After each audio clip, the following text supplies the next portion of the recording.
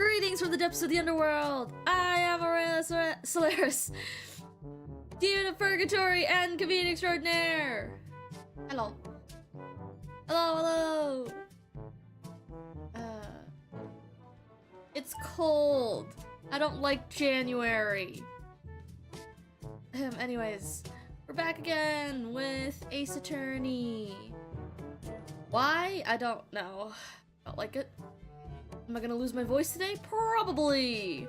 That seems to be pretty regular with this game, but that's okay. Apparently there's some updates and they added a gallery.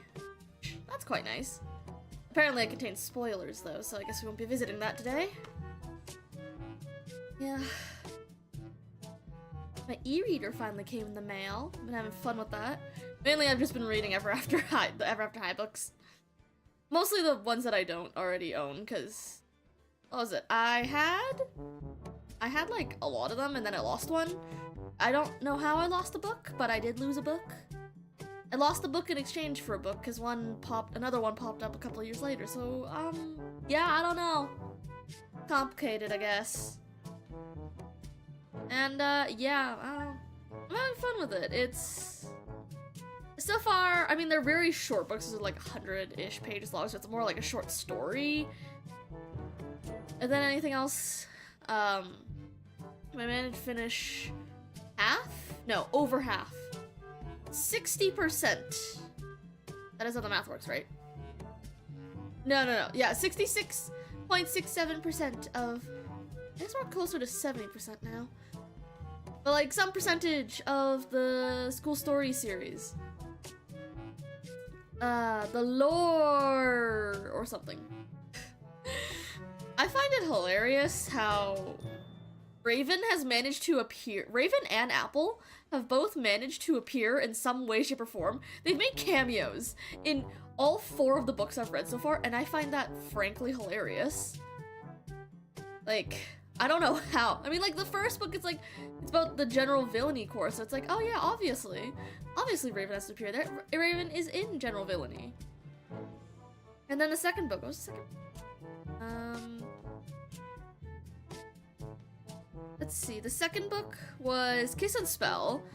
I think she made a very brief cameo there, just kind of appearing for a moment. I think it was... No. How does she appear there? I don't remember. I know she did, though. It does in all of them. The third book is at the Charmings, so she appears because of Dexter, but also because Headmaster Grimm is like, oh yeah, don't cause any trouble, students, and it's just like through the screen staring straight at Raven. She's like, what did I do? I'm just eating my breakfast here, yeesh. And then the fourth book, Fable's like in the Vault of Lost Tales looking for something, and Raven's just kind of chilling there reading a book about frogs. It's like, oh hey, you're here too. It's like, what are you doing here? She's like, oh yeah. I was here looking for a book that might have something, that might be able to tell me something about, like, misfiring spells. But I got distracted about this diary about frogs. And that's the one singular cameo she makes. I only just started book 5, so I don't know where Raven is in the book. Actually, I can just go into Kiss and Spell and just look for... I think? Hints and tips. What's this? No! Let me back. What's this button? What does this button do? Oh, it's zoom. Clearly I'm still learning how to use this thing. Okay. Let me go look for Raven.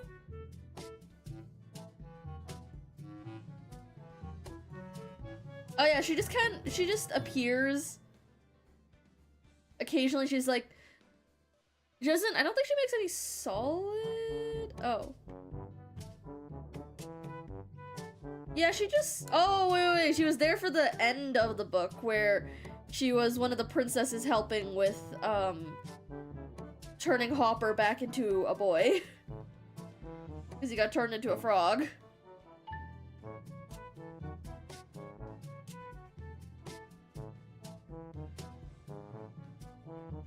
That's how she appears. She's appeared in every single one of the books, and so has Apple. the main characters of the main series have just made constant cameos. They're just there. I think it's hilarious. I think her appearance in Semi-Charming Kind of Life is frankly the funniest, but like, Semi-Charming Kind of Life is my favorite of the books so far. Unfortunately, I lost my copy. That's the one that I lost. I lost my copy of the physical book, so, yeah. Not really happy about that, and the books aren't in print anymore, so... I'm still searching for some copies of those books. I want all the books, but, well... missing a bunch of them. I will say Fairy's Got Talent is probably my second favorite, but Semi-Charming Kind of Life still holds that place in my heart, even after all these years. Not enough rambling about my books. I guess I'm just reading like nothing but short stories right now, because the other book I downloaded was like the prequel to the other series of Ever After High books, which is like more the main series, where it's like it's a collection of short stories about the characters and their lives at home.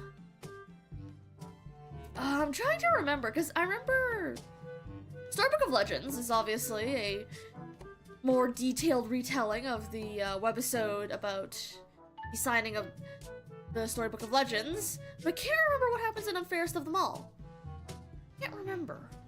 I think it has something to do with Cerise. I think it was, this is going completely off of my memory. I think it's in that book where they go to, Hood Hallows. I think that's what it's called. Where all the Hoods live, and Grace goes up against all of them in a race as both a Hood and a Wolf. And she ends up winning as both. That's all I remember, let's be completely honest. I know what Wonderlandful World was about. It was Jabberwockies, the narrator gets sick, so Maddie and Kitty have to take over as narrator.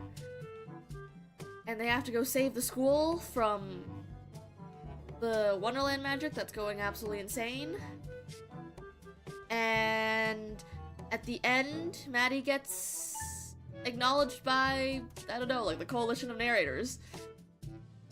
Okay, which book was it where they were trying to recreate the scene where the Jabberwocky got released and they had to figure out who was the one that was at fault for that? And then Darling uses her hair slowing so that they can clean real fast, but Apple accidentally looks over and is like, whoa, look at her hair, and then she gets frozen in time? Oh, I should reread those books, actually.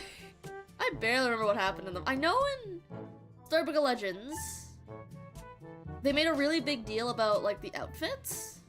And also, Raven found, like, a lost tale of these two sisters who ran off. But what happened to them? No one knows. Did they poof? Don't know. Did they live? Don't know. They disappeared, which could mean anything. And then also she went to go like into the basement and found her mother's old outfit and was walking through the halls to the place the ceremony took place with like a menagerie of evil sidekicks. Like goblins, rats, bats, anything you can think of, they were all just following her. Absolutely wild. I think it's a good adaptation of the webisode though, because the webisode was I mean, it was like quite short. It was like, I think like total, like 20 minutes? Because it told both Raven and Apple sides, and yeah. And then right beside my collection of Ever After High books is School of Good and Evil. I still don't like that series. I might read through the entire thing just to see if I like hate the entire series or just the first book. We'll see, I might do that, but man, why is School of Good and Evil still in print, but Ever After High isn't? Like, man, let me get my books. And also, my books are in black and white, but apparently there are copies that are in pink. Like the pages, they're pink, and they're not black and white. And I'm like, I want one. I want one of the ones in pink. When I tell you I've been haunting all the secondhand bookstores trying to look for copies of these books, I'm not kidding. I'm like, someone sell your copy and it better be in decent condition because I want it. Hasn't happened yet though. Now I think about it, there's actually quite a few incomplete series on my shelf. Oh well, that's okay. That's okay. That's whatever. Anyways.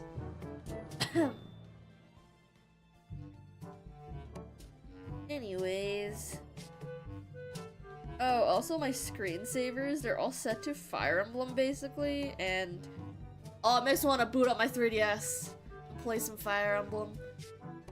But also, I think I need to change them because I don't. It doesn't translate quite.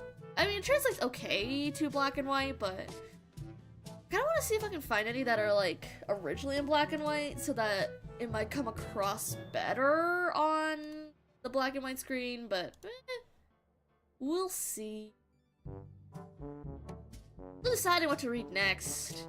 Because I'm debating, like, borrowing a book from the library or just reading the books that I have and just, like, putting a copy onto my e-reader. I don't know. It's fine. I've still got, like, 3 books left.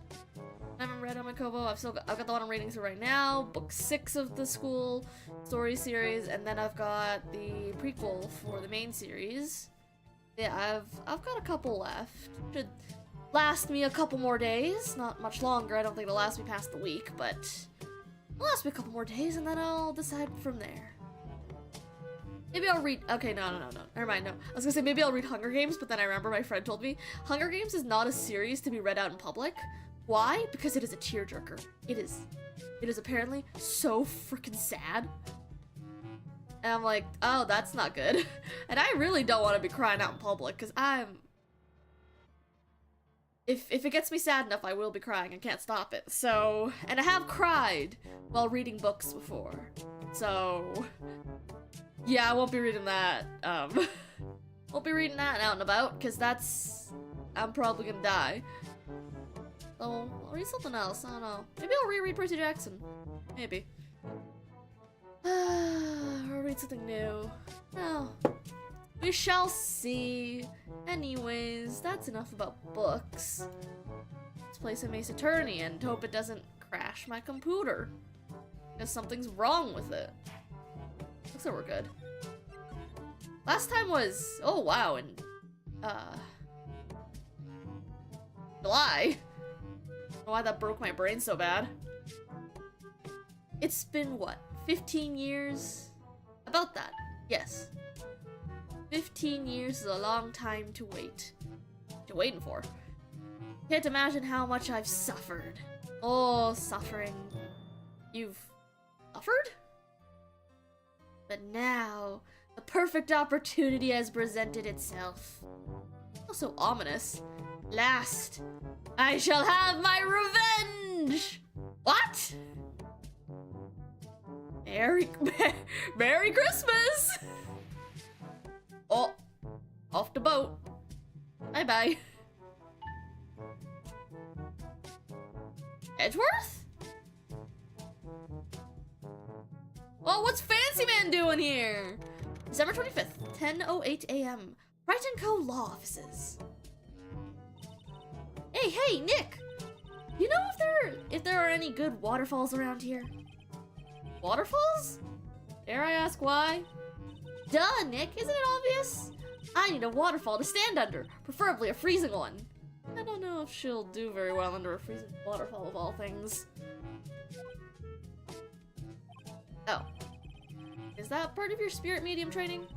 Of course! Except I've been slacking off lately. I need to brave the elements and be forged anew under the rushing spring waters. I still don't think she can handle it. Okay.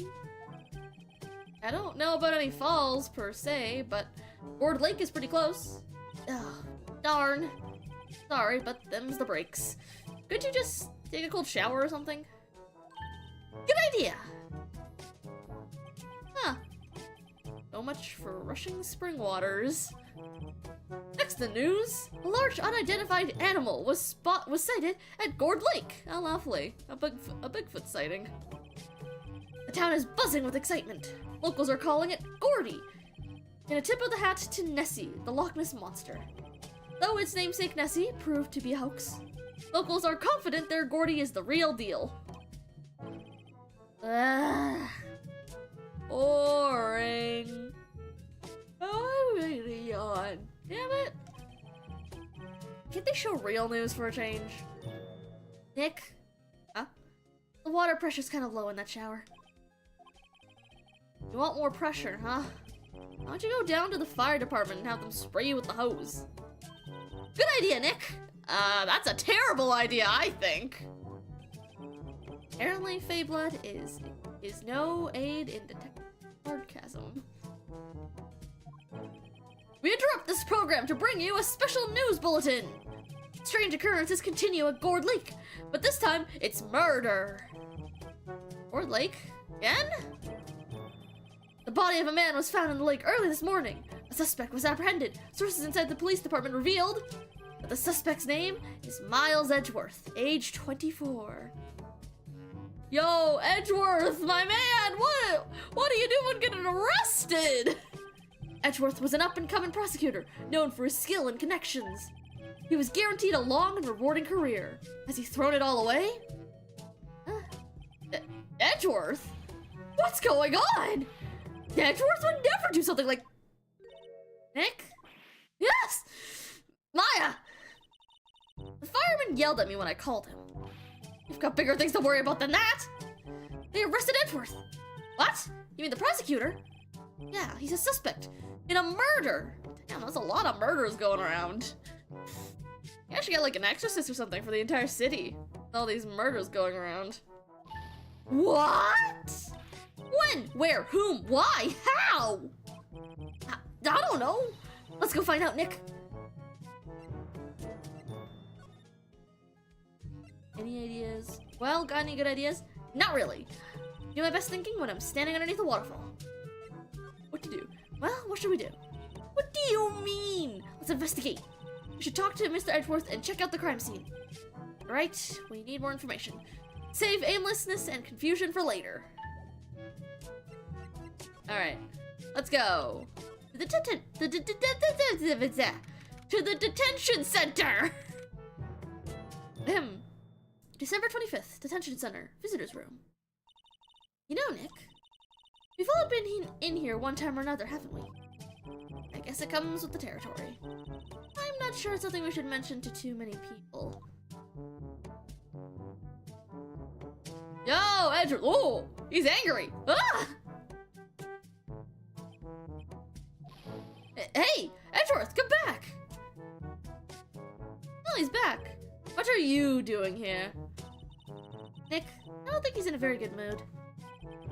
Well, he is in detention. You're in a good mood when you were in here.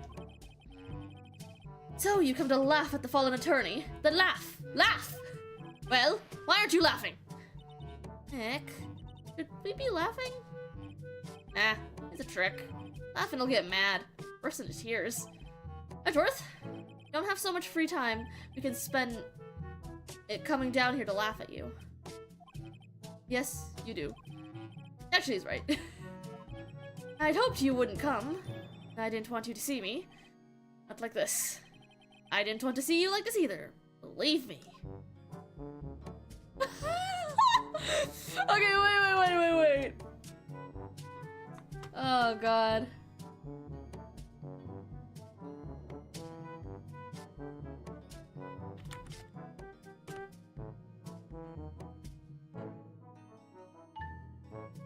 Okay, wait. After that interaction, I need to know. I'm opening up an income tab for this. All right, let's see. Right, X, Edgeworth. I just want to know how many there is on AO3. How many we got? 11,580 works in Edgeworth X Wright. Bro, 11,000? Oh, their ship name is Narumitsu. That's so funny. It's an incredibly popular pairing, one that has even been favorably acknowledged by the original director and writer. Damn. That's funny. I can see why. I still think it's funny though. Oh, turn that off. There we go. Alright. What happened, dude? Edgeworth, tell me what happened. Why should I? What are you going to do about it? Duh! We're gonna help you, that's what. Help me? You? Don't be ridiculous. Sorry? You're a novice. You've only been in 3 trials. Hey! Sure, you got lucky and won all 3, but your luck's bound to run out someday. You need real skill, right? Experience. Nick, he's insulting you. Nick? Why am I always the one who gets to get angry? The murder took place at Gourd Lake, correct? Yes. Late last night. The lake is a long way away from your offices in the courthouse. How are you down there? I see no need to tell you. Mr. Edgeworth, you didn't really... Gordy. Huh? I went to see Gordy. Gordy? What's that? I'll tell you later. Why won't Edgeworth talk to us? Not much to examine in here. Alright, guess we're going to the Gourd Lake. December 25th, Gourd Lake, park entrance. This is where it happened? Yeah, Gourd Lake is in the middle of this park. I can see some police walking around in there. Questioning people, probably. Hey, isn't that Detective Gumshoe over there? Oh, goodness gracious. Well, pal, there's enough of us here. Anyone found anything? Sorry, sir, nothing. Idiot! The trial's tomorrow! We need clues on the double. But, sir, there weren't any clues. That's why we arrested that attorney, Mr. Edgeworth. It's clear, sir. He's the one who... Shut up! Just you try saying that again.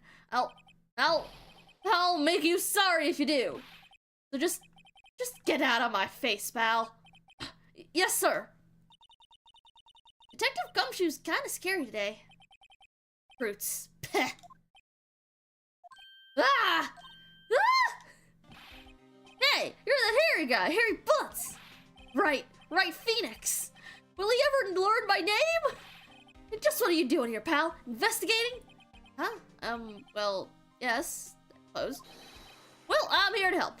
Ask me anything you want. Bring it. He seems different than usual. Wonder what's up. Mr. Edgeworth hasn't actually asked us to defend him yet. Huh? No, you don't say. What happened? Detective Gumshoe, you know what happened here? Huh? You don't know, pal? No. Wow, okay. Heading the fluffy cloud's lawyer? The fluffy pink cloud's lawyer? Heading the... Huh? Never mind, I'll tell you. It happened last night, about 15 minutes after midnight. There was a boat out in Gourd Lake. In that boat were 2 men. And those men shot the other with a pistol. And the shooter was Mr. Edgeworth? A cop who arrived on the scene arrested him. Girl looks so shocked. How did they get there so fast? Well, there was a witness. The report came in, we raced to the lake. Witness? Edgeworth, you don't think Mr. Edgeworth is a murderer, do you? Absolutely not. It's impossible. I don't care if there's a witness either. I don't believe a lick of it. Right. Who cares what the witness says? I care! You really believe in him, don't you, Detective? Of course I do. But the police are pretty sure he's the killer. Nobody's even really taken this investigation that seriously. No. After all the help Mr. Edgeworth has been to us, hard to imagine that no one's standing up to take his side. Well, at least you are, Detective. At least you are. Let's request. Do you know who will be Mr. Edgeworth's defense attorney in tomorrow's trial? He hasn't got one yet. What? The trial is tomorrow, isn't it? Well, I don't know the whole story. Apparently no one he's been talking to will take his case. Why not? Mr. Edgeworth won't tell me. When you guys showed up, I figured he'd ask you to defend him. Unfortunately not. Well, pal, then you got a job to do. Help out Mr. Edgeworth. Prove that badge you wear isn't just some fancy piece of metal. Prove it to me, pal. Show me you're an attorney. Okay. Who is this witness? Sorry, pal. That's confidential. Anyway, the witness saw everything, apparently. I'm sure they'll turn up at the trial tomorrow. There only that one witness? Yep. Pretty cold out in the lake last night. And it was Christmas Eve, after all. Still, we're being thorough. You never know when you're gonna turn up another witness. That's why we're here today, checking things out. So far, we're coming up empty. Oh, it's Christmas today. Forgot. What are you getting me for Christmas, Nick? Talk to Santa. Okay, I don't think there's much else to do here. Salmon.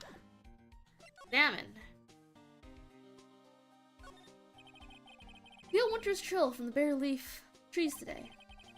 Ugh, what is it about winter that turns people into poets? I don't know, but my toes are starting to feel numb. Yes, poetry has that effect on some people.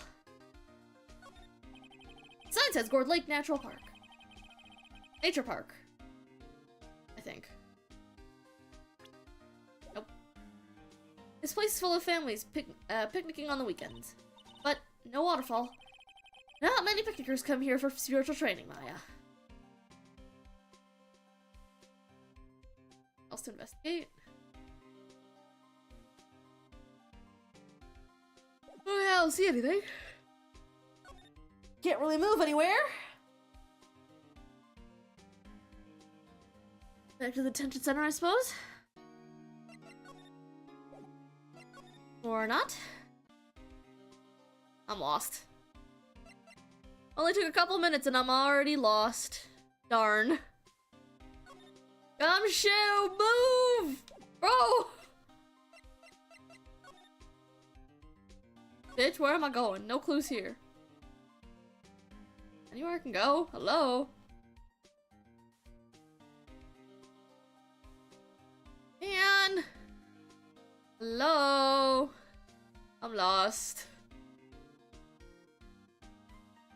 I think streaming really is removing a bunch of my brain cells. There's nothing to talk to him. Move back to the office, but we're...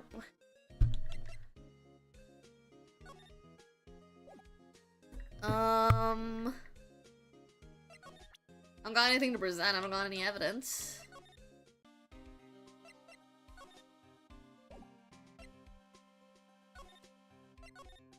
Okay. I don't know, present this. Your attorney's badge? Edgeworth. Let me defend you. Ha! Ha ha! Good one, Wright. But I'm not that hard up. Not yet. What do you mean by that? Me? Just a wet behind the ears lawyer with only 3 trials under his belt. Never. What? My case is near hopeless, Wright. Every defense attorney I've talked to has turned me down. What? Simply put, they were afraid they'd lose. It occurred to me that it might be my fault, that they lack confidence. After all, I did get single one of their clients declared guilty. I don't believe it! Regardless, I don't want you involved in this. You in particular, I cannot ask to do this. Why? Alright, I got a new thing! Did you do it? Edgeworth, it's really hard for me to ask, but you didn't do it, right? Right? Think what you will. I have only one request. Huh? Stay out of this case. Why? But Nick is trying to help you. I know that. But I don't want your help, okay? Well, why not? Look, just go away and leave me alone. Nick. Edgeworth did it, didn't he? Maya, let's go investigate elsewhere. But Nick. Alright. Friend's request. Is it true? No one will take Mr. Edgeworth's case? Yeah. He's a bit of a celebrity. If you defended him and lost, your reputation be sure to suffer. What's more, the case against him is, well, it's pretty solid.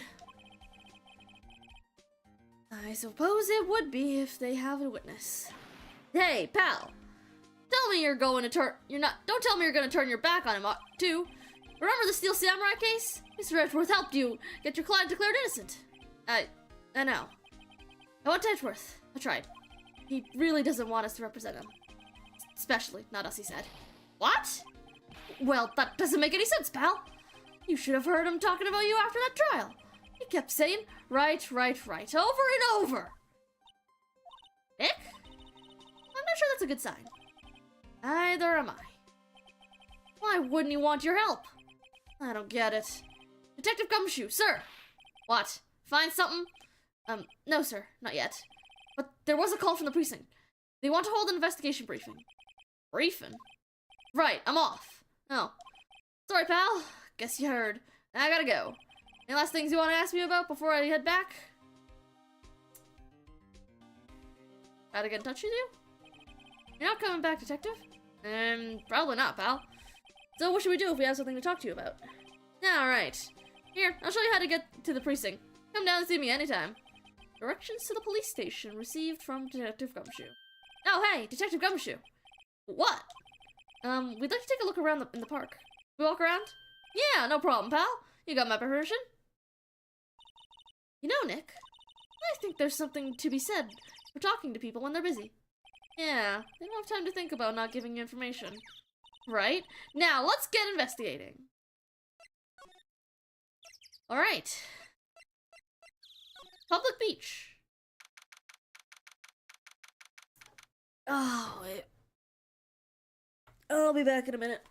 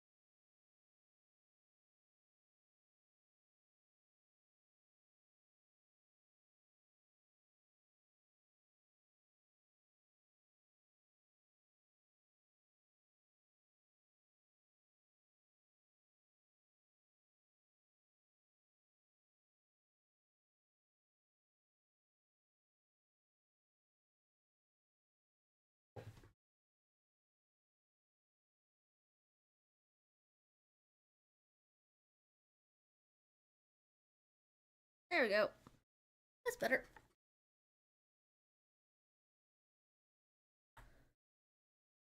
Alright, December 25th, Gourd Lake Public Beach. Wowzers! This is Gourd Lake? Yep. I'm not sure it's a wowzer, though. Probably not. But hey, look at that snack stand! Samurai dogs?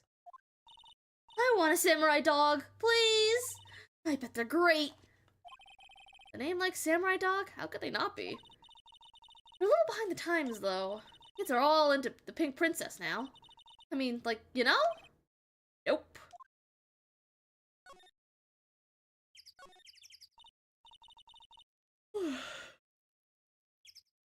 And no matter how much sleep I get, I'll always be tired. Such is my curse, or something like that. Wow, Gourd Lake is really big.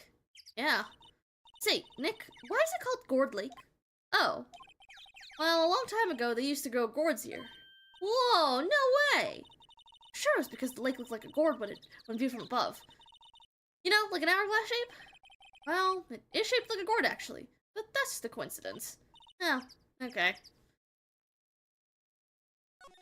Sign. Huh, I almost didn't see that signpost. Left, boat docks. Right, exit. Can I examine the tree? Trash can. The trash can is empty. This place is well maintained. A lineup of plastic benches. I guess the idea is you buy a dog and eat it here. Not anyone would sit here and eat on a day like this. Except maybe Maya. She had a samurai dog. This? Huh, someone left some poppers here. You know, you pull the string, and it goes pop. Yeah, I know the ones. You see them a lot around New Year's. Hey, Nick! They might be a clue. Let's take them. Come on, admit it. You just want to pop them, right? Was it that obvious? Poppers. Leave them for now. Nah, let's leave them. Ah, listen to your inner child a little, Nick. Maybe if your outer child would be quiet for just a moment, Maya. Leave them for now. A hot dog stand. It's closed. Christmas fringe looks a little half-baked. Banner reads samurai dogs. Somebody needs to redecorate.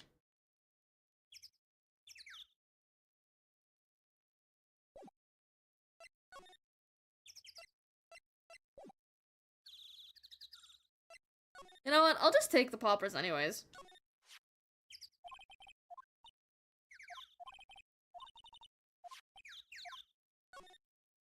I suppose it couldn't hurt. Huh? Where'd they go? Into my pocket? Poppers in pocket. A classic party noisemaker. Pull the string, it goes bang. Not very clue-worthy. Might come in useful, though. For bribing someone. Let's go to the boat rental shop. December 25th. Boat rental shop. You know what? At least we don't have to deal with that frickin' old lady security guard this time. Good God, was she a piece of work?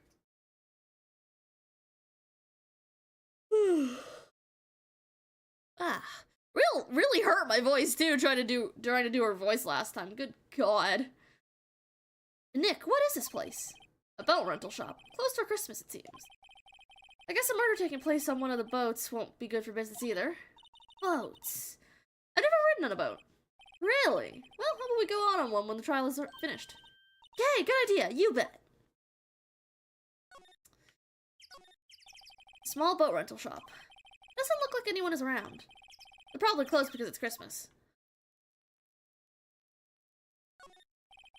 More forest off that way. I doubt I'd find any helpful clues in there. No helpful clues here either. There are some boats floating at the dock. Was one of these boats used in the murder, I wonder? Nick? Huh? Changed my mind. I don't really want to go for a boat ride. Okay then, to each their own, I guess.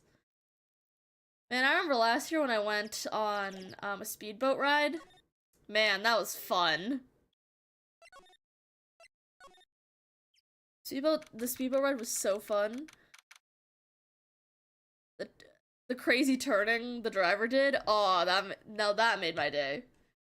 December 25th, Gourd Lake Woods. I like it here, Nick. Look, someone's camping. They've got guts camping at the scene of a murder. Hey, Nick. They were camping here last night. They might know something about the murder. That's true. Good call, Maya. Let's go talk to them. SUV has seen better days. Dented all over. I can't believe anyone would drive their car down here. Sign says no camping. Funny place to pitch your tent. Wait, what if the sign said no setting tents on fire?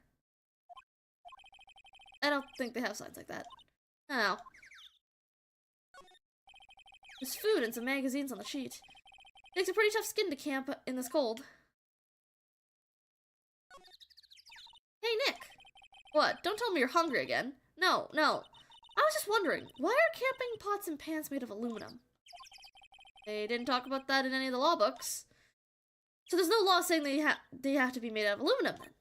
I'm not having this conversation.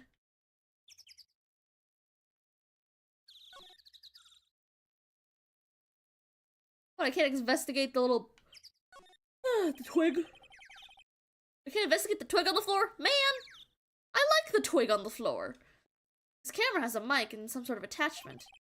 It must take pictures when triggered by a noise. Wow, cool! Let's try it out! Cough. Hi, I'm Nick. Maybe I'm not saying it loud enough. Hey, I'm Nick! Huh. Will you stop that? Maybe it's broken? Don't kick it. Maybe it isn't set to respond to voices. Well, then... Well, what about... Well, what then? These things? Party poppers? Bang! Oh my. Well, it responded. Yeah! Hey, you! Get your hands off of that! Ah! What in the Sam Hill? Look what you done! There goes the whole roll of film! What? Huh? Sorry. Since when? Sorry's nice, but it don't pay my bills. You'll know how much a cost of that film costs? How much roll? I can't read. How old is this game?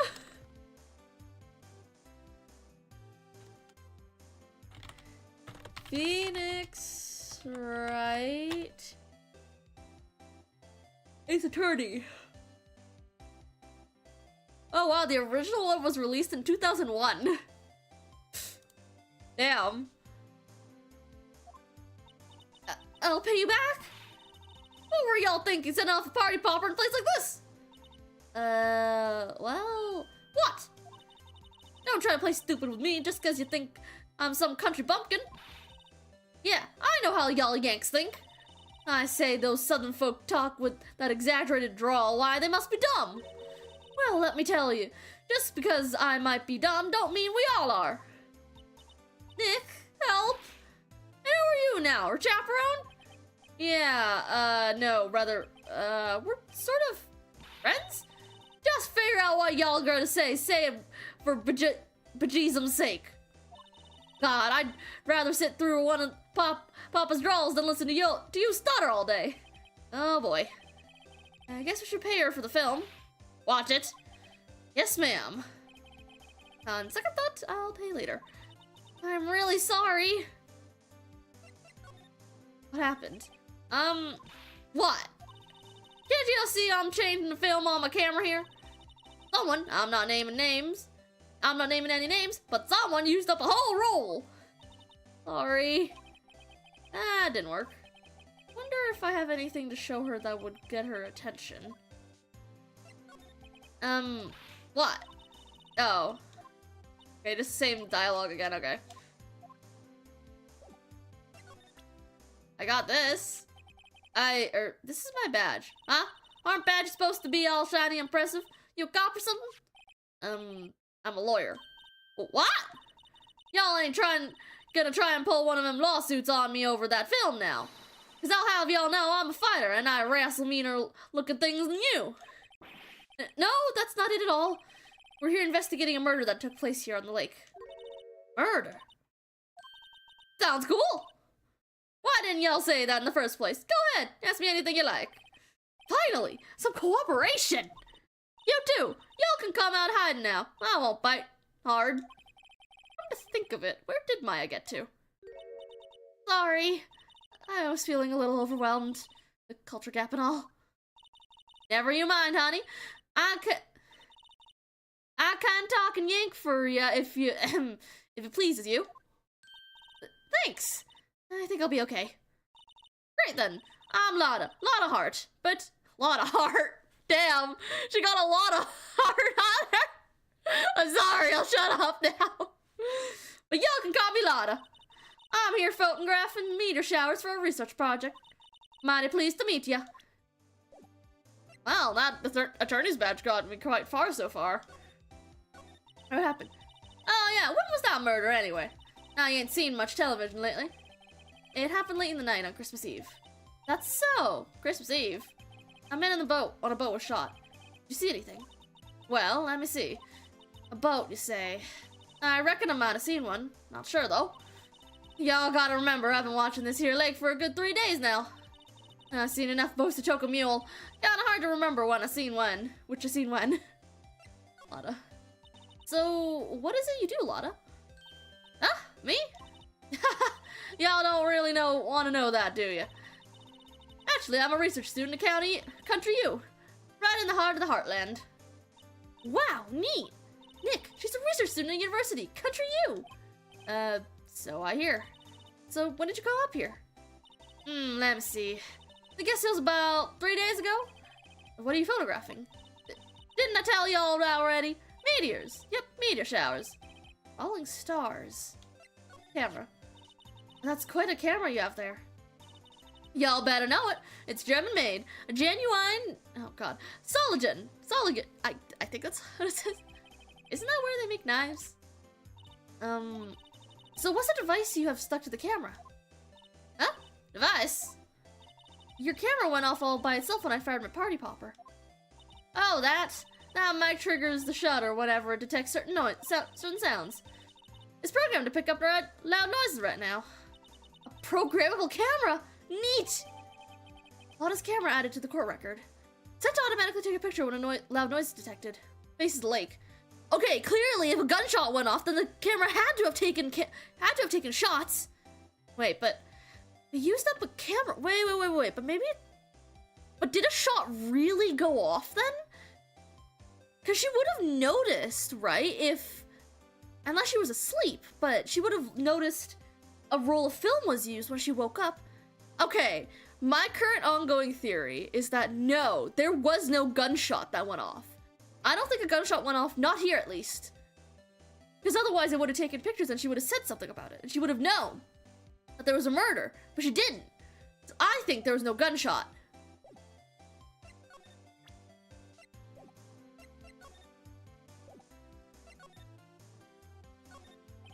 This camera is rigged to respond to noise, but it only responds to loud noises. Party popper. Alright. Man, now I gotta leave. I actually kind of like doing the southern accent, despite how bad it probably sounds.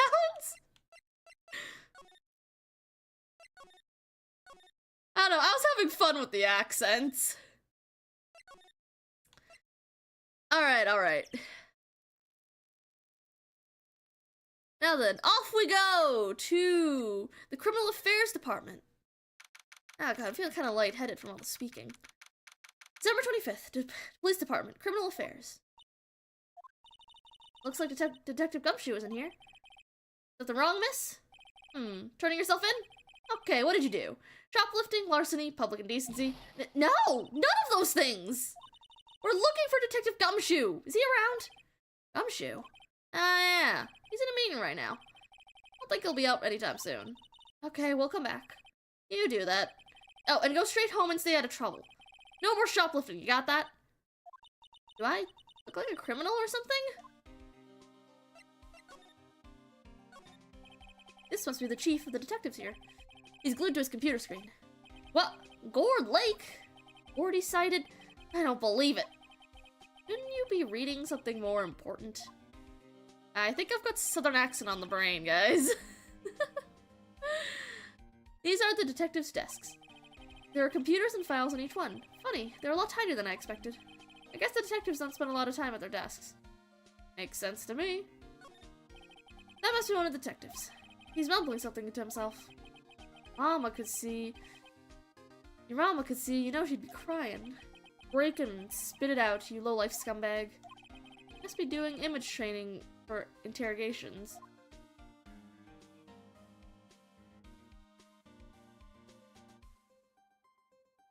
It doesn't seem like there's anything of interest here.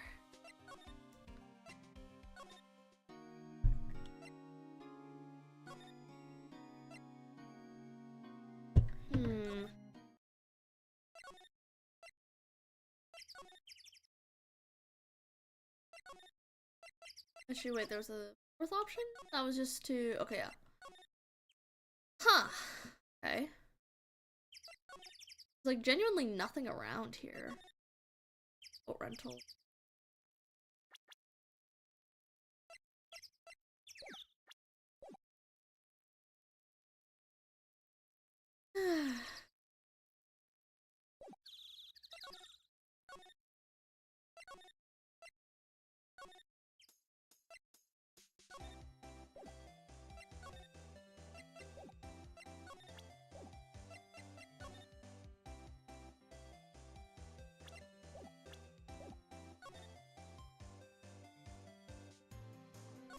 Ooh, trees grow quite thick here. At the back, the trees fade into the shadows where the sunlight can't reach them. That doesn't help me! Ah, darn.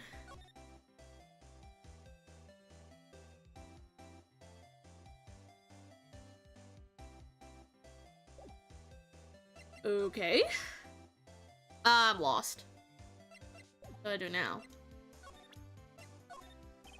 Lotta? Yeah? So, your camera, it triggers on loud explosion noises? Yep. Actually, the victim in the case we're researching, he was shot with a pistol. Pistol?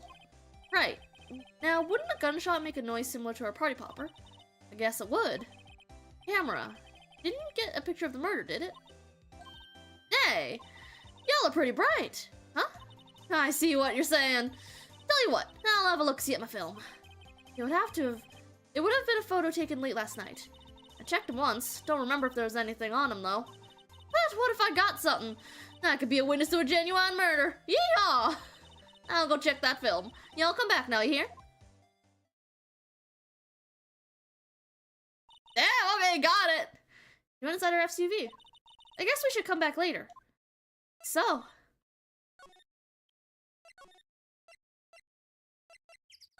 I still think there was no gunshot, but who knows? Okay, we're back. December 25th, the Police Department, Criminal Affairs. I guess Detective Gumshoe is still in that meeting. Hey! Thanks for coming down, pal! Detective Gumshoe! We just finished the meeting. For better or for worse. I get the feeling we're in for some bad news. Victim. Do you know anything about the victim yet? No. Still can't ID him. Has Mr. Edgeworth said anything? Not a word. So, how did the meeting go? Can't tell you, pal. You're a lawyer. True. I know. I don't know what to believe anymore. Sure, Mr. Edgeworth's a human like you or me. Still, I get the feeling that if he'd done something wrong, he wouldn't go hiding it. That's just the kind of guy he is. Why can't anyone else see that? So, they think that Mr. Edgeworth did it? Well, the trial's starting tomorrow, as scheduled. See. Hey, in the end, you did tell us about the meeting. Don't go telling anyone else, pal. Yes, sir. And do me a favor. Stand by Mr. Edgeworth. He needs help, and you're the ones to help him. I'm sure he's got some reason why he won't talk to us. Thanks, Detective Gumshoe. Mr. Edgeworth. Detective Gumshoe, how come you trust Edgeworth so much? Mr. Edgeworth so much? Well, I think that was obvious. We got a strong working relationship, us two. We trust each other, and that's how it works. A working relationship? See, Mr. Edgeworth always gets his defendants declared guilty every time. Yes, methods might be a little extreme at times, but there's a reason. You trust our investigation, see? You trust us to get the right man. That's why I work extra hard, pal. You got to earn that trust he places in us. See. Mr. Edgeworth is a man you can trust. And do you have my word on that? The autopsy report. I was wondering, did you ever get that autopsy report? Oh, that? Yeah, I made a copy for you. Time of death, sometime on the 24th or 25th, cause 1 bullet shot to the heart. Okay, well, even if there's a bullet shot, I don't think it was shot on the lake. Thank you. Nick? Huh? Can you show me that photo of the victim? Face! Someone you know? I don't know. I just have this feeling that I've met him somewhere a long time ago.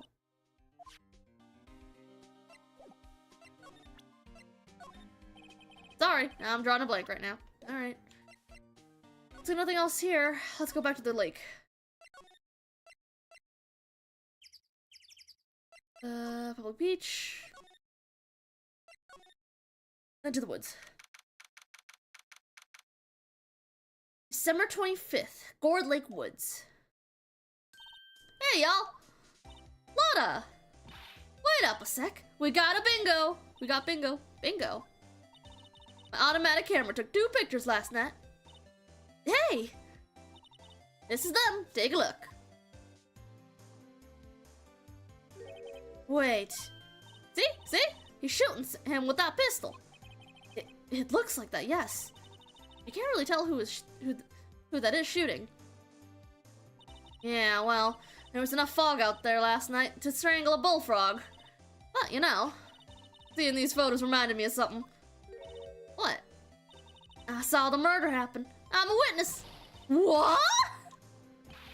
Are you serious? Of course. How do you forget? Never mind. Y'all reckon I should tell the cops? I reckon so. I reckon so. What's that? Now don't y'all go trying to mock my accent. I'm a sensitive lady. Hey, so I'm off to talk to the cops. Y'all can have this photo. Later. Wait, Lotta. What? Can't y'all see I'm kind of busy? Tell us what you saw too, please. Nice try, honey, but I wasn't born yesterday. I'm a witness, and that means I'm on the side of justice, and that means the cops. I'd sooner eat the south side of a northbound skunk than tell you.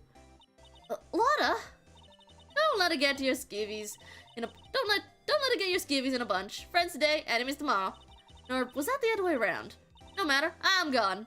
Hey, maybe they'll let me do some testifying. Not darn. Damn. You left. Well, that's one more witness. What do we do now, Nick?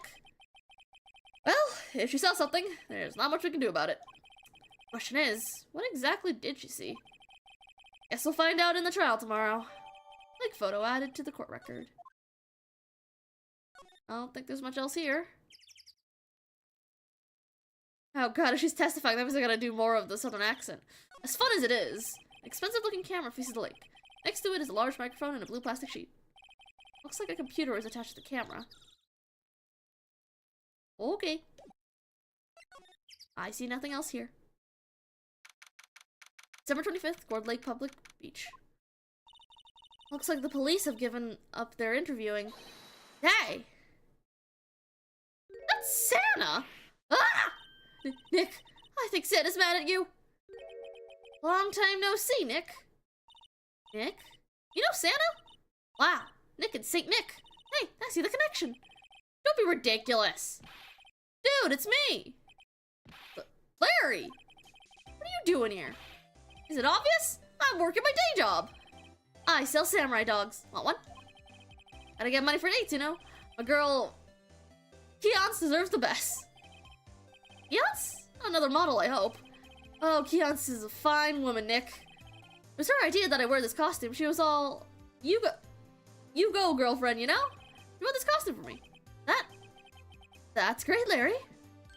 Wow, a Santa costume. She must be really nice. Whoa, cute. Nick, who's she? She's not your... How am I... What? No, she's not. I'm his partner, Maya Faye. I'm, the little sister. Sister? Wow, Nick, must be tough. Working 9 to 5, having to take care of a little sister? No, I'm not Nick's sister. My older sister... I'm my older sister's little sister. Huh? That sounds great. Don't worry, Maya. He's not listening. What happened? Hey, Larry. There was a murder here last night. And since you work here, have you heard anything? Nick, you're wasting your time. Last night was Christmas Eve. He was with Keonce, obviously. Keonce, whatever, however you pronounce her name. He wouldn't have been standing out here in the cold. Oof. I think what you just said caught him off guard, Maya. No, it's just... Keonce is not in town right now. She's in Hawaii on a photo shoot. Model. I knew it. Well, anyway, there was a murder here on the lake. The trial's tomorrow. Huh. Neat. The defendant is Edgeworth. Miles Edgeworth. Nick? How would Larry know Edgeworth? Whoa, Nick? You don't mean that Miles Edgeworth. Old Edgy? Yeah. He's a murder suspect. Whoa. Murder? Huh? You know Mr. Edgeworth, Larry? Yeah, of course. Edgy was in the same class as us in grade school. What? So they do have a back. They do have some history. Samurai dogs. Tell me about the dogs. Huh? Oh, you mean the samurai dogs. Why are they samurai dogs?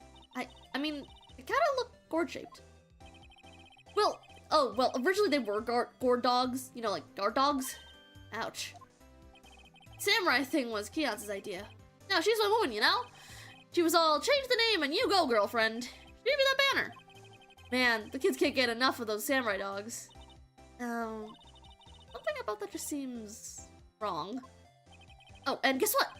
We're getting a ton of customers here at the lake. Well, with the big news. The big news? Yeah, Gordy. Gordy? Edgeworth. So, Mr. Edgeworth was your classmate, Larry?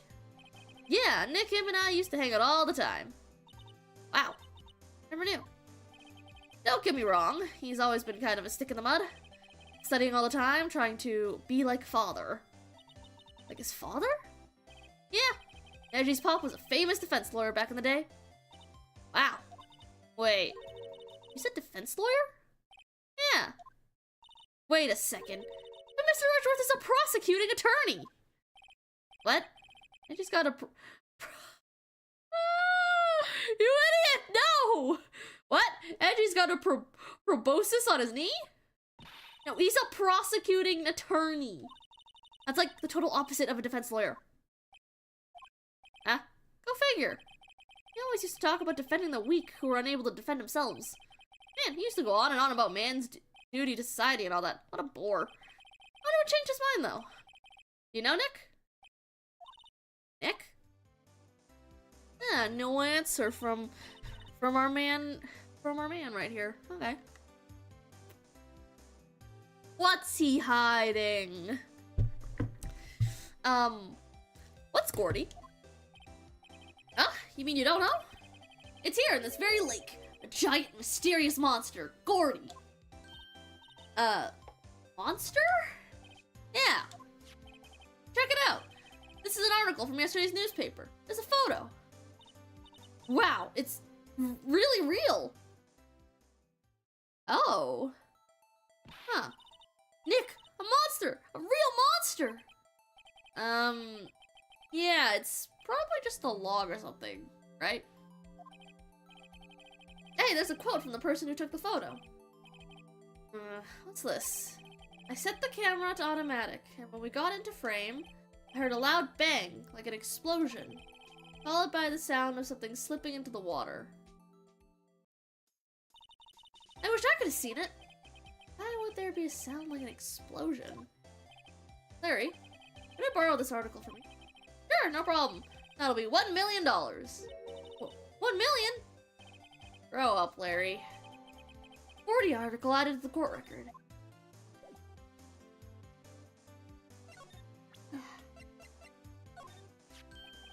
What's this? You know, my eyes have been getting pretty bad lately, Nick. Actually, the photo's blurry, Larry. Taken last night. Last night?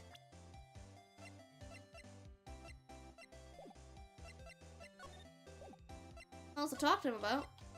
Boat rentals? Nothing new.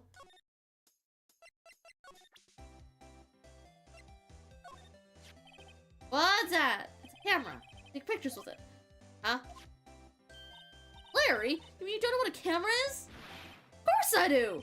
Hey, you're looking at a bona fide junior high graduate! I was talking about the weird contraption on that camera. Now that. Well, it's hard to explain. Just forget about it. But don't go showing it to me! Don't go showing me it then! Jeez! Hey, Larry, you know this guy? Who's this? I don't know. That's why I asked you. Who's this, Maya? Well... Oh, wait. I thought she had seen him before, didn't she?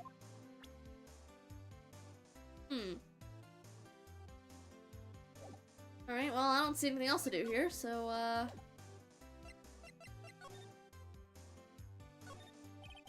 can't get over the samurai dogs. The original samurai dogs, no less. Hey, man, whoever calls the product the original first wins. Why don't you add world famous to the sign? Hey, good idea. What have I done? Something probably pretty bad. Hey, Nick, benches. Let's take a break. Maybe you have a dog? Think not. It's too cold to sit and eat hot dogs out here. Wimpy city boy. You should try standing under a freezing waterfall sometime.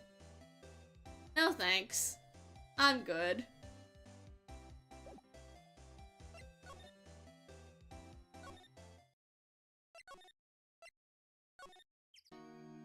Just walk around and see what I can find. Okay. Nothing new's happened here. Not a Gumshoe in sight. If you're looking for Detective Gumshoe, he's in the questioning room. Apparently an important witness turned up. He'll be in there a while. A lot of heart. Has to be. Uh-oh. What's this little guy? Hey, is that the police department's mascot? That's the Blue Badger. It was my idea. I made it. It's my mascot. I see. How nice. I'll get him assigned mascot of the Criminal Affairs Department. It's the last thing I do. Good luck!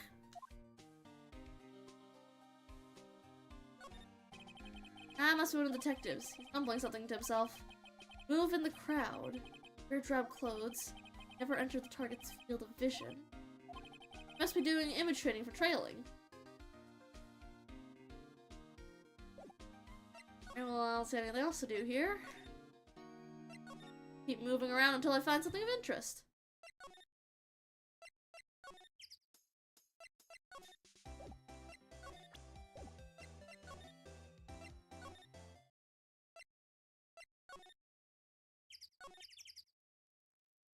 I don't think anything has changed around here. Alright. The boat rental shop has to come in, like, come into play at some point, right?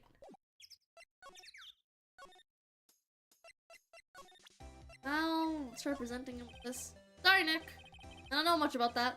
I'm just a simple vendor of samurai dogs. Dig?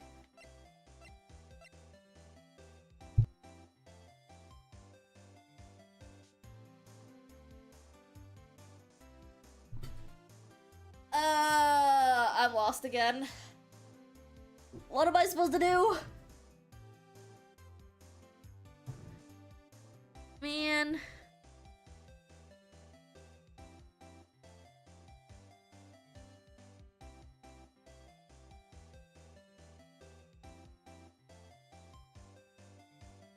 Huh. What do I do now? I'm lost.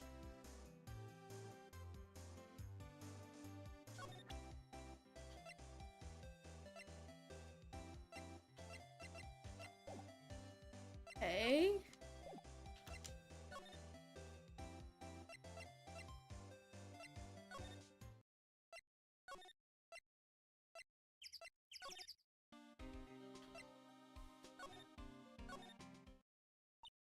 Oh, what is it? Oh, nothing. Just something's been bothering me. Could you show me that autopsy report once more? Hey! I remember now! This guy! He's a lawyer that was at the office Mia worked at. I met him once when I went there to hang out with Sis. That office? Wait, you mean Grossberg's office? Right, that guy! That was the last name I expected to come up. Maybe I should go talk to him, for old time's sake. Well, penny for your thoughts? Thoughts. Yeah, why won't Mr. Edgeworth tell anything? And why did he refuse to ask for our help? What a jerk. Well, what should we do? The police have pretty much made up their minds that Mr. Edgeworth did it. And Mr. Edgeworth won't tell us anything. I guess we could go look for clues down by the lake? Right, okay. That's all she got to say. Grossberg Law Offices. December 25th. Grossberg Law Offices.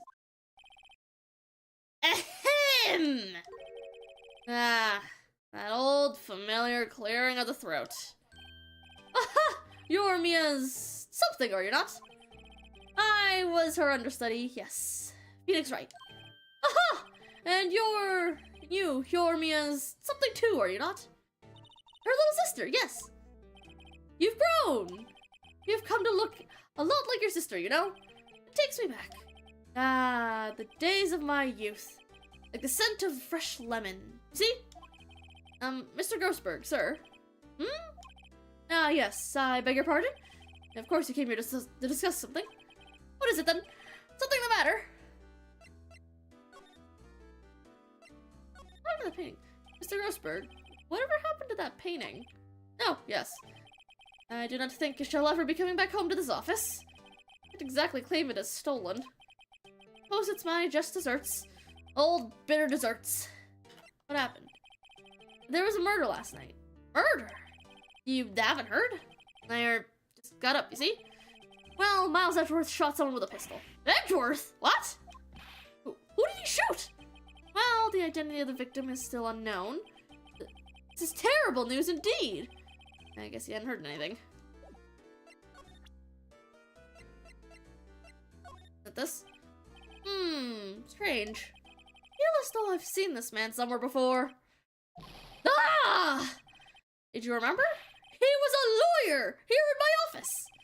That's Hammond! Robert Hammond! Mr. Hammond? And do you say this is the man Miles Edgeworth shot? Who is this Hammond guy, anyways? Mr. Hammond. He was the defense attorney in that case. That case? Yes, the DL6 incident. DL6. Why does it sound so familiar? Agreed, why does that sound so familiar? Perhaps you remember.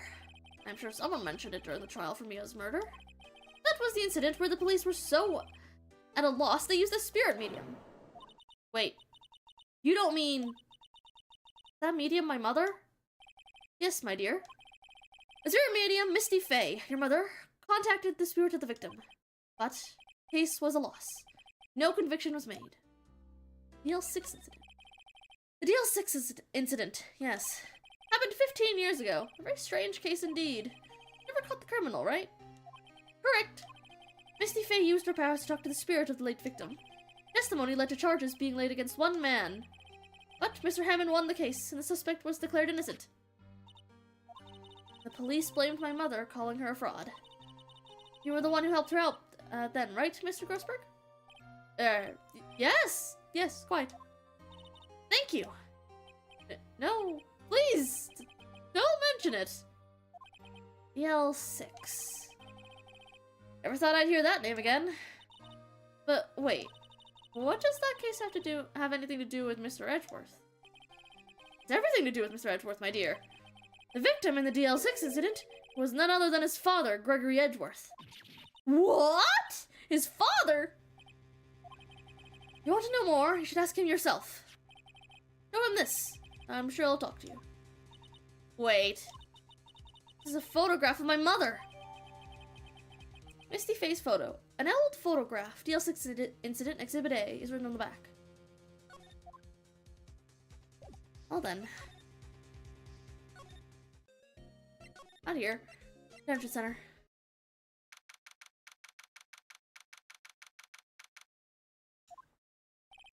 What's this? I was hoping you'd gotten my message the first time. Edgeworth, what about your defense? It's no concern of yours. I guess he hasn't found anyone.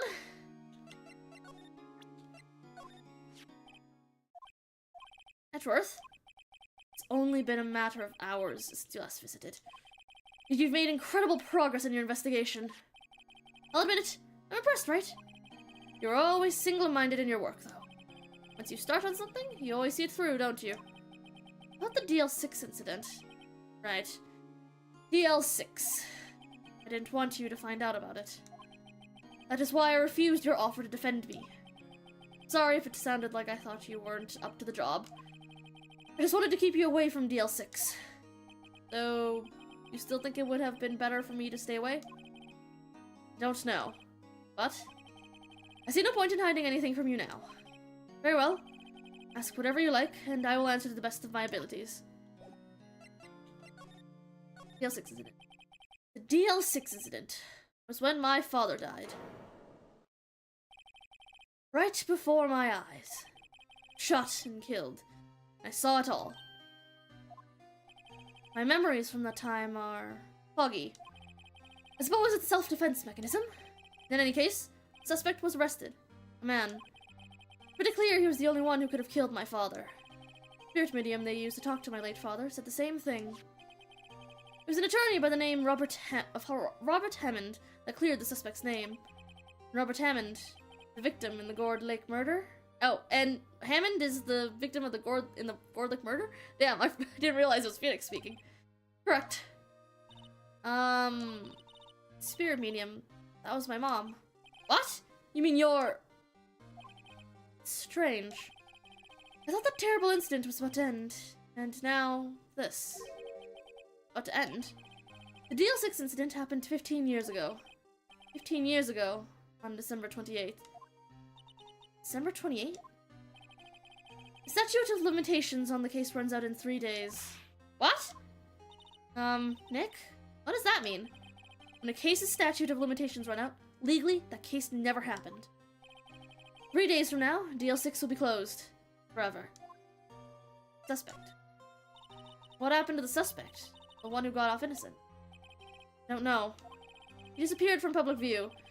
Nobody knows where to. Still alive? He'd be about 50 years old now. Guess I can understand why he'd go into hiding. It'd be hard to live a normal life after being a murder suspect in such a big case. Your father. So was your father a lawyer? Ow, ow, ow, ow, ow! Being stabbed in the hand by something! Ow! Like, set off all the nerves in my hand, what the hell? Hurt! He was. Gregory Edgeworth. He was quite famous at the time, apparently. So you were sort of trying to follow in his footsteps? I'd rather not talk about it. Nothing else to talk about. Who would have thought there'd be a photo? Worth? You shoot him. You think, right? I don't think you're the kind to point a gun at anyone now. So you didn't shoot him? No, I didn't. Wasn't me. Right? Huh? Pains me to ask you this now. I know, you want us to defend you. Yes. Will you? Of course we will. Nah, who could have guessed this day would come? Not me. This is my chance to finally pay you back. Pay him back? Pay me back? For what? I don't remember ever doing anything for you. Never mind. I guess you don't really need to know. Huh? My letter of request. Please give it to Detective Gumshoe. Document proving Edgeworth's request for an attorney. Well, I guess we should... Huh? What's that? Earthquake? Nick? It's a big one! Ah! It's calming down. Ew. Scary. Huh? Where's Edgeworth? There. He's on the floor, in a ball, shivering. I guess he doesn't do so well with earthquakes.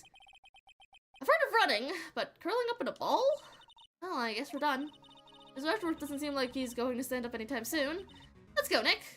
Right. You have to get Edgeworth's letter of request to Detective Gumshoe. Nope, wrong spot.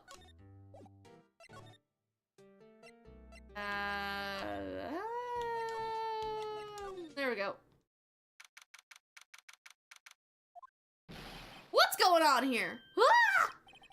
What's wrong, Detective? This wild lady comes in here just a while ago. Says she came to talk to y'all after. She says she's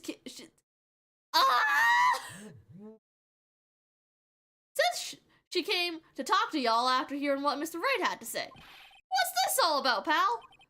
A lot of heart. Why are you going around finding more witnesses? You want to give Mr. Edgeworth the death sentence, pal? No, not at all. Just, I mean, she did see something. Nothing I can do about that. Can't go around covering up evidence. You trying to say something about the way I do my job? No, sir. Sesame. So, what did Miss Hart say? Said she saw Mr. Edgeworth fire the pistol. What? She even has had a photograph to prove it. Right, I saw it too.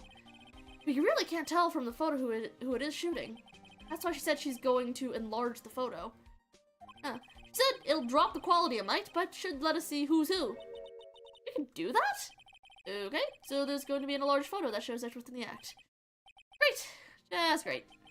In any case, he's going to be the one testifying tomorrow. Huh? What happened to the other witness?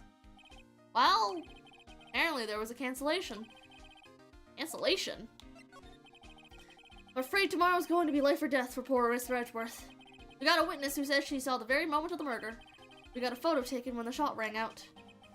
I'd say that sounds like a pretty unwinnable case.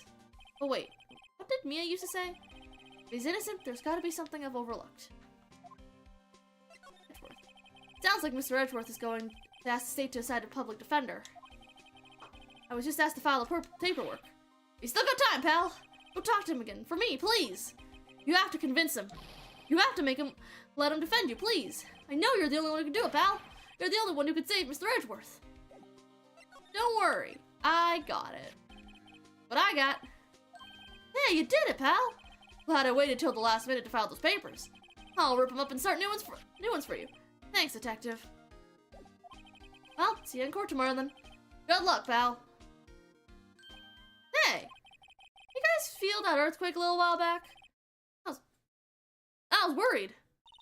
Worried? We're fine. I've lived out here my whole life. I'm pretty used to them by now. Oh, I wasn't worried about you two. I was worried about Mr. Edgeworth.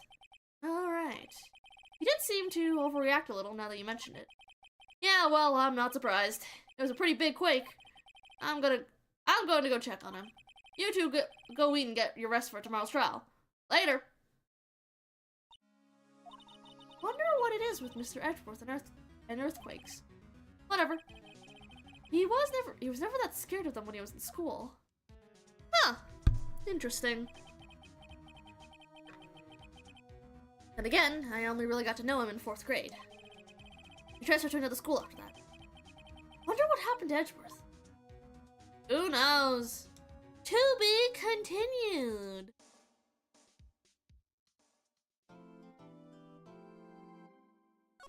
Yes, let's save.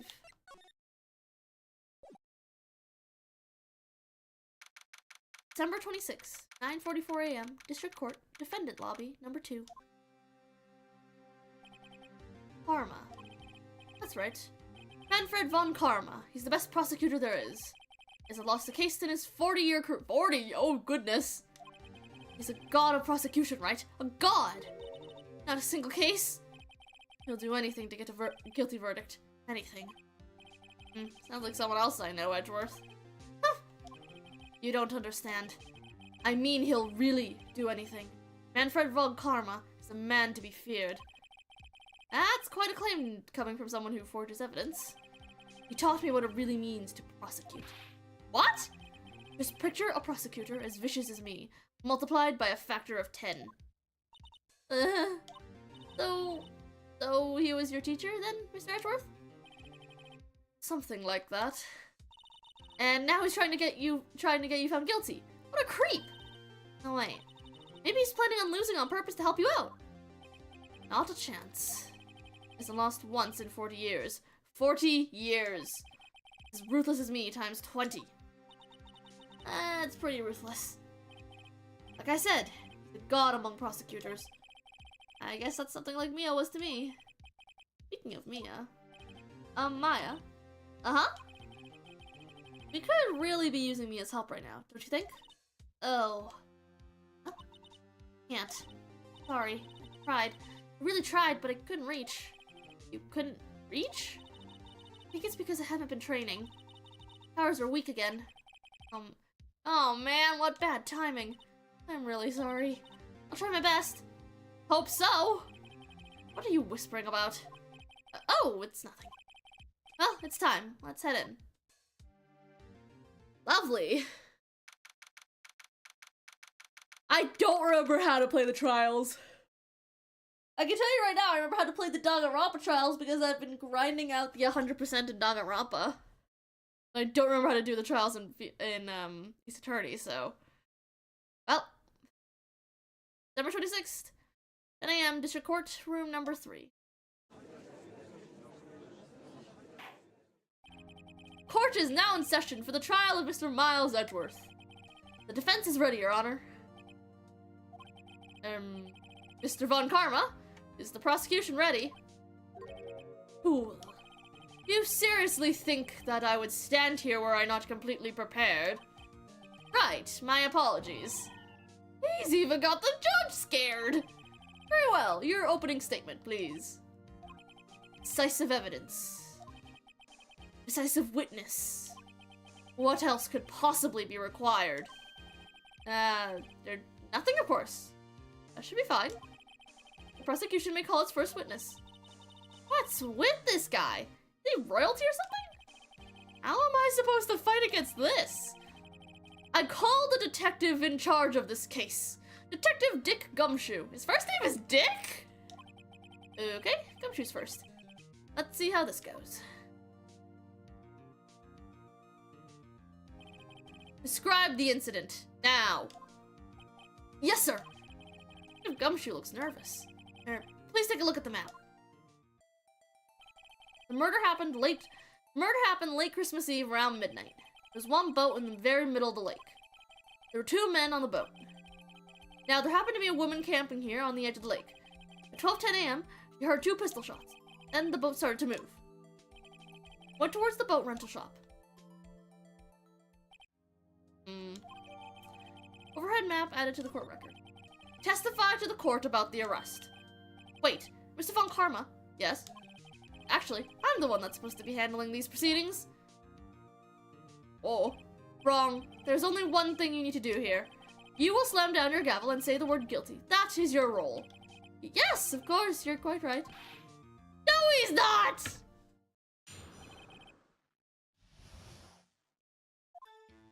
A man called into the station around 30 minutes after midnight. We headed to the scene of the crime as fast as we could. That's where we found Mr. Edgeworth. Now, I didn't suspect him of anything at all, but the next morning a body was found in the lake. So we had to arrest Mr. Edgeworth. I see. Very well. Begin your cross-examination, attorney. Now. The judge really is just sitting there doing nothing. Present press. Headed to the scene of the crime as fast as we could. We found Mr.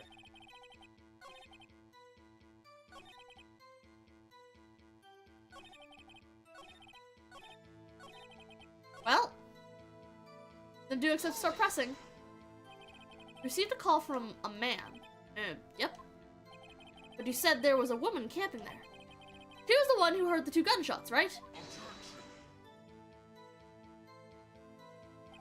That woman and the man who called the report are 2 different people, obviously. People. There were 2 witnesses. Yeah. Their testimonies were quite similar, however. Today I've summoned the woman who was camping. Woman who was camping. A lot of heart. What happened next, detective? I'm just gonna keep pressing until I can find something. How long was it between receiving the report and your arrival at the lake? Well, I'd say it was about 3 minutes. Pretty fast. Our motto for the month is get there quick. Detective, you refrain from casually revealing department secrets. Yes, sir. Sorry, sir. I look forward to your next year's salary review. So much to look forward to these days. There's no time for dejected daydreaming. Continue. Yes, sir. That's where we found Mr. Edgeworth. I'm just gonna keep pressing until I find something. What was Mr. Edgeworth like when you saw him then? Well, from what I saw, he looked pretty relaxed. Not like a murderer at all, really. Detective, the court requires the facts, not your opinion. How many years have you been on the force?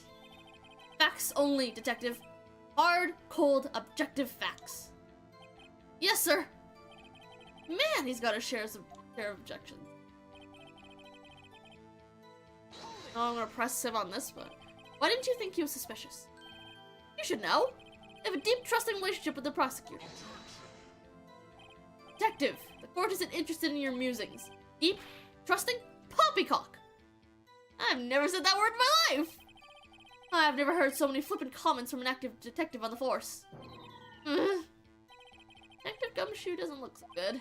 Continue, now. The next morning, a body was found in the lake. Did you find any clues on the body? A single bullet was recovered from the body. It was shot through the heart, fatally. Judge, here's the bullet. It didn't strike bone, so its shape is well preserved. Very well, the court accepts the bullet into evidence. From a .22 caliber? Okay.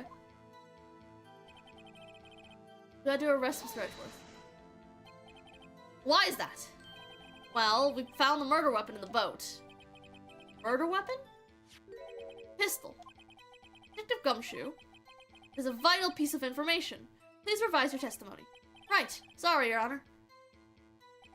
The murder weapon was found in the boat was decisive evidence. What about the pistol made it the decisive evidence?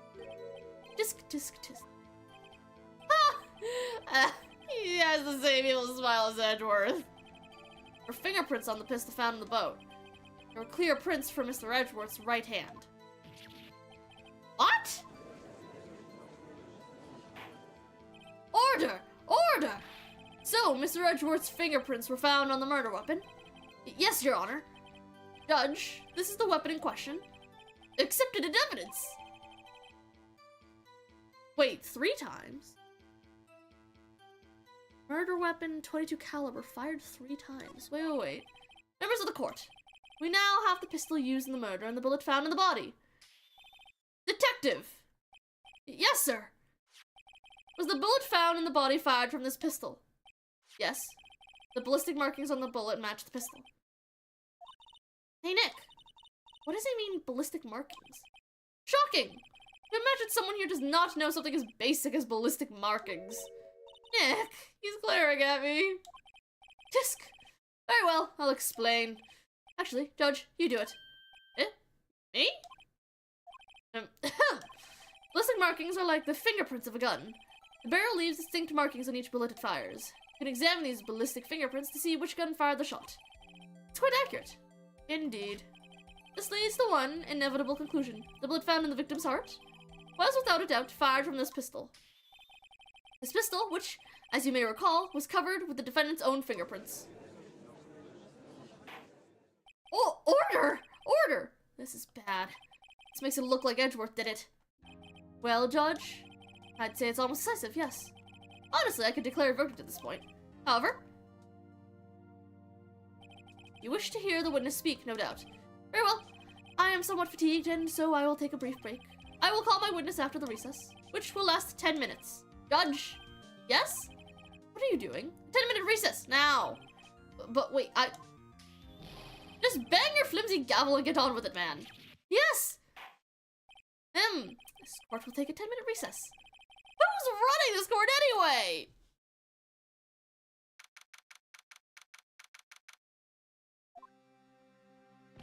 Edgeworth, what's going on here? Your fingerprints were on the murder weapon?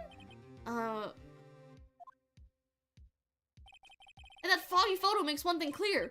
The only one who could have shot that man was the person in the photo. True. Is that you in the boat? Yes, it was me. What? You must believe me. I didn't shoot him. Then who did? I don't know. You don't know? Weren't you right there? Heard a gunshot from very close by. Then the other man fell from the boat.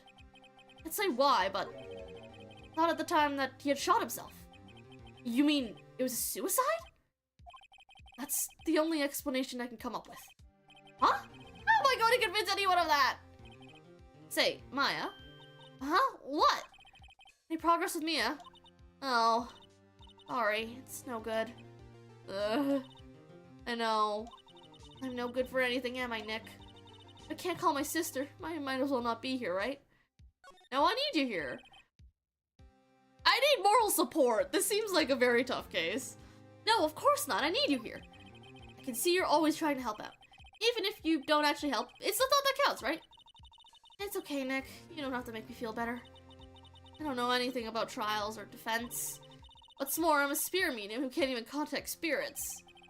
Everyone has their off days. I mean, I've just been getting lucky lately. You never know when my luck is going to run out. Really? Whoa! Right?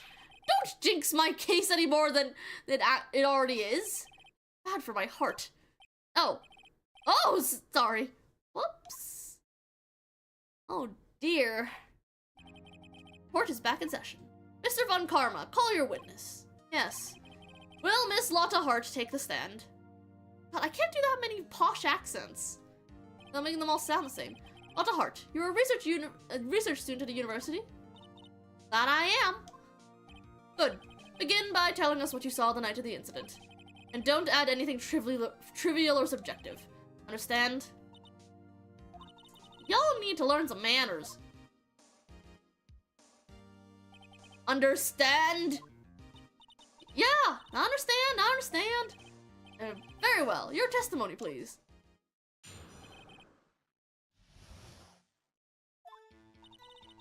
Eve, just after midnight, I reckon. You know, I was in my car.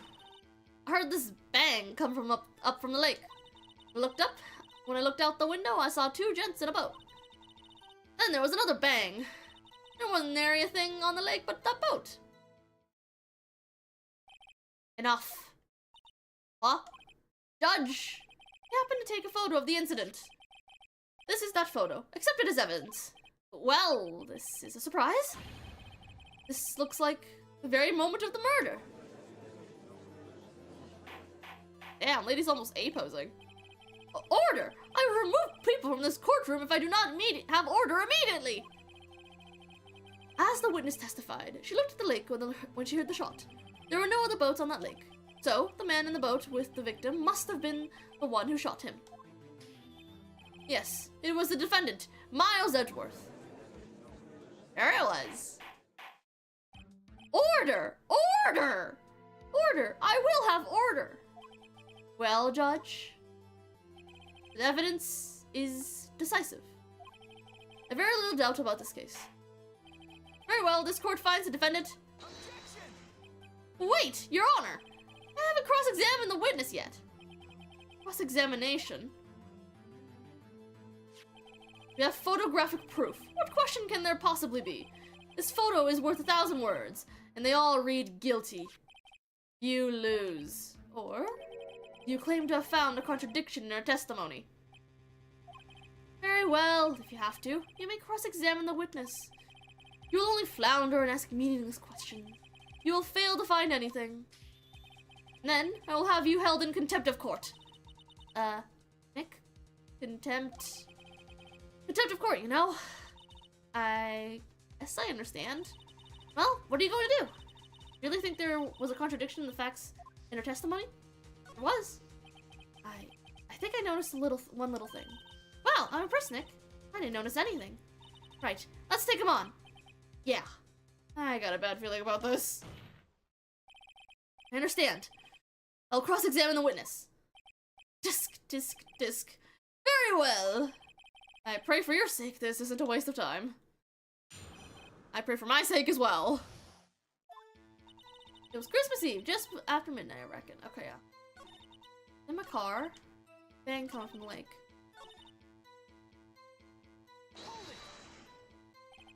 Were you watching the very moment the shot rang out?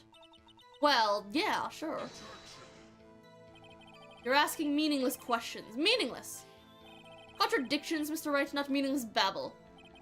On karma. I think I hate you. You're trying to keep me from talking to the witness. What end? Is there anything...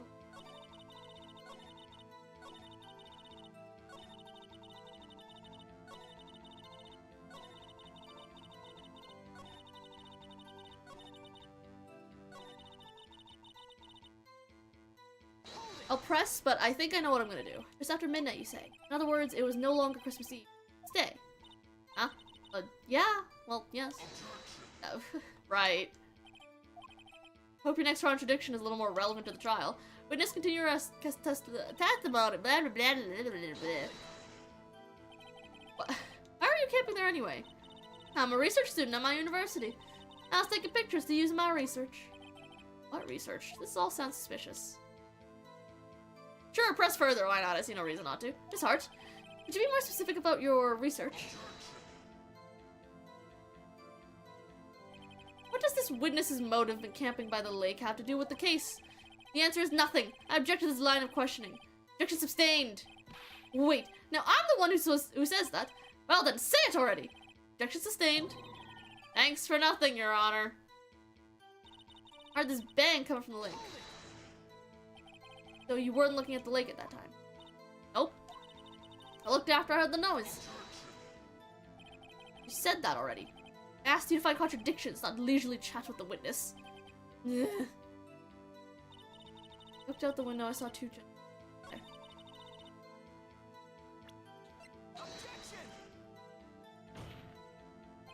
Your Honor, that statement contradicts this evidence. It does? I don't see anything contradictory. Huh? Really? Objection overruled. Try to think before you make accusations, Mr. Wright. What? Whoops, that didn't go so well. Another bang.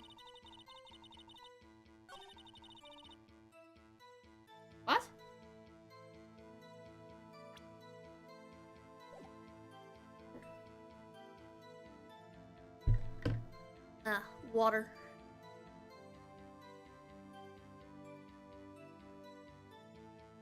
One moment.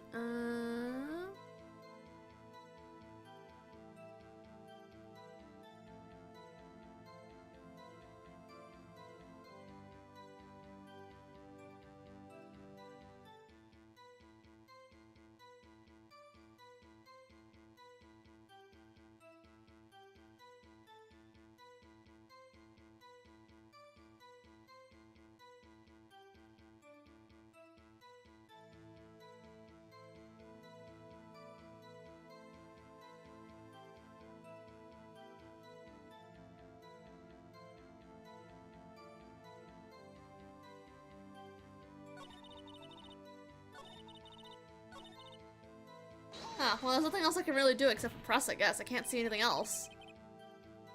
Alright. Could you clearly see the two men? Just look at the picture. Clear enough for you?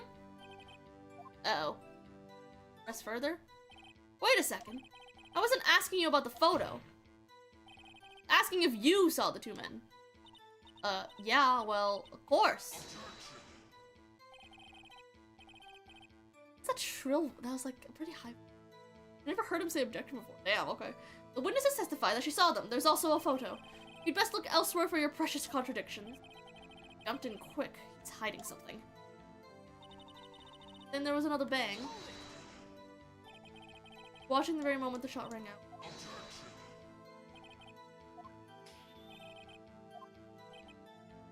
Where am I? I think I...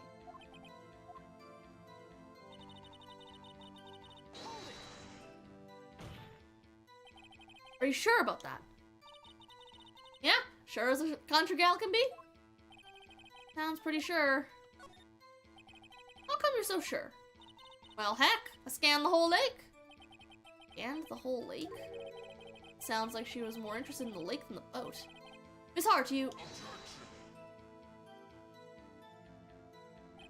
Mr. Wright, the witnesses answered the question in full. No need for further questions. Objection sustained. That's what I... Sustained! Yes, of course. Ah, great. Enough! I think we've heard all we needed to hear, Mr. Wright. It seems you're unable to find a contradiction in the testimony worth noting. But, Your Honor! You keep your promise. Right? Afraid that I will have to penalize any further outbursts. By holding you in contempt of court. If that happens, you'll have to leave the courtroom immediately. Understood? Uh-huh. Nick! Lotta's testimony is fishy, Nick. Real fishy. I know what you mean, but I can't say anything. What can I do? I believe we've covered the evidence sufficiently to make a decision. Then, pass your judgment. Very well. Mr. Miles Edgeworth, please take the stand. Who said it? Who was that?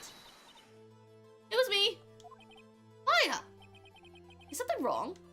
Do you need to use the facilities? No, I do not! Lotta Hart, your testimony stinks. It's unclear whether you were actually looking at the lake. It's highly doubtful that you actually saw Mr. Edgeworth. Tell us the truth. This is the matter of life or death. Lotta! Did you really clearly see Mr. Edgeworth that night? Did you see him fire that pistol? You will stand down. The court does not acknowledge the defense's outburst. Answer me, Lotta. What's the big idea? Treating me like some kind of criminal. I saw him, I swear it. I saw Edgeworth. Enough. Judge, declare the defense in contempt of court. Yes, of course. I'm sorry, but you were warned. Guard, escort Mr. Wright out of the courtroom. He is in contempt of court and must leave. No. No! Oh, man. Wait. I was the one who made the outburst, Your Honor. Nick is innocent. Ha! What's the difference? All that remains is for the guilty verdict to be declared. Is that right, Mr. Phoenix Wright? Wrong. Wrong! What? Did you hear what Miss Hart just said? She said she clearly saw Mr. Edgeworth. That was not in the testimony. That changes her testimony, and I have a right to cross-examine her again. Order! Order! Order! Okay, I'm not saying all 6 of those. You're in contempt of court. It's too late for wild claims. Judge, sustain my objection. Sorry, Mr. Von Karma, but I cannot. What? Ms. Lotta Hart has made a new testimony. Defense does have a right to cross-examine her again. But he's in contempt of court. No, I am. If you're going to arrest someone, arrest me. Very well. Maya Fey, you will leave the courtroom immediately. Nick, I did what I could. You have to do the rest. Good luck. Maya. Girlie just got herself, like, kicked out of court. Goddamn. I care not for this melodrama. Listen well, Mr. Wright. Do not tolerate badgering of my witnesses. Running out of time. I'd better find a contradiction here or else. Mr. Wright, begin your cross-examination. That last statement. Saw clear as day. Man on the boat was Mr. Edgeworth. That's it. Oh, I don't know if I can find anything in that. I can't squander my efforts either. Well, what about the other man? You cannot expect to be allowed to blithely ignore your promise, Mr. Wright. I believe you claimed there was a contradiction in the witness's testimony. Well, find it. Can. Mr. Wright, I have to sign you a penalty. Fucking hell! Damn. That's it? Okay.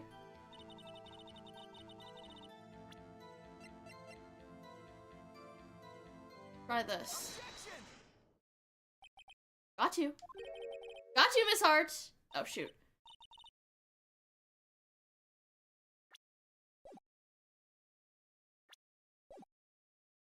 Oh, damn, I can't go back.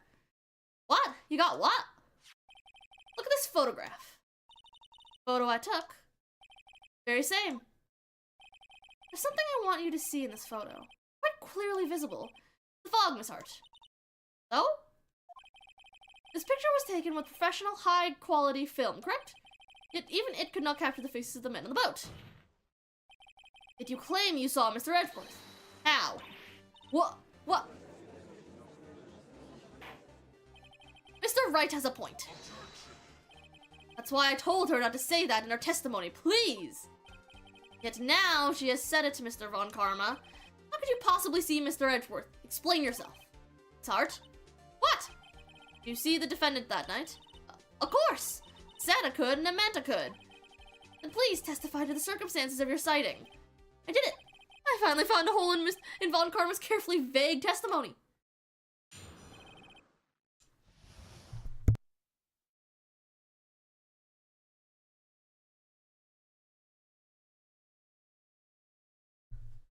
How Edgeworth was seen. You're right. It was a cold night and the fog was thick as grits. So, once I was finished setting up my camera, I got back in the car. Still, I brought my binoculars with me. When I heard that noise out in the lake, I looked out with my binoculars. See? No problem. Huh. Okay.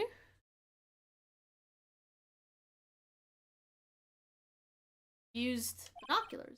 Very well, you may begin your cross-examination, Mr. Wright. This one better be good.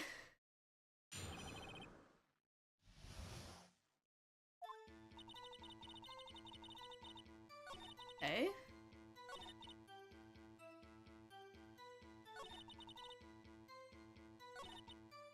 Binoculars? Binoculars? Yeah, binoculars. Yesterday you mentioned that you were out looking for shooting stars, correct? Well, yeah. Wouldn't you need a telescope, not binoculars for that? I've got doubts about your camera, too. Is that really to take pictures of meteor showers? Camera is irrelevant to this case. You can't say that for certain. Mr. Wright, is the camera really relevant to this case? If you believe it is, you may continue with this line of questioning. But know this. If you find nothing with this, there will be consequences. Well, Mr. Wright, you wish to press further about the camera? Do it. This is make it or break it time. The camera is of utmost importance, Your Honor. It is, perhaps, the key to this entire case. Therefore, I will continue my line of questioning. Wow, maybe I went a little overboard there. Very well. Miss Hart, you will testify to the court about the camera. Yeah, I hear ya. Camera was set up to take pictures of a meteor shower. When I heard the noise out in the lake, I looked with my binoculars. Okay. I guess I should press her, continue pressing her.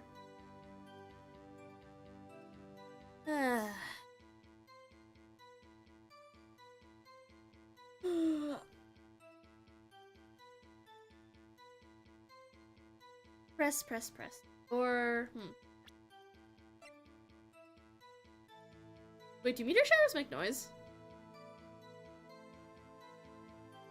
Meteor showers don't make noise, do they? You know, they don't. Like, don't, do they? I don't know, let's try it. You were photographing shooting stars. That's a lie. Says who? I saw the camera you set up yesterday. It was pointed directly at the lake. You have to point a camera upwards to take photos of the stars, Miss Hart. Well, Mr. Wright, what are you driving at? The witness was not at the lake to photograph shooting stars, Your Honor. Well, then, what exactly was she photographing? Evidence? Your Honor, take a look at this.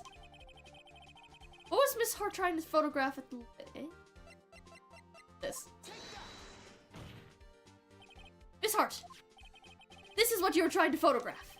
What's this? A newspaper article? Gordy? Ah, yes, the sighting at Gordy Lake. Well, Miss Hart? I never heard of no lake monster. You got proof? You got proof of something? Let's see you prove that I was at the lake trying to photograph this Gordy. I probably have proof. I have it. Proof. Intriguing. Very well, let's see it. And no joking around this time, please. What proof of... What is the proof? What is proof that the witness was trying to photograph Gordy, the lake monster? The only thing I can really do is either the lake photo or the camera, but my guess is the camera? The proof, Miss Hart, is your own camera. Well, the camera was set to take photos in response to loud noises, correct? Thus this photograph here, taken when a gun fired on the lake. And here, this article about Gordy. According to this article, Gordy made a loud noise when it emerged. Well, you were trying to photograph Gordy, weren't you? That's why you had set your camera to respond to loud noises. Order! Order! I see. I too thought it was a little strange. Yeah, sure. Well, Miss Hart? You were camping there to try and take a photo of Gordy, weren't you? Yeah. Not bad. Are you all you lawyers that smart?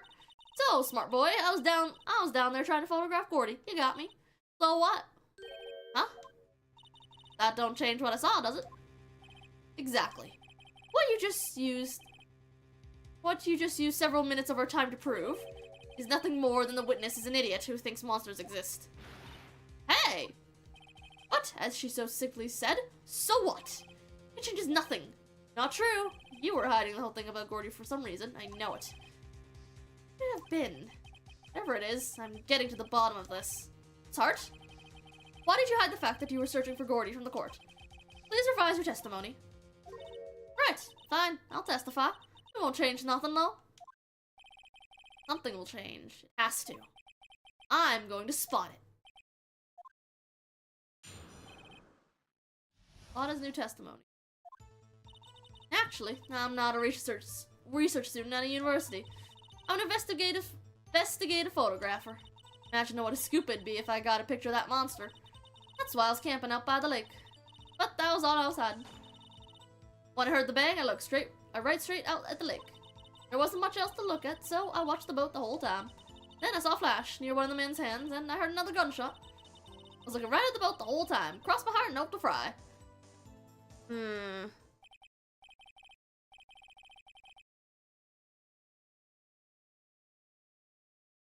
Well, Mr. Wright, you may cross-examine the witness. The witness's testimony is unchanged from before. Whether she is a research student or photographer has no bearing on this case. There is no need to waste more of our time with another pointless cross-examination. Good God, so many objections. I claim the defense's right to cross-examine the witness, Your Honor. Harmon's up to something. I know it! doesn't want me to cross-examine her because... Why? Your contradiction. Very well. You may begin the cross-examination. Reserve yourself. You must have something in mind. Ha! That would be a first. Haha, very funny. You understand that this is your last chance at a cross-examination, Mr. Wright? There's no problem with the testimony this time. We will let the witness leave. I'll announce my verdict at that time, Mr. Wright. Understood? Yes, Your Honor. Aight.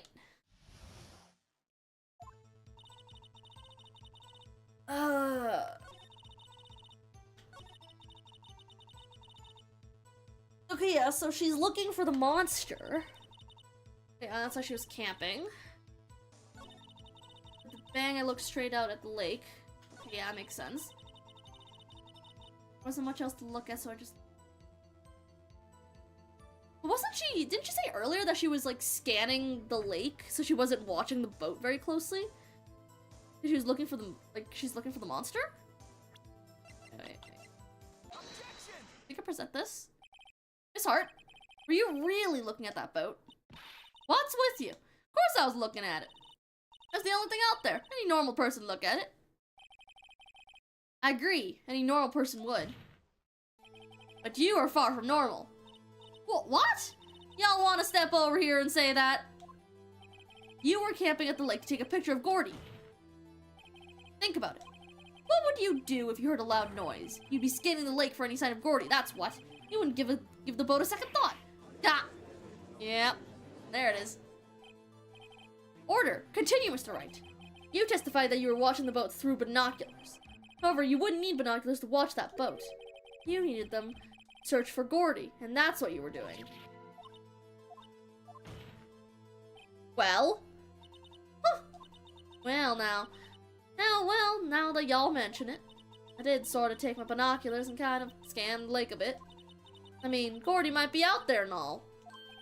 Miss Hart, are you saying you were not watching the boat then? Sorry, y'all. I wasn't fibbing, really. I thought, you know, I could be a witness to a murder or all. I kind of got excited. I'm sure I was watching that boat till now. This... totally uncalled for.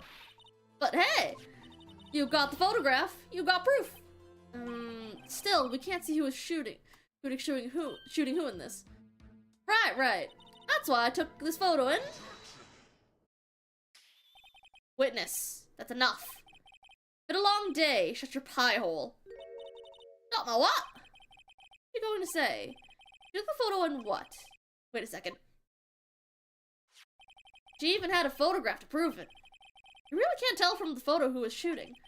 That's why she said she was going to enlarge the photo. Said it'll drop the quality a mite, but should let us see who's who. She enlarged that photo. Why won't Von Karma let her show it? I've got a hunch. I bet that enlarged photo shows something bad for Von Karma. This is my chance. If I'm wrong, though, it'll mean prison for Edgeworth. Or worse. What should I do? Let's make her show it. See no reason not to. Miss Hart, look at this photograph. You enlarged this photograph, did you not? Yeah, I did.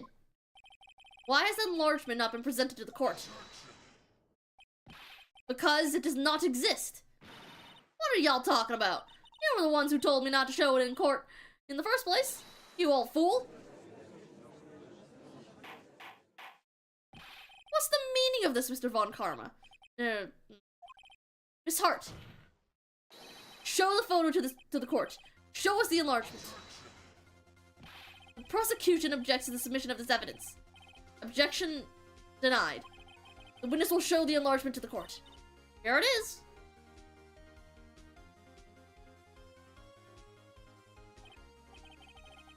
Still cannot see who is firing this.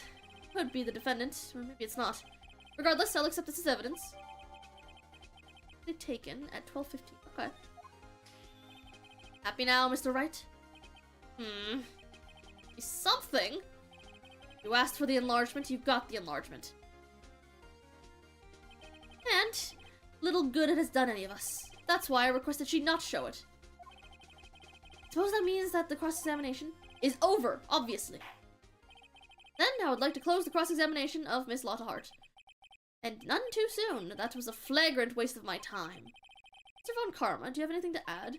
Stated everything I needed to when this trial began. Decisive evidence? Decisive witness. What else could possibly be required? Nothing, of course. Then I believe it is time for me to declare my verdict. Wait, is that supposed to go like this? There has to be a clue in this photo somewhere. It's bad. Real bad. What should I do? Wait.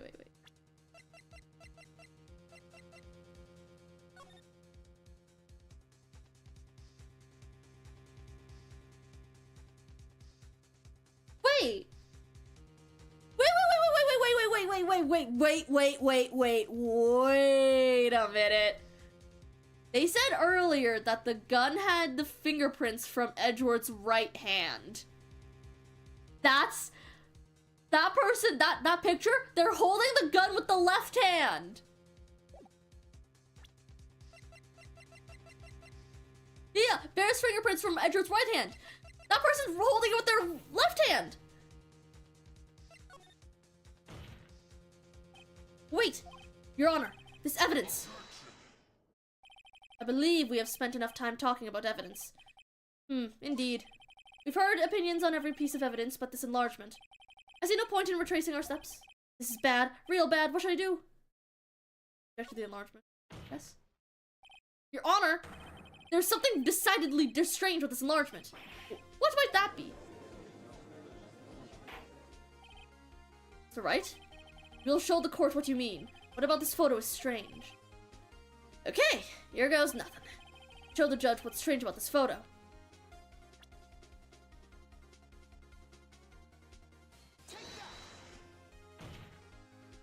Here, Your Honor. Shooter? I'm not sure I understand. What's strange about the shooter? Look at the hand holding the pistol, Your Honor. The hand? That hand directly contradicts another piece of evidence.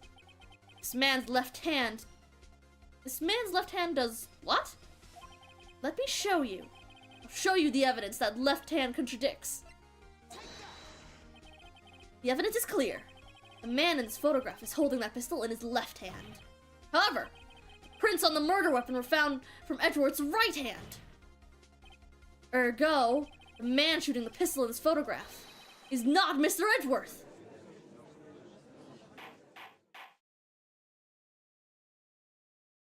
Oh.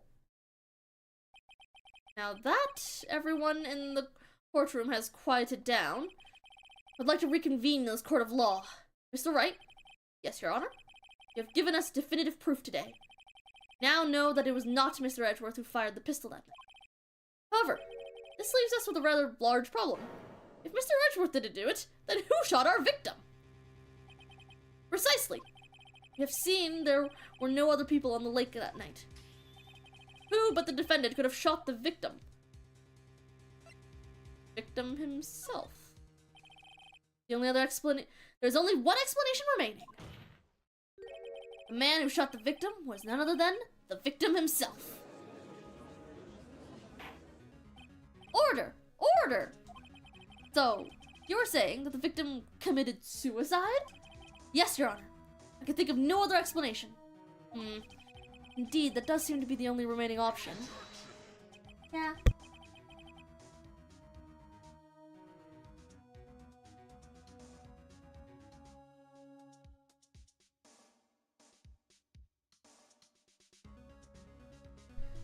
I'm so very, very sorry, Mr. Wright, but suicide is out of the question. What? An examination of the victim's wounds revealed the distance at which he was shot. The victim was very clearly shot from further than a meter away. Meter? That's 3 feet! There's no way it could have been a suicide. What, so then he was shot from the shoreline? Order! Order! Mr. Von Karma, are you sure of the accuracy of your data? Of course! I'd already considered the possibility of suicide, you see? Ew.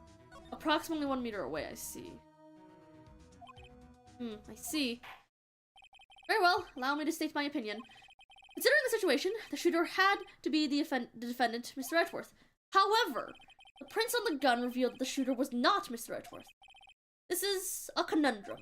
Therefore, I would like to suspend proceedings for this trial for the day. Court orders the defense and the prosecution to further investigate this matter. Understood? Yes, Your Honor. That is all. This court is adjourned. Yay! Number 26, 1:15 p.m. District Court, Defendant Lobby number 2. Phew! That was a close one. Hey!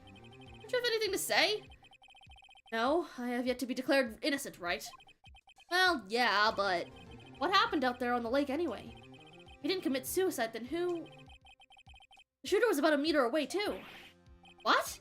Don't give me that look. I did not kill him. Just kidding around. Look, I'm going to go check on Maya. Oh, right? What? Tell her something for me. What? Tell her to watch what she says in court. That's all. Did it kill you to just state how you really feel with a thanks, Edgeworth? I requisitioned a transcript of Lottie's entire testimony.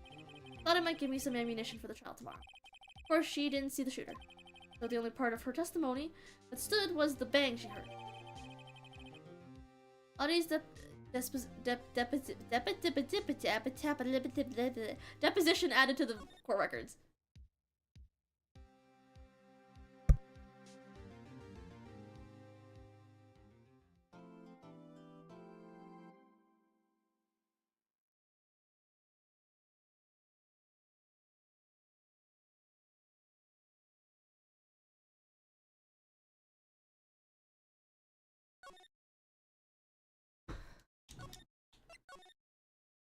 Cool.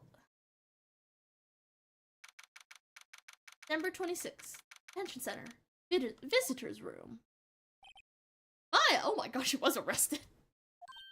Hey, Nick, it's you! I'm glad Mr. Edgeworth made it through the day okay. It's a relief.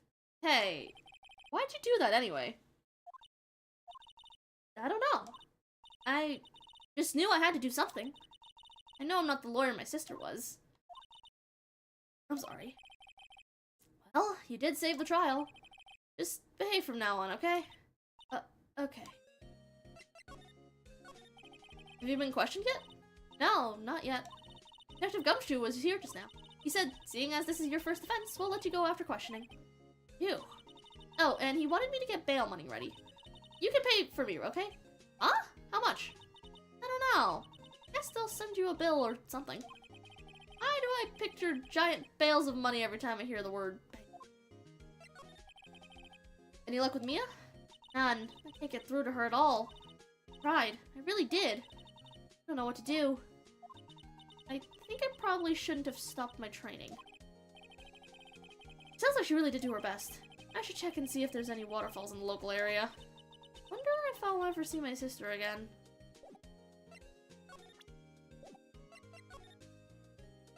Well then. I don't know where I'm going. Police Department, Criminal Affairs. Detective Gumshoe's not. Gumshoe's at the scene again today. Huh? Oh, really? He's a live wire, that one. Got into a fight with the chief for not following protocol. Not following protocol? Bet he wouldn't help them build the case against Edgeworth. Alright. I guess back to this place. Ford Lake Park entrance. There are fewer than there were yesterday, but the cops are still around in the park. I wonder if Detective Gumshoe is here today. Well, public beach. Haven't seen Larry around today at all. Probably off paying through the nose on a date with the lovely Keons. Don't see anything here. The boat rental shop. Looks like the boat rental shop is closed today too. Oh, boat rental shop does. It was around. They're probably closed because of the murder. There's some boats floating on the dock. The murder took place. Apparently, the police took away the actual boat that was used that night. Indeed, there's space for one more boat at the dock. Ah. We're forced that way. I doubt it'll be any. Okay.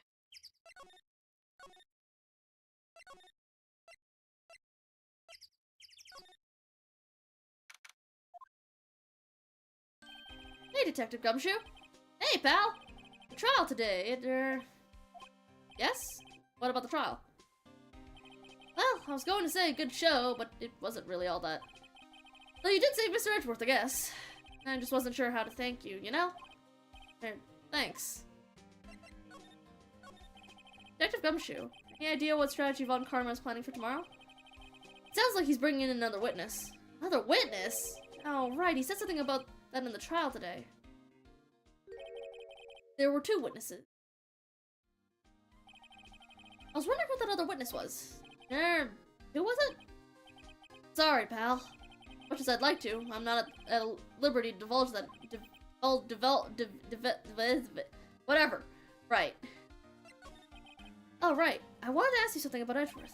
What's up? Are you afraid of earthquakes? I never heard anything about that before. Mr. Edgeworth doesn't talk about himself too much, you see? But there's one thing that's clear as day. Him hating crime the way he does. Him becoming a prosecutor. Him being scared of earthquakes. It all started with that incident. DL6 incident? Yep, that's the one. 15 years ago. His father shot before his eyes. Very eyes. Still feels the pain now. See it in his eyes. FA. I want to talk to you about my FA. Huh? She's not out on bail yet. That's strange. Told them to let her go as soon as they had their report written up.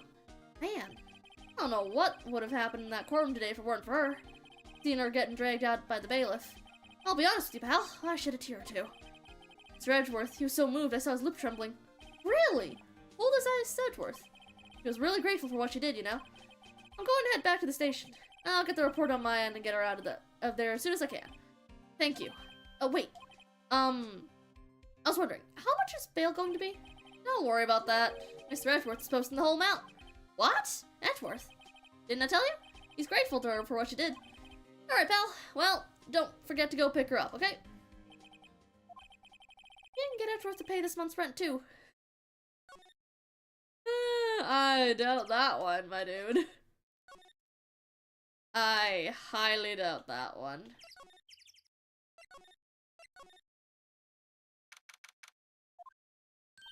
Hey, Nick! You finally came! You just finished the paperwork. I'm free to go. Real last, huh? Those interrogators were really mean. They were like, okay, what did you do this time? Like, I was some kind of criminal. Can you believe it? Well, they let you on in the end, didn't they? Oh, that reminds me. Thanks for bail. Thanks, Ed. Thank Edgeworth. Huh? He posted bail for you. He said he was grateful for what you did. Mr. Edgeworth did that? Now you have to make it up to him. We've got to win this case, Nick. What do you think we should do next? Kind of lacking in the clues department. We could go to the park and look for Gordy. I was kidding. Still, if there's any clues out there, the park's as good as a bet as any. What do you say? What do you say? Shall we head down there? Sure. Okay. To the lake. Keep going in circles, I swear. There aren't many cops around today, are there? They're probably back at the precinct working up the case against Edgeworth. Hey, y'all! Hey, it's Lottie. Y'all really did it today. What did we do now? Nah, I'm not complaining. See, I did a little thinking. A little self-reflection, you might say. I realized that being a witness is a mighty big responsibility. So I just went up there and started babbling any old thing that came to mind. Lotta. So, you see, I want to make it up to y'all. Make it up? Well, what did you think of the trial? To be honest, I was doing it half just to say I'd been a witness. Even though I didn't really see anything. I kinda convinced myself I had, though. Sorry, I know it caused y'all a lot of trouble. Well, memory is a tricky, vague little thing. Yeah, I sure know that now. I'll be fine the next time I witness a murder. Right. You mean the first time you witness a murder? What about Gordy? Right. Well, the way I figure, the trial's only stoking the flames of Gordy fever. I'll get my exclusive photos and rocket to stardom. Alright, Lottie, you go, girl! I wish I could be an investigative photographer, too. Finish your spirit medium training first. Make it up. Lotta, what do you mean by making it up to us? Well, you see, actually I got a bit of information for you. What? That Von Karma didn't want me saying nothing about it. What information?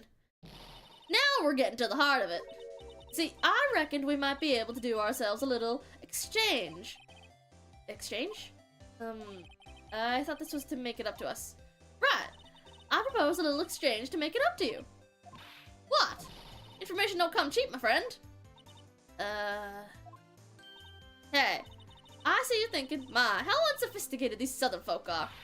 It's written all over your face. Let me tell you, most southerners are way more sophisticated than you. I'm just the exception, okay? Well, what'll it be? We gonna deal or not? What do we do, Nick? Deal. Sure, whatever. Don't have any other leads, so I don't think we have a choice here. Okay, how much? Huh? You completely off your rocker? I may not be sophisticated, but I'm not trying to rob the poor. Huh? The only fair exchange for information is information. Listen good. What I need from you is information about Gordy. Whoa. Gordy? But Gordy doesn't... I mean, Gordy might not exist. Then bring me proof that he don't. That shows he don't. I'll be keeping watch from the car, okay? You see something, y'all come to me first, got it? Okay. Right. See y'all later. Oh, God. Okay, Nick, let's get hunting. Hunting? You don't seriously mean... Gordy? I sure do. What about Edgeworth? We're searching for Gordy for him, Nick. Don't you get it? Okay. How exactly do we search for a make-believe monster? Maybe we can find a monster myth specialist? Oh dear. Oh dear. What's that? The Steel Samurai, Nick. Yo, Maya! Larry, what the heck is that? Oh, it was my girl Keonce's idea. It was all, if you, like, put this here, it'd be, like, really cool. Dude, she gave it to me along with the banner. Wow. That's real impressive she could find those for you. Well, she knows a lot of people. And that show is finished now, so she got it for free.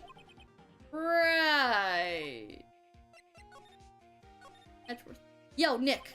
What happened with Edgy? Well, we made it through the first day in court, all right. I don't know how good our prospects are from here on, though. Huh. Hey, Larry, did you know Mr. Edgeworth's secret weakness? He's terrified of earthquakes. He acts like a little boy. Huh? Weird. I don't think he was ever like that in school. No? Really? Well, we were only in the same class for a little bit. He transferred schools pretty quickly. Transfer. Right. The DL6 incident. Doesn't look like Larry knows about it, though. The big samurai. Hey, Larry. When did you get that big thing? Huh? Oh, the big guy. I've had that up for about a month, yeah. It's a big hit with the kids. I wasn't there yesterday. Huh? Huh? Oh, right. The compressor was busted. Compressor? Yeah, it's that little unit by my hot dog stand. That's what I used to put air in the Steel Samurai. It broke a little while ago, so I sent it in for repairs. Oh. Here I thought you'd inflated it by yourself. So...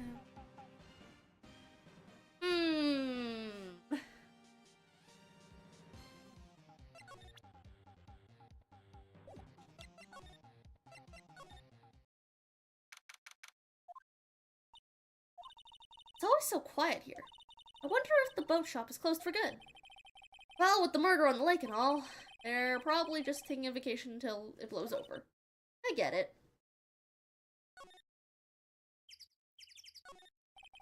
There are some boats floating at the dock. The murder took place, apparently the...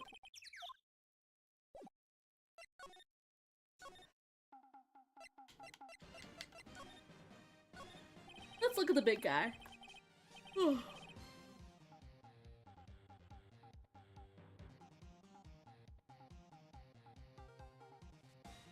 Doesn't that Steel Samurai look a little out of place? I mean, it's so huge. I guess it's good advertising. Something about the Steel Samurai just doesn't work for me. Huh? Really? Looks pretty well made to me. Huh. Still a novice, aren't you, Nick? Really?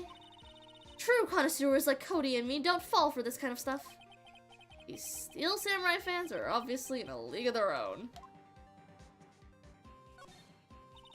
What's this machine? That's a compressor.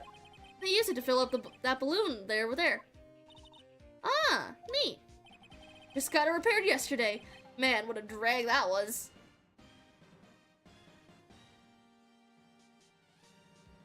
Huh.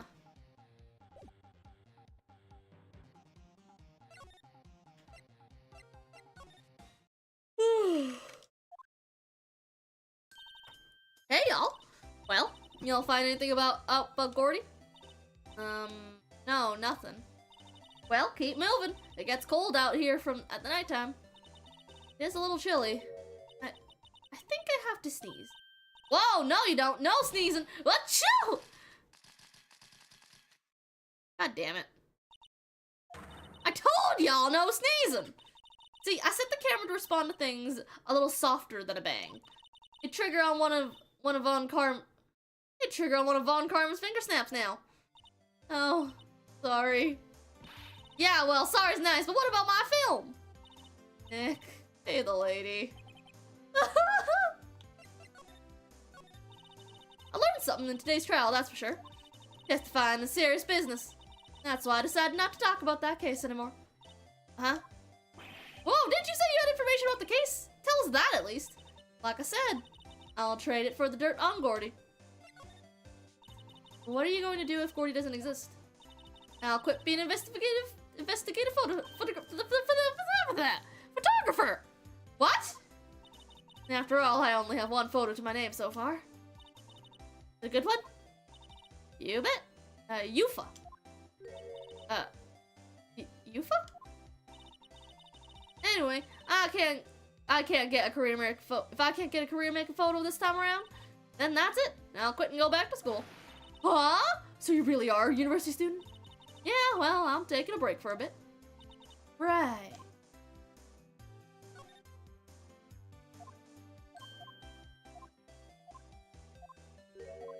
I think she meant to say UFO. I think.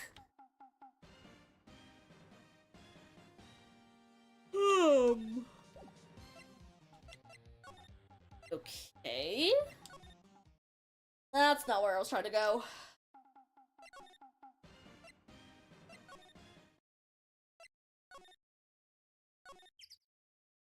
Ah! Fresh air! I gotta say, freedom feels great! Behave yourself in the courtroom tomorrow, okay? Misbehaving's much more fun. It's not going to be so much fun when Edgeworth refuses to pay your bail again. Right. I'll behave. Oh dear. Well, what should we do? I don't know. I've been in detention this whole time. I think I'll let you decide what we should do. Deal? Darn. Any ideas? Well, any thoughts you want to share? Well, I was in detention all day. I think I'd like more time to think. Poor Maya. She probably thought about Mia the whole time she was in there. Okay, well, nothing useful here. It's like Edgeworth isn't questioning. Let's come back later. So.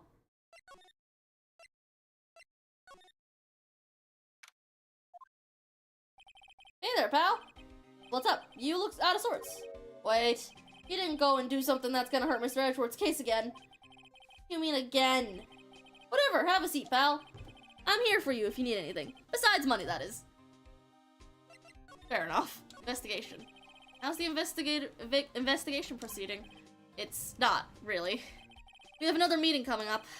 Supposed to talk about Mr. Edgeworth's motive. Motive? See, Mr. Edgeworth's father died in the DL6 incident. The guy who got the lone suspect declared innocent was the victim in this case. Robert Hammond. They're saying that's why Edgeworth shot him. Edgeworth never talks about his past. I bet they'll drag that out and hit him with it in court tomorrow, too. Poor Mr. Edgeworth. I gotta admit, it doesn't look good, pal. Say, Detective Gumshoe, do you know about Gordy? The monster down in Gourd Lake? No, personally, no. Well, we're looking for it. Huh? Are you out of your minds? Ah! You got time to go wild monster hunting? What about doing a little questioning for me, then? Oh, Detective Gumshoe is scaring me, Nick. I told Detective Gumshoe about the deal with Lotta. Nick, try telling him sooner next time. Sorry. see, pal. Sorry for shouting at you. Okay. I, Detective Gumshoe, will aid your search for Gordy. Huh? I'll loan you one of our newest secret weapons for finding evidence. Really? You can take whichever one you like. Okay, give us the goods. Hold on now, everything in due time. First, let me show them to you. These are our best and brightest. Introducing secret weapon number 1, Missile. Missile? He's a K9 police dog, still training. Missile! Missile! Here, boy! Oh, here he is. Hey, he's cute! Look, Nick, cute dog! Cute dog. This will help us... Ow? Woof! Next secret weapon number 2, a fishing pole. Here, this is my this is my own personal pole. Detective Gumshoe, we're looking for a monster. Yeah! This is to catch a whole sea monster with a fishing pole. Never know till you try, pal! Okay, this next one is the last one. No, please, I'm already overwhelmed by our choices. Secret weapon number 3, a metal detector. Here. Detective Gumshoe. We're looking for something alive. Right. How are we supposed to find it with a metal detector? Yeah, you never know. It might have been eating soda cans. Well, which will it be? I can't make up my mind, Dick. Nick? I said Dick. They all seem so perfect. I can't make up my mind either, for the totally opposite reason. Oh well, I suppose it can't hurt to borrow one of them. I want the dog! Can we borrow Missile? Sure thing, pal. Good. Be good to him. Woof! He's so cute! Oh boy. K9 unit Missile borrowed from Detective Gumshoe. A K9 unit in training. Very cute with shiny eyes. I don't know if this will work out, given the fact that I just borrowed a dog, but... Hey, Nick. Missile's been acting strangely. Missile? Oh, right. That little creature of the detectives. Hey, I love little doggies. Good boy, good boy. Oh, dear. What's wrong, Missile? Oh.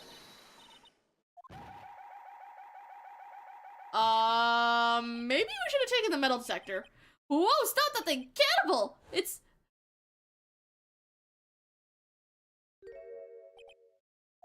my samurai dogs!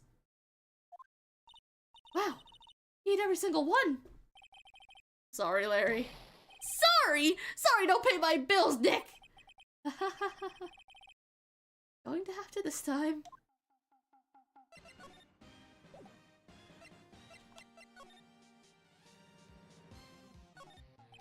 I can't get over the samurai dogs. Original.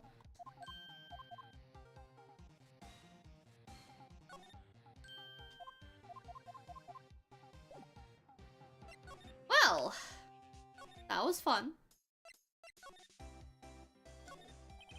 Hottest camera, even a novice.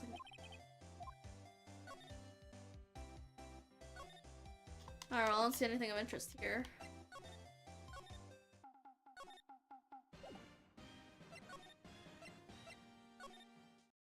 Boat rentals.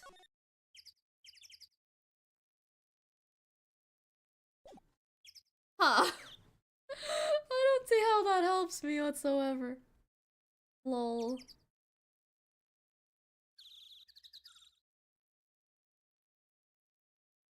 Well, I don't think Missile's of much help apart from that. Maybe let's go back and see if I can grab the metal detector. That might be of more use. Detective Gumshoe, can we borrow one of the other things?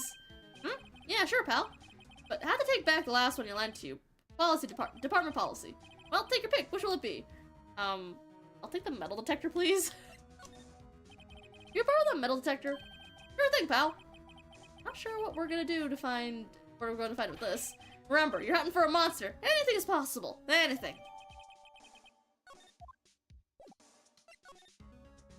Well, back to the lake.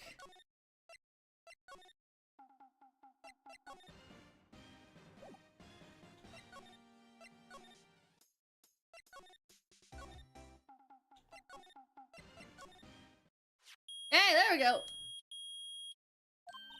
Nick! It's beeping! The metal detector's found something! It's loud enough about it. Whatever it is, it must be in those bushes. Go check it out, Maya. Why do I have to check it out? Nick? Look! Huh? Air tank? Huh, the valve looks broken. Thought it was Gordy. Maya, first of all, how would Gordy be in the bushes? Second of all, why would a metal detector react to a sea monster? But, oh. Huh. There's something wrapped around this air tank. It looks like a string of flags? Well, we might as well take it with us now that we found it. Heavy. Air tank. Air tank of dubious value. Lovely.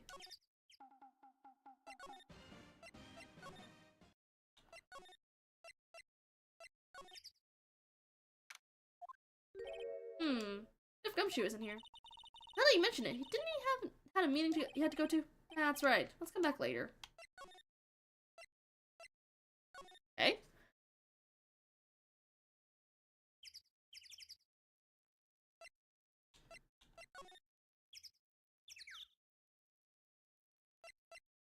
That's great.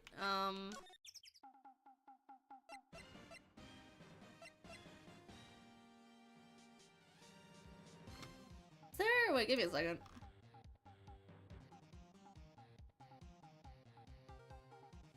Ah, okay.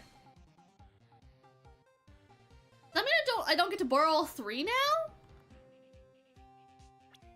Wait. I'm just gonna load up the save quickly and I'm gonna go back and grab all those. I think I can't grab them anymore, which means I found the thing I was supposed to. This won't take long, I swear.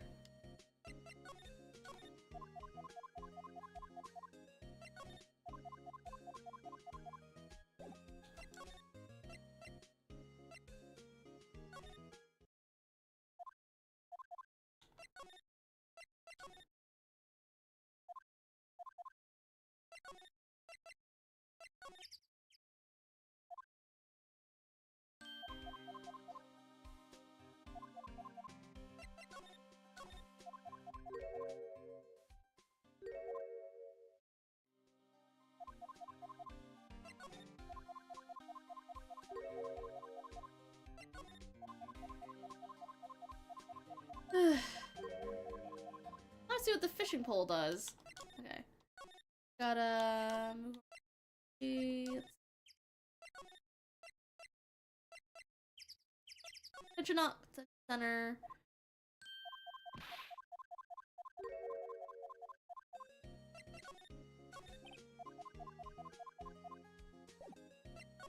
Wait, now we gotta go back to the entrance.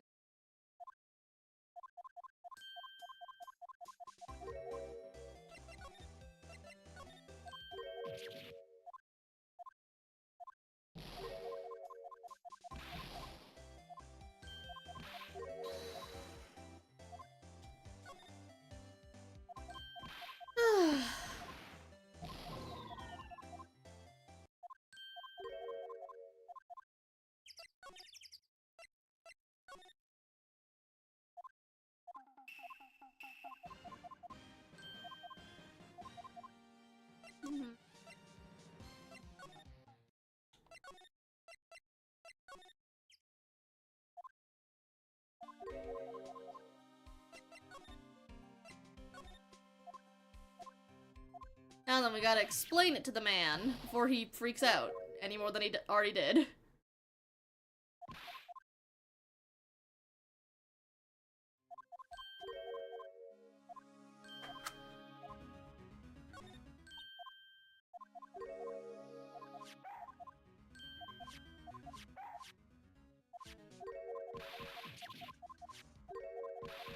Oh, this is taking a while.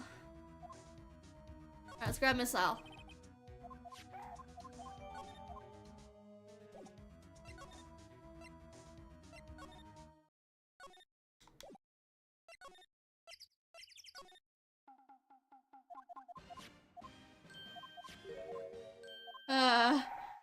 Man, that dog is ruthless.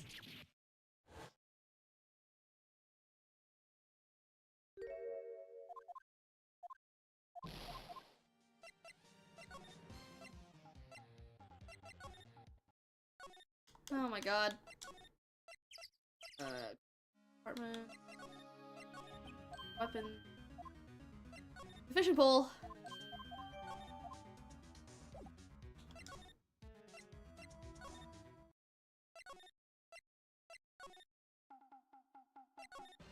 We go to shop.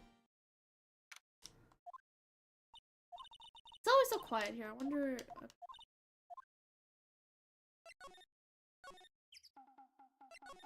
Maybe we go. Okay, Nick, this looks like a good spot. Good spot. For what? Time to do some fishing. Be serious. What are you going to use for bait? Oh. Yeah. Oh. Figured something like this would happen. We should have brought Miss L along with us. At least then we'd have bait. Nick, how could you? Kidding! I'm kidding. Some jokes are better left untold. Oof. You hit me. Okay, watch this, Nick. Try not to reel in any empty cans or boots, okay? Here we go! My leg!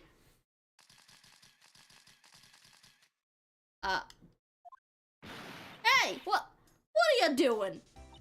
Sorry, Lotta. Don't tell me y'all are on some film company's payroll. Nick, there. My poor wallet. That's what, 3 rolls of film so far?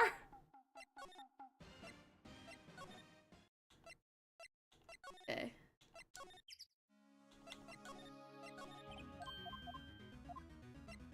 Let's take the metal detector. Let's go! We got the achievement.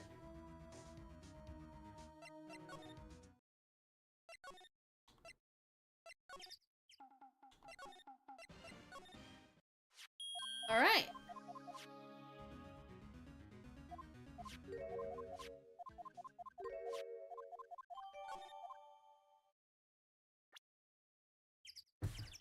Alright.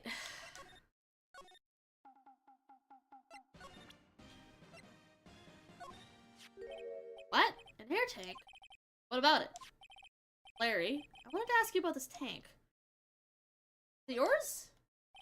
Say, is this air tank yours? Why would I have a thing like that? Look, see how there's a string of flags around the tank valve?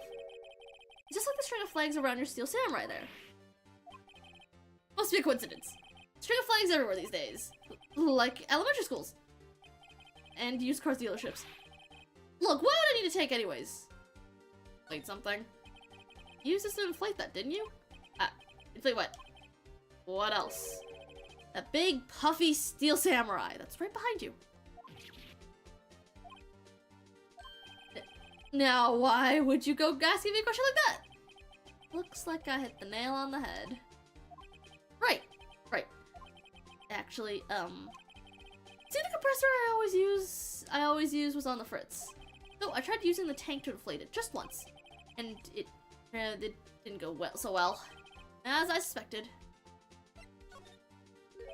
It didn't go so well? Yeah. I think you could be a little more specific. Come on! Look, it's embarrassing, so I don't really want to talk about it. Tell us! Fine. Whatever. It's like what I said, the compressor was busted. So I took the tank and tried to fill the samurai up with that. And then, blam! Valve busted open and made this incredible noise. And the tank took off like a rocket. Took my poor deflated steel samurai with it. What? Off into Gourd Lake? Sure scared me out of my gourd, that's for sure.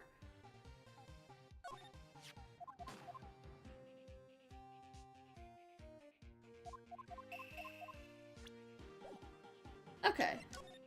I got what I needed.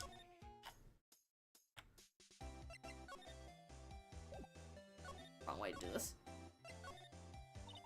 What are you going to do if Gordy doesn't exist? Oh. Wait, no, I don't need to ask. I need to present the evidence.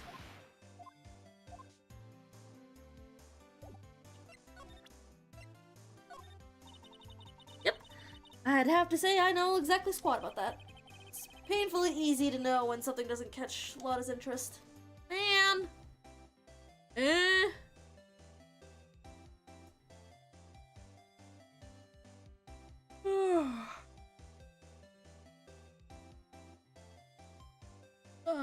Okay, well I guess I'll just talk to her a bit more.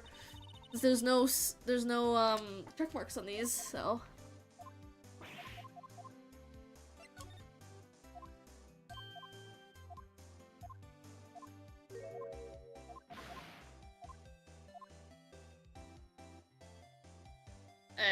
I'm lost.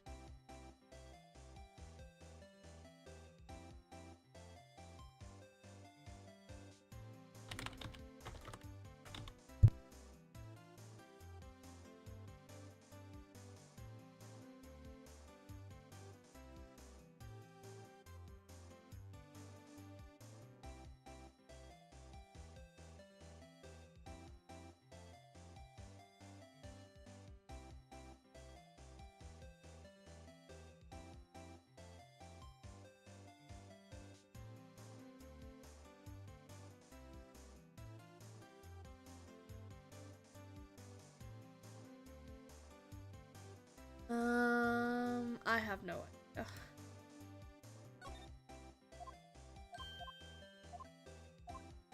I'm lost.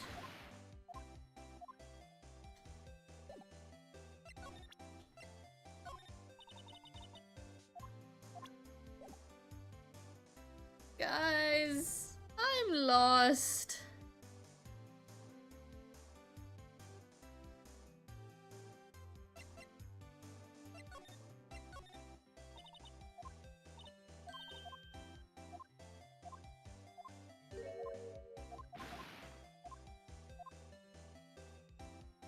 Bro, I am so lost. What?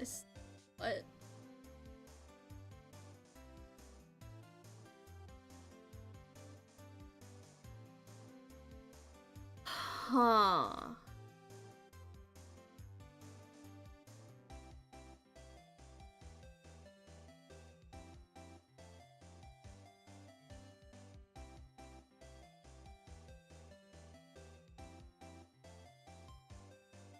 I'm very lost. I don't know, maybe I'll try, maybe let's try returning this to...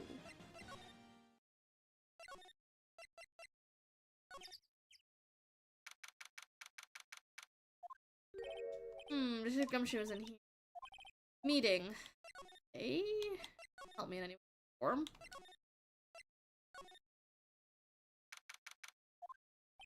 To get interested in questioning. I'm lost.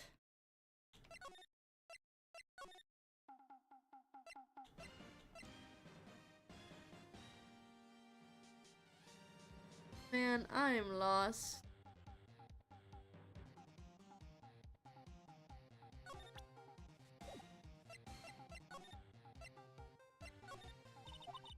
To the tank, what happened next? Well, all that happened on the 20th or so. The 20th, a week ago. Now, as far as I could see, the tank went flying out into the lake. So I went out every night in a boat looking for it. I mean, Keon's gave me that Steel Samurai after all. And when did you find it? Just the night before last. Flew all the way out here. It took me 4 whole days to find it. The night before last, the night was the night of the murder. Sorry for not telling you, Nick. Actually, I was here on the night of the murder. But, you see, I went home before midnight. So you didn't know about what happened? Nope. That's too bad. Not all bad. Solved one mystery, at least. Mystery? Maybe we should go tell her. Oh. I think I found it! I'm no longer lost!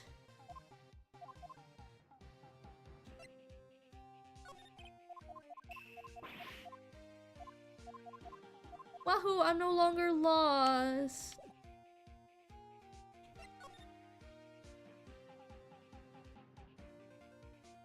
Alright, to the woods!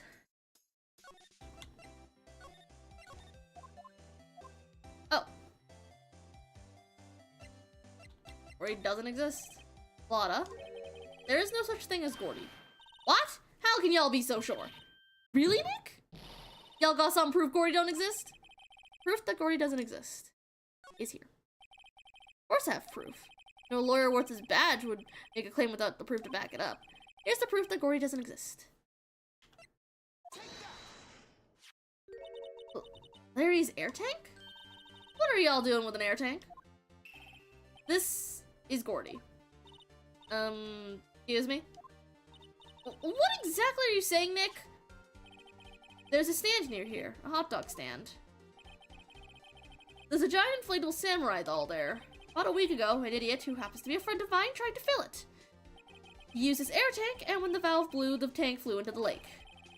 Apparently, it made a pretty loud bang when it flew. Bang. Tank, along with the still deflated samurai, fell into the lake. At the same time, a couple was taking a photograph of the lake. This photo... Wait. So, you're saying that Gordy is really the Steel Samurai? Oh my. Well, that's a fine way to ruin a gal's dreams. I'm sorry, Lotta. Nah, it's okay. You win. I'll give you your info, like I promised. Poor Lotta. So, tell us this information you have. Promise is a promise, I guess. I've heard the cops around here saying something about the witness tomorrow. Said he's the caretaker of the boat rental place up the path here. Boat rental? Someone there? He looks so deserted. Just an old guy, living all by himself. Y'all should go check it out. Thanks, Lotta. We will. Let's get cracking, Nick. Hold on. Something else? Yeah. The night of the murder. The camera clicked twice, you know. Wait, so you have another photo? Well... Yeah, but there's nothing in it at all. Just the lake. Figured it wouldn't be much use as evidence, so I kept it to myself. Well, it might not be helpful at all, but... Here, take it. Huh. 11:50. Bye now. Y'all take care. Time for me to pack up and leave. Poor Lotta. It's all Larry's fault. The legend still lives on, I guess. Legend? Yeah, the legend of Larry. Familiar to all who know him for any length of time. When something smells, it's usually the butts. Someone should whip that butts into shape. Well, to the rental place.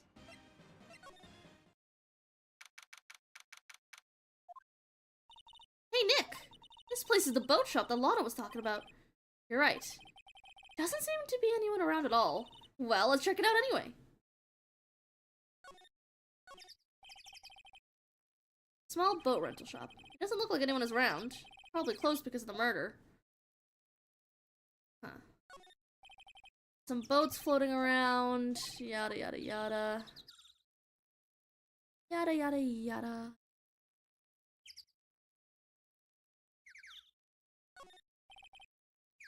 There's more force that way. I doubt there's any helpful.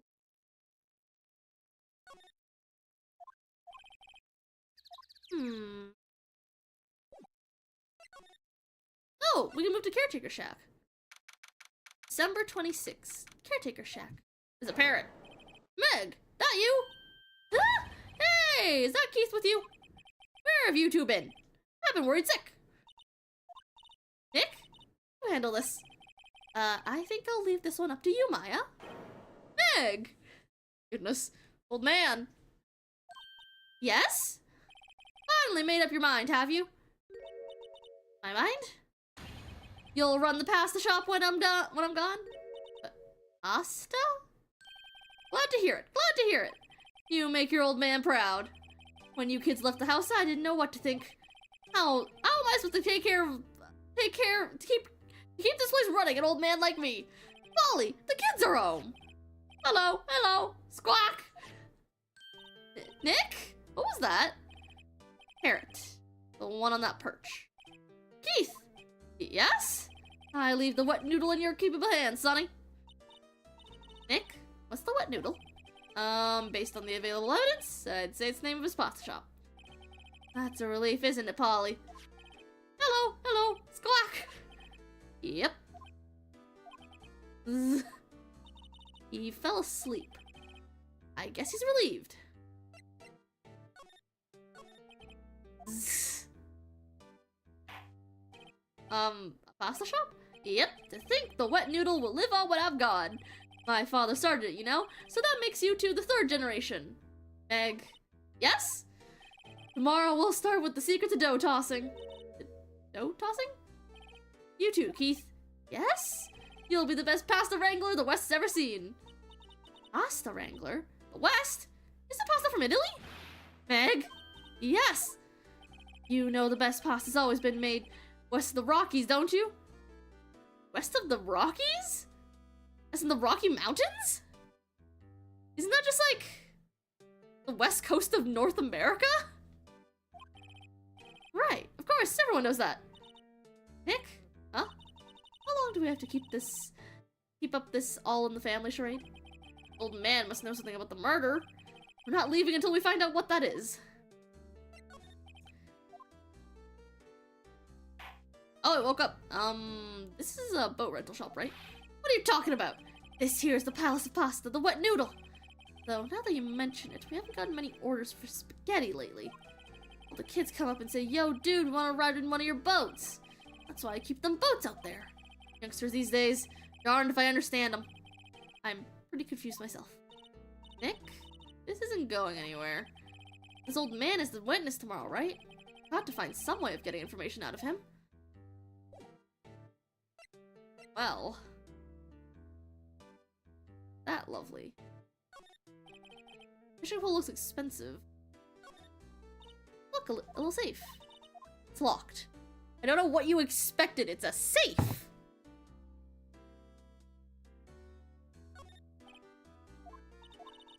Funny, Nick. This bird? Whoa, what an amazing parrot that is. Good morning. Hello? Ignored me.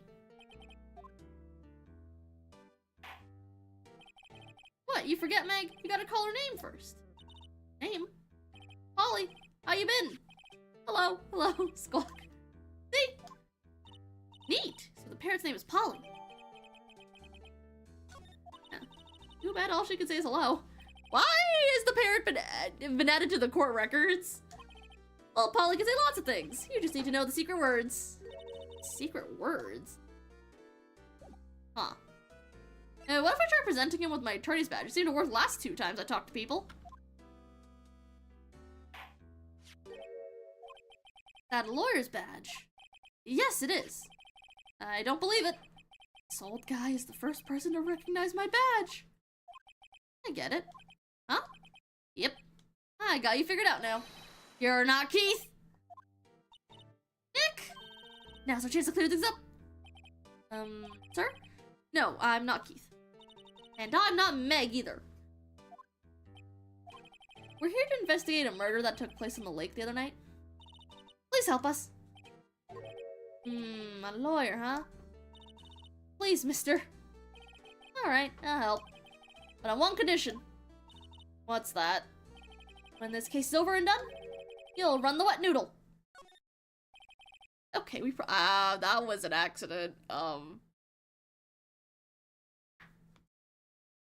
oh well. That's probably what I was gonna do anyways. Okay, we promise. Nick, you sure about this? Hey, anything to get this case solved. Also, who wouldn't want to eat Phoenix noodles? I guess so. That's my boy. Good for you, Keith. Wait, didn't I just say? You too, Meg. Yes? You bring a tear to your old man's eye, you know. Now, what was that you wanted to know? Speak up, Polly. Hello, hello. Squawk. Now he's talking to the bird again. How are we gonna talk to us? My memory's gotten worse lately. That's why I just tell everything important to old Polly there. Everything important? Wonder. Polly, what's the number to the safe? 1228. Walk. All right. Hey, Polly, watch it, will you? See, Nick? All it takes is a little clever thinking. And a criminal mind. Quick, Nick, write that number down. Hey, don't get me involved in your little heist schemes. Well, that doesn't help me. Well,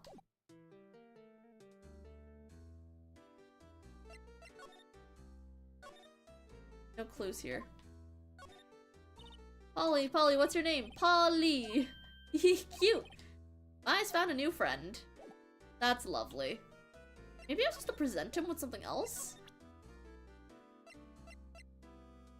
I don't know. Let's start trying things. I don't think these will help. Maybe this one? Oh, he fell asleep. Not that. Yep, I've seen. Oh! There we go! I've seen this. You know something about this, sir? Keith? Yes? Okay. You can call me Dad. Dad? You know something about this? Yep, but not the other night, out on the lake. Yes, yes? I know all about that. I seen it. What? Tell us what you saw. Well, I suppose, since you're taking over the shop and all. Are you gonna tell me, or? Let's see. I forget the time, but it was pretty dark outside, probably night. Yep. It was after midnight, but okay. Then I heard this bang, so I looked outside. And I heard another one, bang!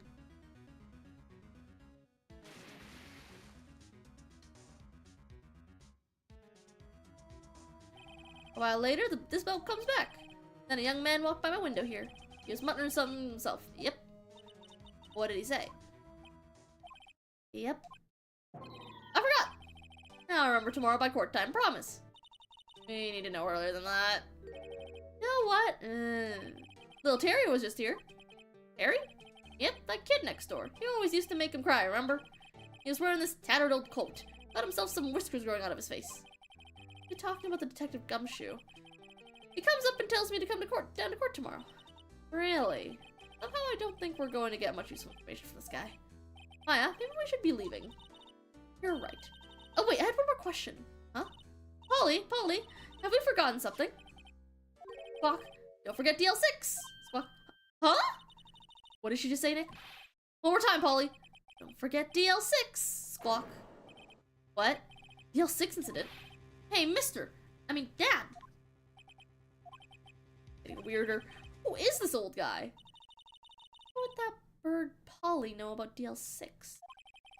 To figure out who that old man is. Oh, what? He locked the door from the other side. Who would that old man be? I think I need to do a little research, more research on this DL6 incident. Maybe I should ask Detective Gumshoe. Okay. To the police station!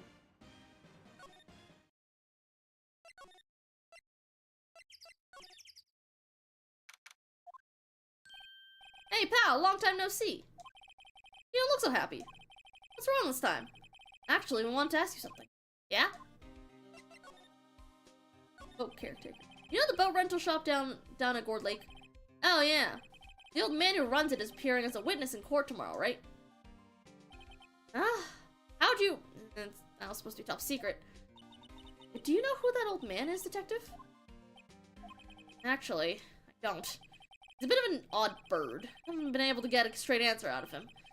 I said at first that he wasn't persuasive enough to stand and testify as a witness. That's why we called Miss Lotta Hart yesterday. As for who he is, we have absolutely no idea. Huh. Sounds suspicious. DL6 incident? Detective Gumshoe, please help us. Huh? We need to know about the DL6 incident. That was when Edgeworth's father died. I can't help but think that has something to do with this current case. To tell the truth, I don't know much about DL6 either. Mr. Edgeworth forbade us from reading the file, so I'm afraid I can't show them to you either, pal.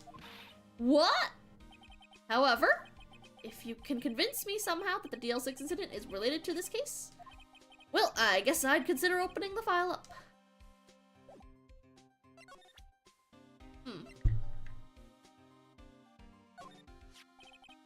What's that? A parrot? The old man at the boat rental shop's parrot. The parrot knew about that incident. Incident? DL6. What? Polly, have we forgotten something? Squawk, don't forget DL6. Squawk. Huh? Oh. Again, why's the bird now? I'm pretty sure that old man must have taught her that word. Yeah, but how would that old man know about the DL6 incident? Wait, what if... What if that old man was connected to DL6? Nick! You think he might be... Get ya? Sounds like you need information on the DL6 incident. Through there is the station's record room. I'll give you special permission to go in and find what you need. Alright, way to go, Detective Gumshoe! Okay, Nick, to the records room! I guess it's time we faced Edgeworth's path. Alright, to the records room. Number 26 Police Department records room. Wow, it's amazingly dusty. 10 years of files and 10 years of dust, I guess. Let's find that DL6 stuff quickly. 10 years ago, me and Edgeworth were 9 years old. We're almost through with 4th grade when he suddenly transferred. Because of DL6? Nick, I found out where the file is! Oh, thanks. So let me know what you want to find out about the DL6 incident. I'll go get the right file. Case summary. Well, first I have to get a handle on the main fact. Ah! Ow. Right. Summary. Found it! Here you go. September 28th, 2001. That was exactly 15 years ago from the day after tomorrow. So 2 days, case closed. The incident took place in the elevator of the district courthouse. What? Is this the same district courthouse where we're holding the trial now? Like it. There was a large earthquake at 2 p.m. on that day. Part of the court building collapsed and all the lights went out. Ow. That was some earthquake. At the time, 3 people were trapped in the elevator. It took 5 hours for them to be rescued. 5 hours! That would be scary like that in the dark. There was a lack of oxygen in the elevator. Survivors were unconscious. Survivors? One of the 3 in the elevator had been shot in the heart. That was Mr. Edgeworth's father, wasn't it? He said that his father was shot before his very eyes. So Miles Edgeworth was one of the other passengers in that elevator. Victim data. You have data on the victim. Edgeworth's father. Yeah, hold on. Victim. Here, found it! Gregory Edgeworth, 35, defense attorney. If he were still alive, he'd be 50. He'd lost that day's case in court, and got in the elevator with his son, Miles. Miles Edgeworth, of course. So he was in the elevator with his father. Getting the voices mixed up, goddammit. From the angle of the bullet and other evidence, it could not have been a suicide. The murder weapon, a pistol, was found in the elevator. The pistol had been fired 2 times. Where have I heard that before? Huh? Sounds just like this current case. What's going on here? Suspect data. Got any data on the suspect in there? That would be the guy that my mom got arrested. Hold on, this is it. Man arrested as a suspect in DL6 was... Yanni Yogi? He was a clerk in the court, apparently. So he must have been the 3rd person in the elevator. Well then, he had to have done it. But he was found innocent, thanks to his defense lawyer, Robert Hammond. Hammond, victim in our case. Right. Suspect, Mr. Yogi, was oxygen deprived, so much so, he had brain damage. He lost all memory of being in the elevator. After he was declared innocent, he disappeared. Where could Yogi have gone to, I wonder? Maybe closer than we think. Guess I know generally what happened in DL6 now. I still don't know what sort of impact the whole thing had on Edgeworth. Nick? Where are we going? We're going to take the whole file? There's too much! We'll never get it out! You're right. Why don't we just take what we think we'll need? DL6 case file added to record. Is that all the investigation? Right. That's what we'll be able to find here. Now all that's left is the trial tomorrow. Wonder how Dad will do testifying in court. To be continued.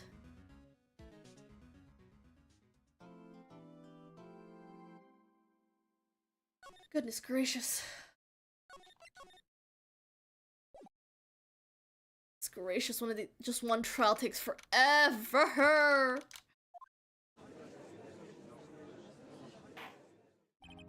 court is now in session for the trial of Mr. Miles Edgeworth. Ah, goodness.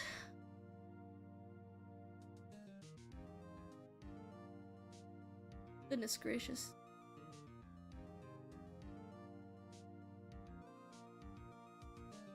The defense is ready, Your Honor. Very well. Apparently the prosecution is also ready. Who is the judge here anyway? Mr. Von Karma, your opening statement. Very well. No opening statements. So... Not so fast, Judge. Taking a meaningful pause before speaking. Right. Of course. A prediction! Today's trial will end 3 minutes from now. No way. Order! Order! Oh, wait, give me a second. I want to search something up. It is completely irrelevant to what's going on. I just wanted to search something up.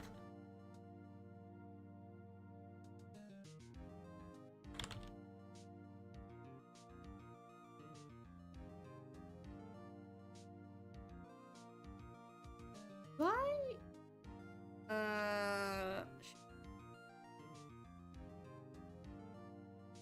We'll get up. Order! Order!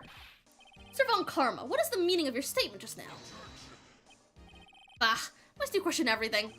It'll be over in 3 minutes. We have no time to waste. I'll call my witness now. Now wait, before he calls his witness, I will be right back.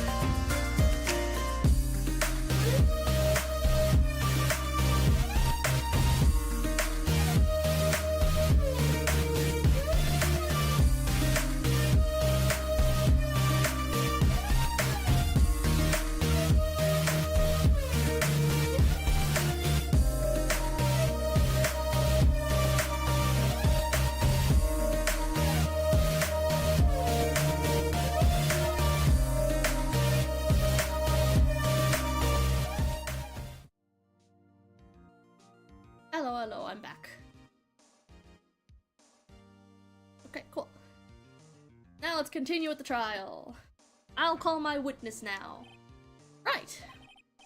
I call my witness, my decisive witness, to the stand. The mysterious boat shop owner. That is just a caretaker. Witness, state your profession. I'm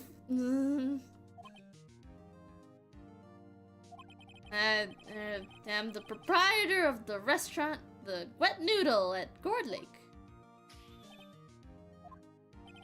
And I also rent boats.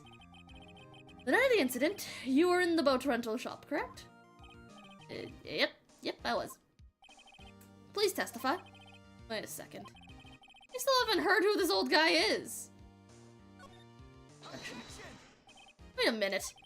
The witness hasn't stated his name yet. Guess I did not ask him, Mr. Wright. I have predicted this trial would end in 3 minutes. Stop asking trivial questions and cooperate. Yeah, right. The witness will state his name.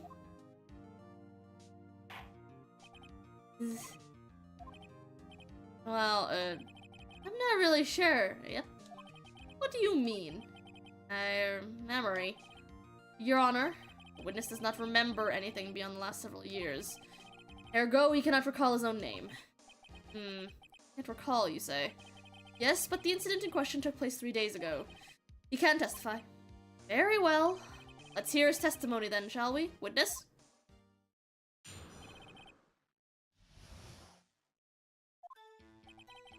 The night of the 24th, just after midnight. Yep. I was in the restaurant, where I rent boats, as usual. Then I heard a bang. Yep. When I looked out the window, I saw a boat just floating on the lake. Then I heard another bang. Just about then, the boat came back to shore, and the man walks by my window. Very well. I'd like to begin the cross-examination. There's nothing to question about my witness's testimony. Ergo, there's no need for cross-examination. Besides, there are only 10 seconds left before our 3 minutes are up. Judge, your verdict now. Yes? Mr. Wright? Cross-examine, obviously. What are you saying? Of course I'll cross-examine the witness. Very well, you may begin. Ah! Oh, wow. Excuse me, Mr. Von Karma? 3 minutes just passed. I see. Well then, let's just take our time. You may begin. You may cross-examine the witness. Bro, what kind of reaction was that? Is that the 24th after?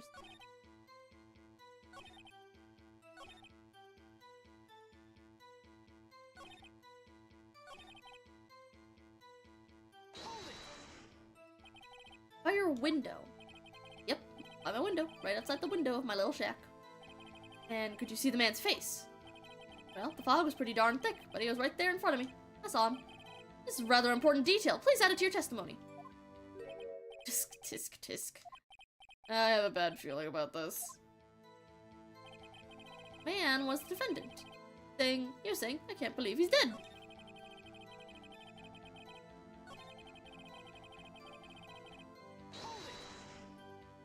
Huh. Are you sure? Uh-oh. Dad! Why'd you call him Dad? Good God. Dead certain, Keith. He said, I can't believe he's dead as he was walking by. Oh my God, why'd I give him a southern accent all of a sudden? I just gave him a southern accent, Lamau.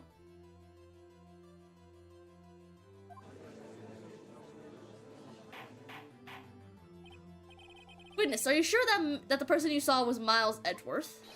It was him. That Edgeworth boy. Oh.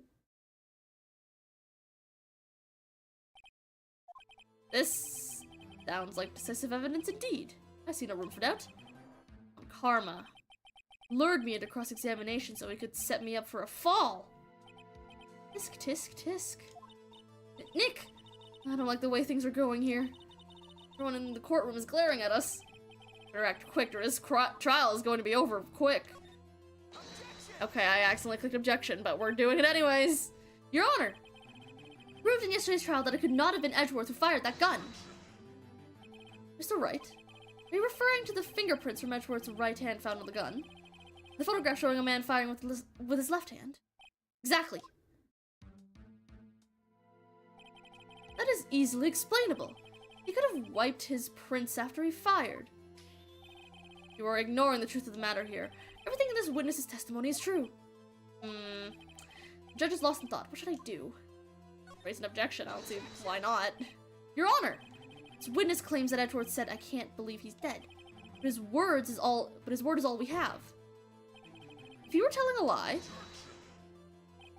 Right. In a court of law, the evidence tells all. Apparently, you have yet to realize even this basic fact. If you say his testimony is a lie, show us proof. Nick, do we have evidence? Not good. I can do... Sure. Be honest. I don't know what to do anymore. Please? You hear me, sis? Please? We need your help. Nick needs you. Tisk, tisk, tisk. 3 minutes was perhaps too high an expectation. However, 15 minutes isn't bad. This must be a new record. Enough! The witness may leave the stand.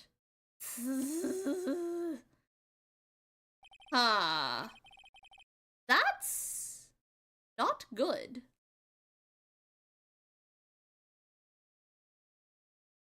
The court sees no reason to further prolong the trial, nor is there any need for more time to decide the case against the defendant. This case is extremely clear. I see no room for misinterpretation of the facts. What? No. Court finds the defendant, Mr. Miles Edgeworth. Wait. Oh dear, does this mean a game over? The accused was surrendered to the court immediately. To be held pending trial at a higher court within a month of today's date. That is all. This court is adjourned. Wait!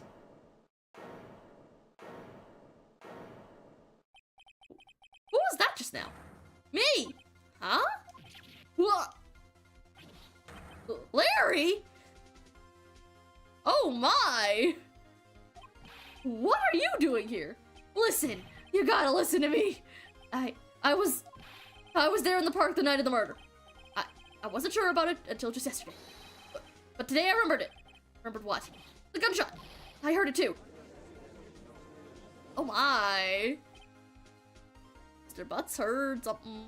Order! What is the meaning of this? The verdict has been decided. I call for adjournment. One moment, Mr. Von Karma. So you say you heard a gunshot? Yeah, I did. A gunshot. That night. Sitting here in the audience listening to the testimony. Then I realized something he said was different from what I remember. Anyhow, I can't just sit here and let you call Edgy a murderer. It's just not right. I'll testify. Let me testify. Ooh, let's go. Order. Order. Well, this is the first time something has happened like this in my court. Not quite sure how to proceed. Judge, you've already given your decision. The trial is over. Nick, this is it. Larry's given us one final chance at this. He's right. If only it wasn't Larry. It would make things even worse. Sir Edgeworth was just declared guilty, Nick. It doesn't get any worse. You're right. Okay. Your Honor, if there is another witness, it is our duty to hear him speak. Right here, right now. A waste of time. The verdict cannot be overturned. Allow me to speak my opinion. In all court proceedings, it is our duty to prevent an inaccurate verdict. In order to make sure no mistake has been made, every witness should be heard. What is this? I withdraw my previous verdict of guilty. Whoa, okay, we're getting somewhere,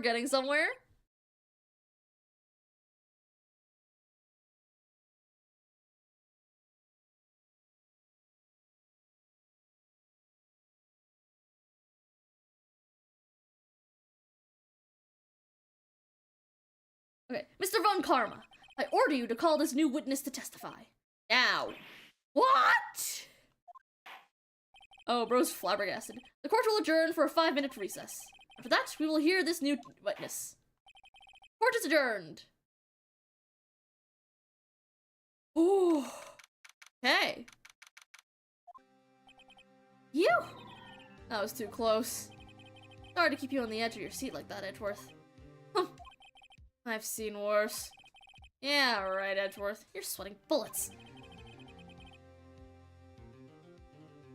I just wonder what Larry plans to say in there. Larry was at the lake that night? Yes. He said he went looking for the steel samurai balloon that flew into the lake. Alright! And he found the balloon in the air tank that night. Yeah. Edgeworth. Huh? You say something, right? Yeah, a lot of things. Seem out of it. What's wrong? It's nothing. Mr. Edgeworth? There's something I've been meaning to ask you. What's that? Why are your fingerprints on the murder weapon? Oh.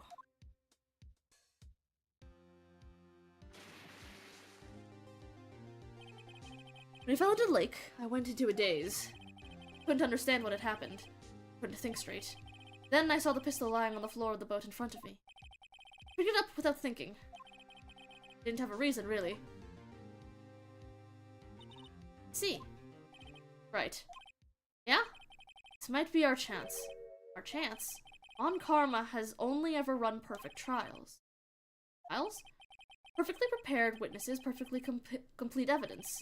That's the secret to his success. This is the first time he's ever had to deal with something unexpected. Has to let someone he hasn't even talked to testify before the court. That someone is Larry. What are you getting at? It's likely his testimony will be full of holes, right? That's right, Nick. No 10-minute trial this time. We'll milk this one for all it's worth. Hey, it was 15 minutes. 15! Everything's on Larry now. This could go well, or this could go bad.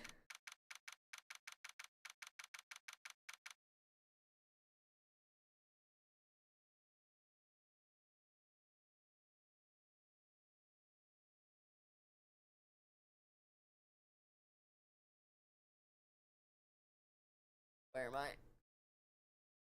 I'm lost. Alright, let's do this.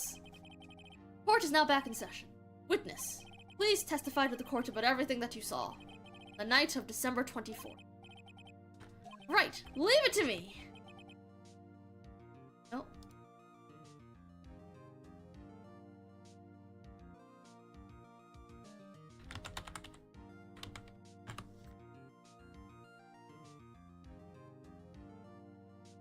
Please, Larry, don't mess this one up. I hate to admit it, but you're our last chance. Von Karma didn't even have time to prep his witness. I just hope Edgeworth is right about this being our big break. Hey, what's your testimony? That night, I was out in a boat on the lake. I was looking for something, and I found it. So I quietly slipped the boat back in at the rental shop dock. Then, just as I was thinking about going home, I heard this bang. I looked out over the lake, but I didn't see a boat. So after I heard that same gunshot, I went home. It was an unusually vague testimony, even for this court. In any case, Mr. Wright, you may begin your cross-examination. Yes, Your Honor. What's wrong, Nick? It's Larry. I have no idea what he's going to say if I press him. I'm scared. Well, this far, there's no way to go but forward, Nick.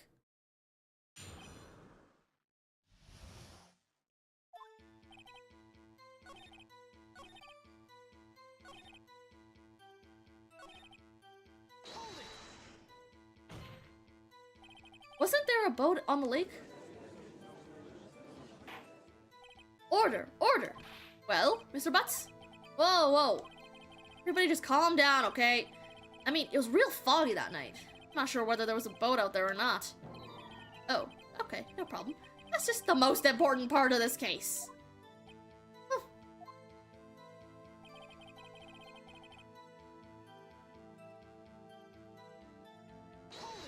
Why? The only option here is just to press him on everything. So you only heard one bang, correct? Yeah. Huh. Well, Nick? Pretty wishy-washy testimony, wasn't it? Guess I should just start working on the contradiction. Sorry. Wish I could be more helpful. I wish I could call my sister. Well... we'll just have to,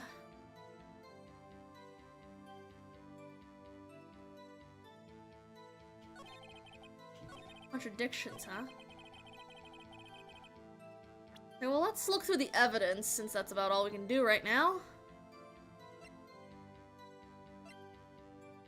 The death, one far away. Second lake photo. Red map.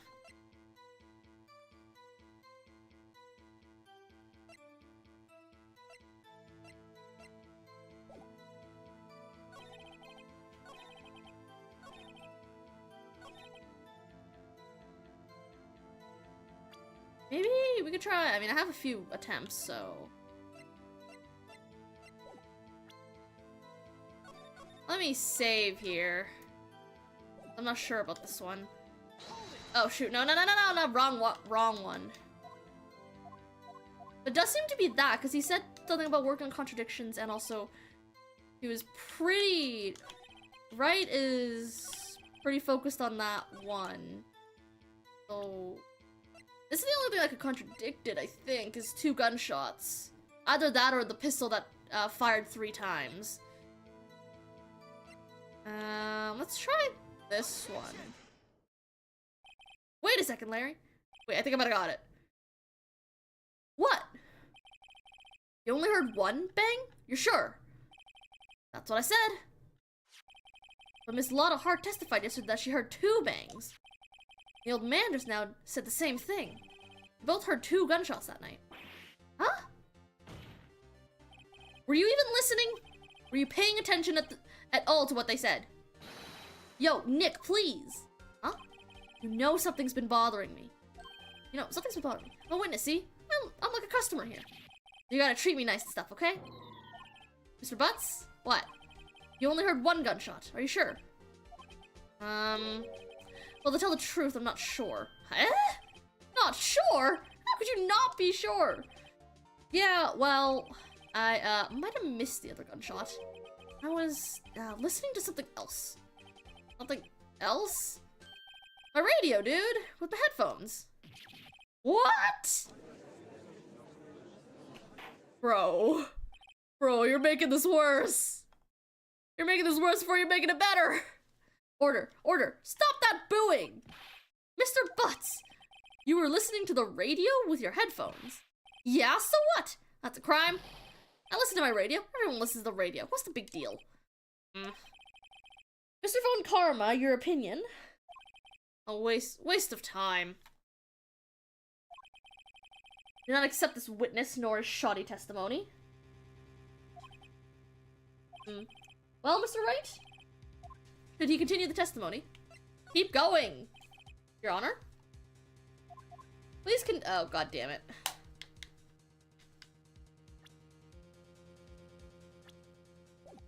God damn it, I missed the line. Oh well, no, I had to go back to it now. Ah, nothing is more pitiful than a lawyer who doesn't know when he's lost. Very well, Mr. Butts. Please give your testimony and be sure to include details like your radio. Right, leave it to me. I wouldn't if there were any other way out of this, believe me.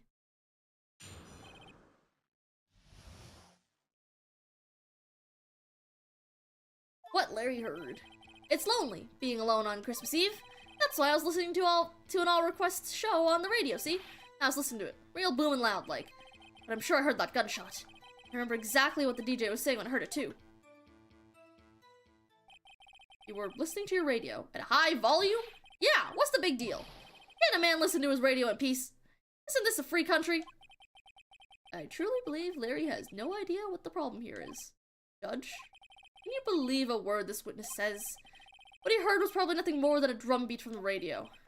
True enough, it is difficult to believe this testimony. Wait, Your Honor. The witness said he remembers exactly what the DJ said when he heard the gunshot. Excuse me? DJ? An announcer, the guy who says things on the radio. Anyway, what this means is when he heard the sound, no music was playing. The DJ only talks between songs, so we could have heard the gunshot from the lake. I'd like to cross-examine the witness, Your Honor. Very well, Mr. Wright. I can't believe I'm continuing this charade.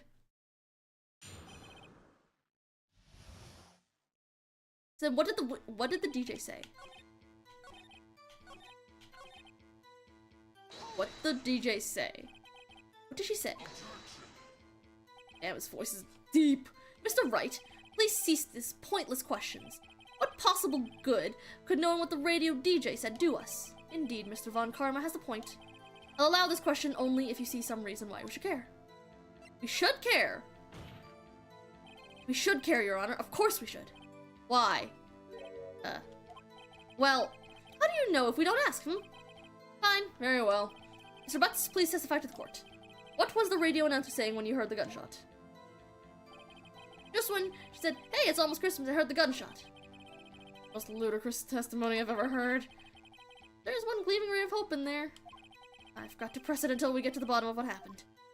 Excuse me, what?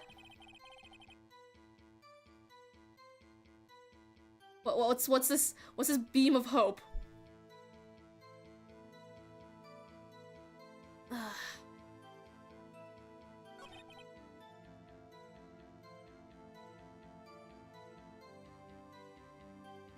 This is beam of hope.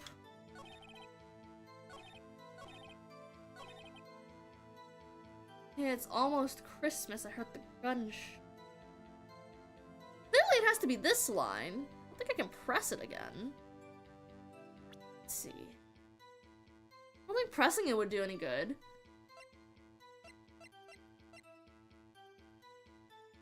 It's almost Christmas. The murder happened at midnight between the 24th and the 25th. The gunshots were just after midnight.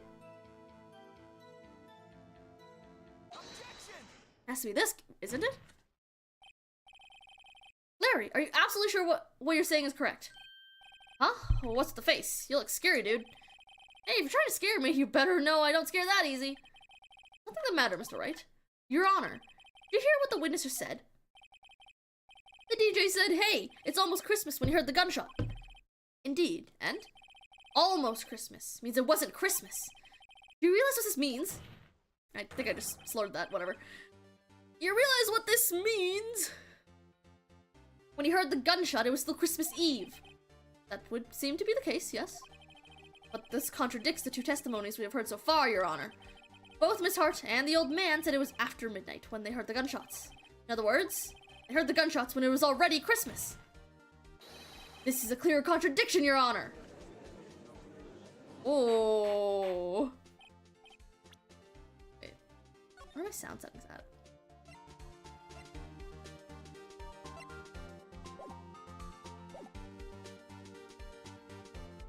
Turn up the sound a little bit, it's a little quiet. It's a little quiet. Order! Order! What does this mean? The two prior witnesses heard gunshots after midnight. However, this witness says he heard a gunshot before midnight. Judge, the answer is simple. The current witness is plainly mistaken. Just look at him! Suspicious! What? Well, Mr. Wright, what do you think about Mr. Butt's claim he heard the gunshot before midnight? That is right. Obviously. There is not mistaken, Your Honor. He heard that gunshot before midnight. Why would he be mistaken? We gotta trust him.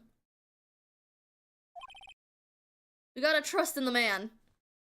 Intriguing. I'm assuming you have evidence for this wild claim.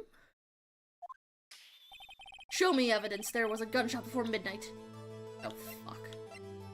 Taken before... Oh! Wait, this one! Taken before at 11:50. Look at this photograph. This is taken by our witness yesterday, Miss Lotta Hart, with her automatic camera. The timestamp on the photo reads December 24th, 11:50 p.m. Oh? But there's nothing on the lake in this picture.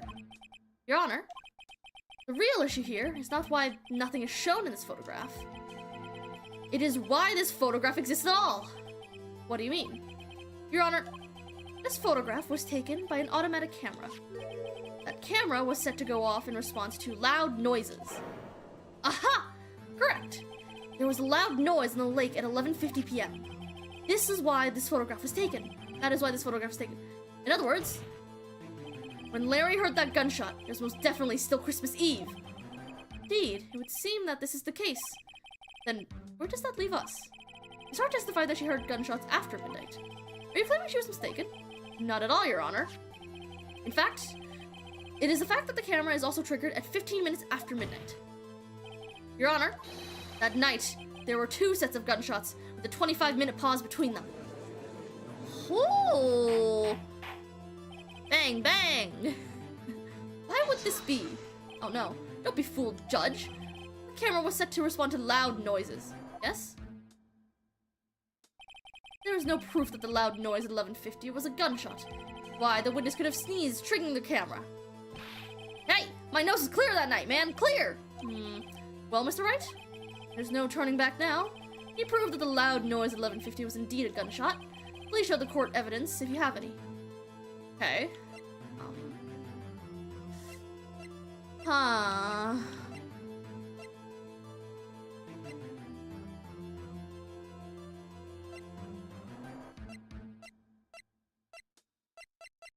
I think it's finally time for me to show this damn gun that was fired 3 times.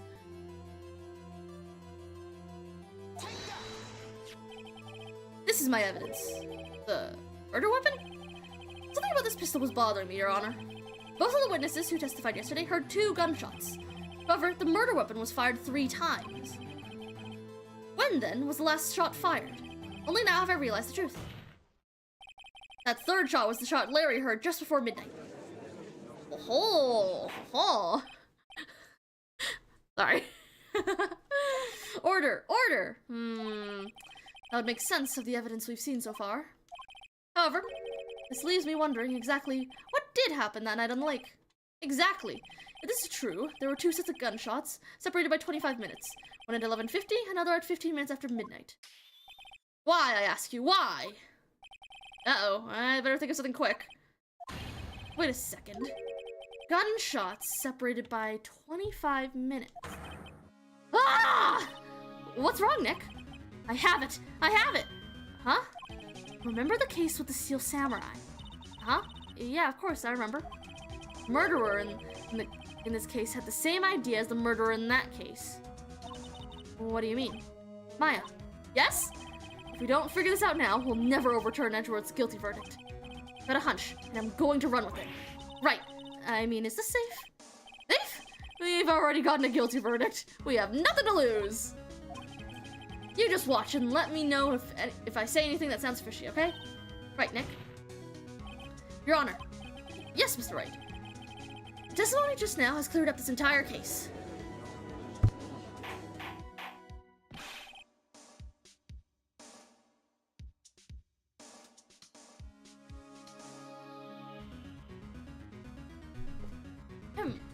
What do you mean, Mr. Wright? Tisk, tisk, tisk. So, you've finally realized the truth. There can be no other murderer than Miles Edgeworth himself. Wrong, Von Karma. A man was shot that night. It wasn't Edgeworth who did the shooting.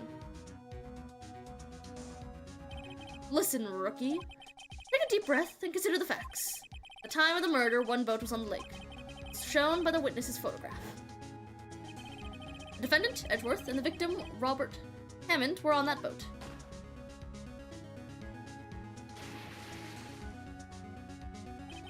There was a gunshot fired on that boat, and Robert Hammond fell into the lake. The distance of the shooting was 1 meter. It couldn't have been suicide. Well, the guilty party has to be the other man on that boat. I admit, it is hard to imagine any other possibility. Yes. But this assumes that the victim was shot at 15 minutes after midnight. Well, what do you mean by that, Mr. Wright? You have photographic evidence at the time of the shooting. Timestamp on the photo says I can't read. Says 15 minutes after midnight. Let's just leave it at that. I can't read. But Larry heard a gunshot 25 minutes before that. Robert Hammond was killed then, 25 minutes before the shot on the lake. That's the only way that Edgeworth could be innocent. It's alright. Are you quite mad? Explain who the 2 men on the boat are. It's Edgeworth and the murderer. Of course, it was Edgeworth and the murderer. After the murderer killed Robert Hammond at 11:50, he assumed the guise of Mr. Hammond and met Edgeworth. What? Are you serious? Yes. Edgeworth won't tell us why you went to the lake that night. However, I have a hunch. That night, Robert Hammond called Edgeworth to the lake. Now, Edgeworth didn't know Robert Hammond's face that well. That's why he didn't suspect anything when the murderer took Robert Hammond's place. I'm not sure what to make of all of this. Ludicrous! Mr. Wright, what's the name of the murderer then? Murderer's name? Right, it's... I don't know.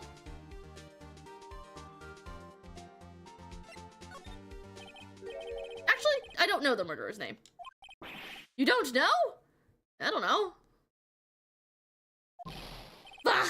Again, you waste my time. I don't know because he never told us. Murderer is the caretaker of the boat shop, that old man. In 11:50, he was the one who killed Robert Hammond. The caretaker of the boat shop? Where did he do this? There weren't any boats on the lake then. Why would he have to go all the way out on the lake just to shoot someone?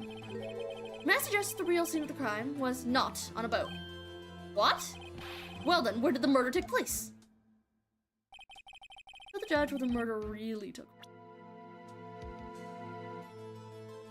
I think it'd be here, wouldn't it? At the rental shack? I feel like it'd have to be the rental shack. I don't see anywhere else it could be. Here, of course, the boat shop where he lives.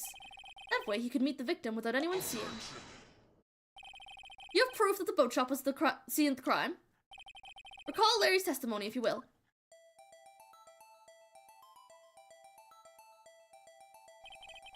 That night, he was out on the lake in a boat, searching for something. He finds it and returns the boat. Then, just as he's starting to head for home, he hears a gunshot. He heard a gunshot, Your Honor, even though he was wearing headphones at the time.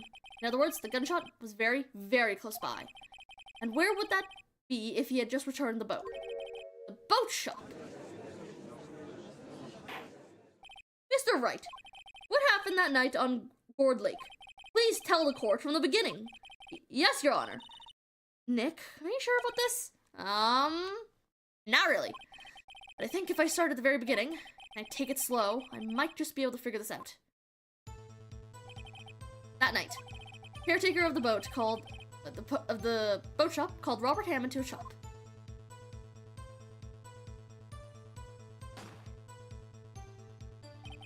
This is around 11:50. That was when the gunshot that Larry heard was fired. After that, the caretaker put on Robert Hammond's coat. Came Robert Hammond.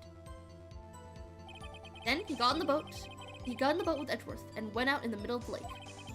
Then who fired the pistol in the boat, Mr. Wright? It'd have to be the boat shop caretaker. Of course, it was the murderer who shot the pistol. Shot twice. Both missed Edgeworth on purpose. Wait a minute. Yes? Why would he shoot twice if he didn't mean to hit anyone? Details. Know this, Mr. Wright. The moment you run out of explanations is the moment you lose. Tell us why the murderer had to fire twice. To create a witness, I assume? I believe he shot twice to create a witness, Your Honor. Create a witness? The murderer lifts his pistol and fires one shot. That ensures that anyone who heard the shot would look at the lake. Indeed, Miss Hart did exactly that after hearing the first gunshot. Next, the murderer waits a bit, and he fires again. And then... murderer jumps from the boat himself, leaving the pistol in the boat behind him. Huh. I see. To someone looking from the edge of the lake, it would appear that one of the men on the boat had shot the other. The murderer didn't know about the automatic camera, of course. That's why he shot twice to draw attention to the boat. Once he realized that everything else falls into place, boat shop caretaker swam back to his shop. Then he put Mr. Hammond's wet coat back on his body and threw the body into the lake. This is what happened, Your Honor. These are the events that transpired that night on Gourd Lake.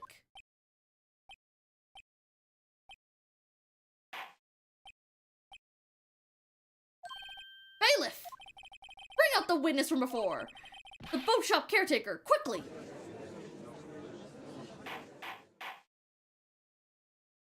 Man, how do you get unlucky enough to be involved in 2 murder cases? Like, bro, Larry's just out here, like... Very well, while we are waiting for the caretaker, I'd like to ask the defendant, Miles Edgeworth, a few questions. Mr. Edgeworth, please take the stand. Hello, Edgeworth. Mr. Edgeworth, you heard what the defense has said? Yes. Well, why did you go to the lake that night? What Wright has said was mostly correct. Astonishingly so, actually. Yes. Several days ago, I received a letter. The letter was signed Robert Hammond. He asked me to come to the boathouse by the lake at midnight on Christmas Eve.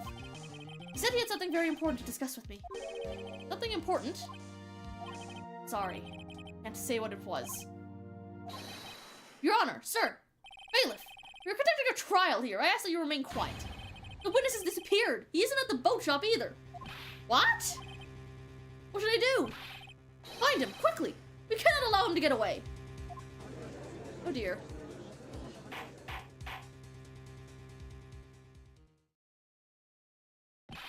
Mr. Von Karma, your witness has disappeared. Search warrant has already been issued. It goes without saying that I cannot declare a verdict under these circumstances. I will extend the trial until tomorrow, the final day allowed. I request that the police department utilize all its forces to find that witness. I understood. One more thing. Just who is that boat shop caretaker? I think his identity has become very important to this trial. I want him, and I want to know who he is. Very well. Court is adjourned. Lovely. September 27th, 1:22 p.m. District Court, Defendant Lobby number 2. Yay, Nick, you did it! Yeah. Well, at least we got out from under that guilty verdict. What about Larry? That was something else. Even Von Karma didn't know what to do with his testimony. Larry really helped us out. Sure. Once I sifted through his unique testimony. Still, he did save us. Now I just wish our cases weren't so down to the wire all the time.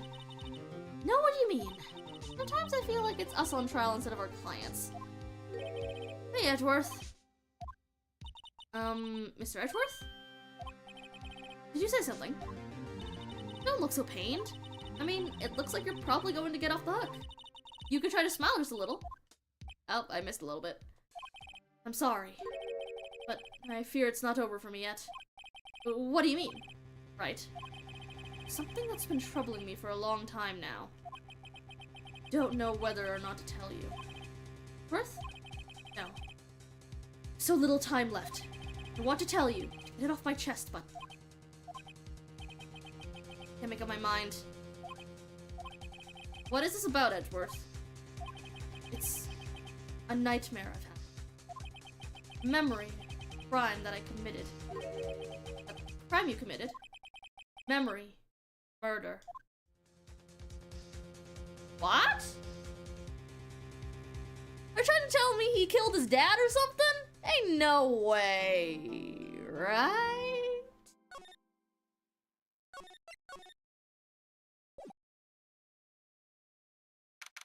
December 27th, 2:11 p.m. Wright & Co. offices. What's Mr. Edgeworth talking about? Memory of a crime I committed. Memory, murder. You really think Mr. Edgeworth killed... I don't believe it. Not Edgeworth. The painful memory has been troubling him recently. He never takes someone's life. Never. Nick? Yo! How's everyone doing? What do you think of my performance today? I had him swooning in the aisles, huh, Maya? Swooning? Me? Oh. Oh, yes. I do remember feeling faint. Right on! Tell me the truth. It was like love at first sight, right? Right, Nick? Huh? Me? Well, maybe my heart skipped a beat or two. I think you can do better than that. Come on! I saved Edgeworth in there, dude! Edgy! You guys should be bowing before me, yeah? Bow before your hero! Larry, you really helped out in the trial today. You did! you weren't there, Larry, I'm sure Mr. Edgeworth would have been found guilty. He's laughing. But seriously, Nick, that boat shop caretaker guy is pretty suspicious. But Edgy ain't off the hook yet. Way to spoil the mood, Larry. Hey, I'm just the guy sitting in the audience, you know? But from where I was sitting, Edgy seemed pretty edgy. I mean, can you really know he's telling the truth about that night? Nick? Don't know. What I do know is, going to believe in you two until the end. Us two? Edgeworth and who else? You mean me, right? Nah, he means me. Right, Nick? Yeah, you, Larry. Not me? But why you, Larry? Huh? Actually, yeah, why me, Nick? Enough with the silent treatment.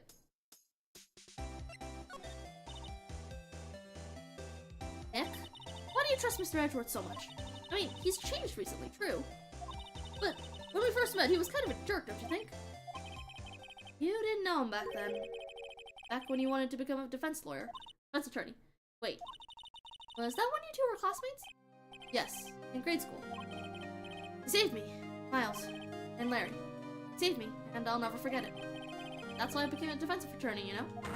What? Hey, Larry, what's he talking about? Huh? Sorry. I kind of forgot. Huh. Okay, Nick, out with it. I'm going to hear the story today, and that's final. Okay. It's kind of a long story, so hang in there. It was the very end of 3rd grade. I was on trial. A class trial. Class trial? I want to hear this. Remember, Larry? Spring, end of 3rd grade. A kid in our class got his lunch money stolen. Lunch money? Our school was really small. Every month, kids would bring in an envelope with money for lunch from home. Huh, I see. Anyway, this kid's envelope disappeared. $38 still inside. Oh. Yeah, now that you mention it, I do remember that. See why you'd forget, though. You were out of school that day. Anyway, the envelope had been stolen during PE class. I was coming down with a cold, so I skipped PE that day. I was the only one not in class. So, they thought you did it. Yeah. The kids in class said I should be put on trial. Trial? No, the next day we held a classroom trial with me as the defendant. I didn't do it! Guilty! He did it! Guilty! Give the money back! You're such a meanie! No one would play with him! Just admit you did it! You can't hide the truth! Tell us the truth! I can play with you anymore! Yeah! And no Borg Eraser! He should be allowed in the relay race! Or in the library committee! Give me back my 50 cents I loaned you! Hey, did you rob the bank the other day? The bank? Now, Phoenix, you know you shouldn't steal people's money. It's not right. In the end, even the teacher thought I'd done it. Go over and apologize, Phoenix. I didn't know what was happening. I was so sad, I couldn't stop crying. Everyone was staring at me like I'd done it. I tried to apologize. I went to where the boy whose money had been stolen was sitting. When it happened. You shouldn't have to apologize. The only thing that belongs in a trial is evidence. Anything else has no place. You should all be ashamed. Amateurs. Miles? Wow, damn! Fancy looking kid! It wasn't you who stole my money, was it? No? Then you shouldn't apologize. Everyone's been shouting you did it, but no one has any proof. That is why, Your Honor, this boy is innocent. But Miles, it was your money that was stolen. Yeah, he did. He's the one. You don't need proof. Make him say he's sorry. Why don't you all just shut up? This is always how it is. Everyone ganging up and picking on one person. Just think how he feels. He said he didn't do it, so he didn't do it.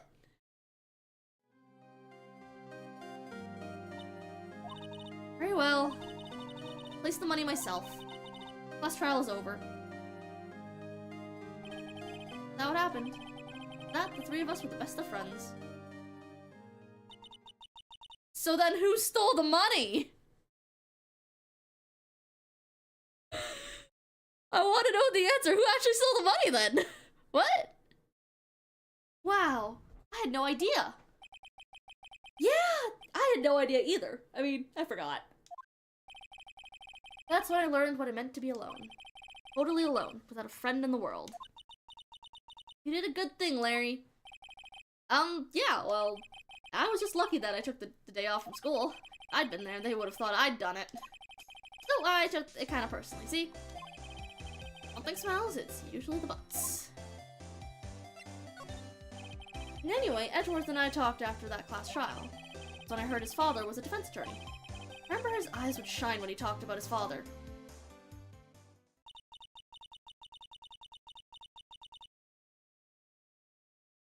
Oh, whoops. I'm going to become a defense attorney, just like my father. Famous defense attorney.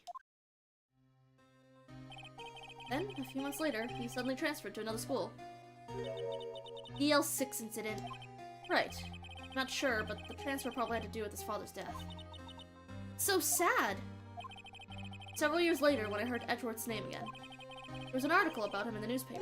The headline was something like, Dark Suspicions of a Human Attorney. Fabricating evidence, manipulating testimonies, covering up facts. The article said he'd do anything to get a guilty verdict. Anything. But why? What happened? I mean, it's not the Edge I used to know at all. That's what I thought too. I tried to get in touch with him, I don't know how many times. He never replied. Guess he didn't want to see his old friends. I couldn't just drop it though. I wanted to meet him, learn why he had become who he had come. That's when I decided. Wait, you don't mean that's why? That's why you became a defense attorney? To meet Edgeworth? If I was a defense attorney, I knew he'd have to meet me whether he wanted to or not. In court. Edgeworth believed in me. I believe in him. He's a pain, and no one's on his side. The only one who knows the real Edgeworth. The only one who can help him. Whoa, Nick. So is that why you helped me out for free? Yes. I helped you because I believed in you. Except I don't remember saying I'd do it free. Ah, Nick. Nick! We have to save Mr. Edgeworth. This is the last thing I do. It's the last thing we do. Got it? Oh, okay. I can't read. Right. It very well may be. First, there's that rental boat shop caretaker. We need to find out who or what he is. I'd settle for who. Guess I can clean out some of this evidence I no longer need. Okay, let's go.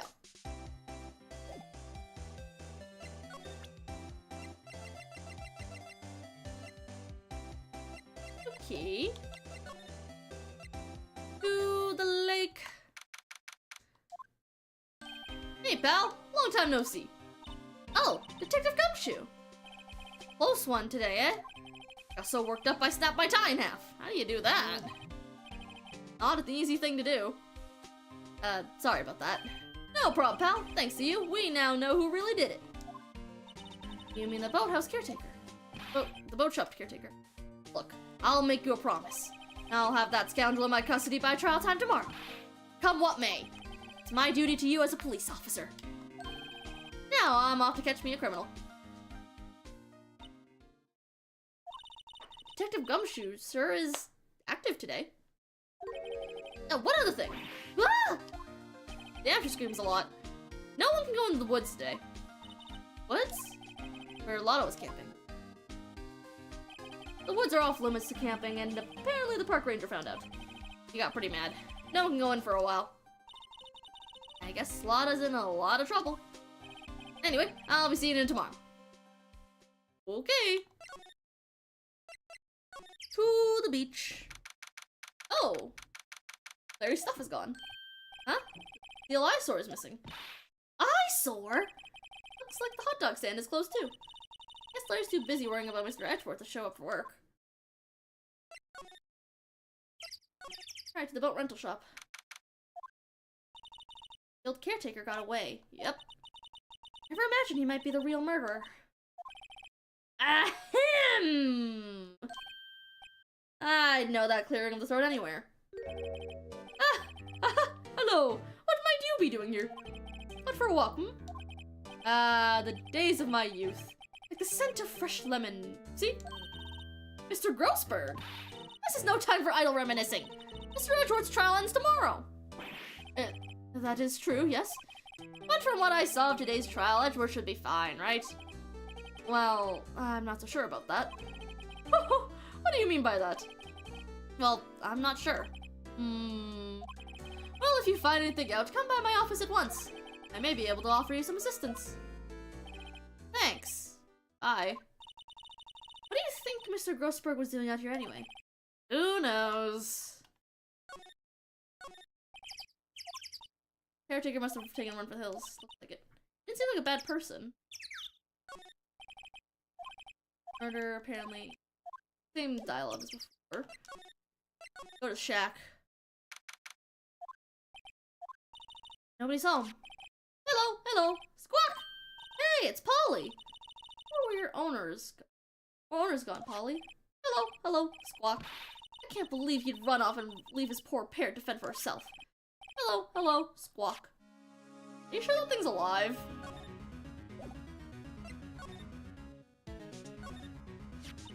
Maybe I should take care of Polly, Nick. You probably shouldn't just kidnap her. The police know about her anyway. I'm sure they'll do something. Well, okay. Sorry, Polly. He says I can't take you. Great. Now the bird's going to hate me.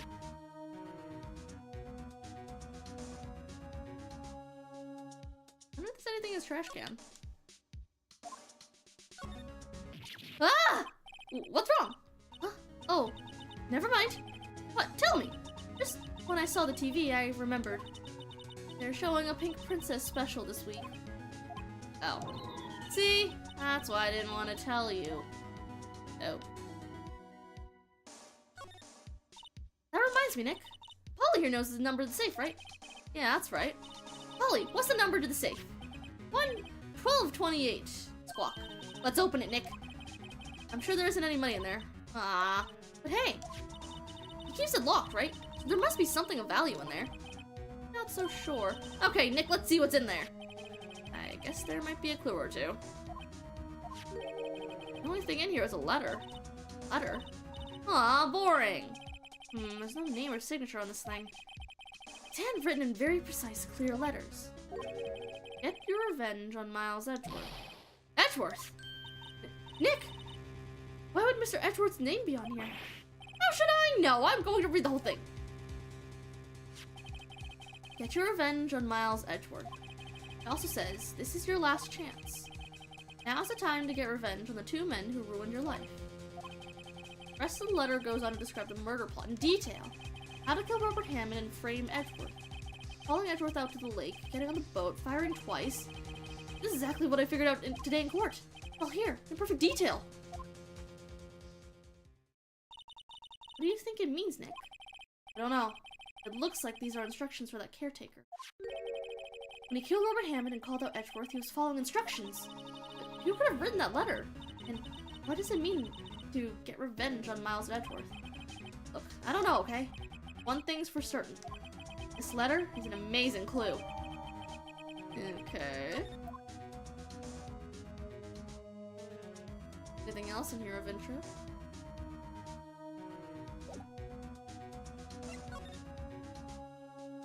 I don't think there's anything else in here of much interest. Alright, let's go ask Edgeworth. Let's go ask Edgeworth some questions.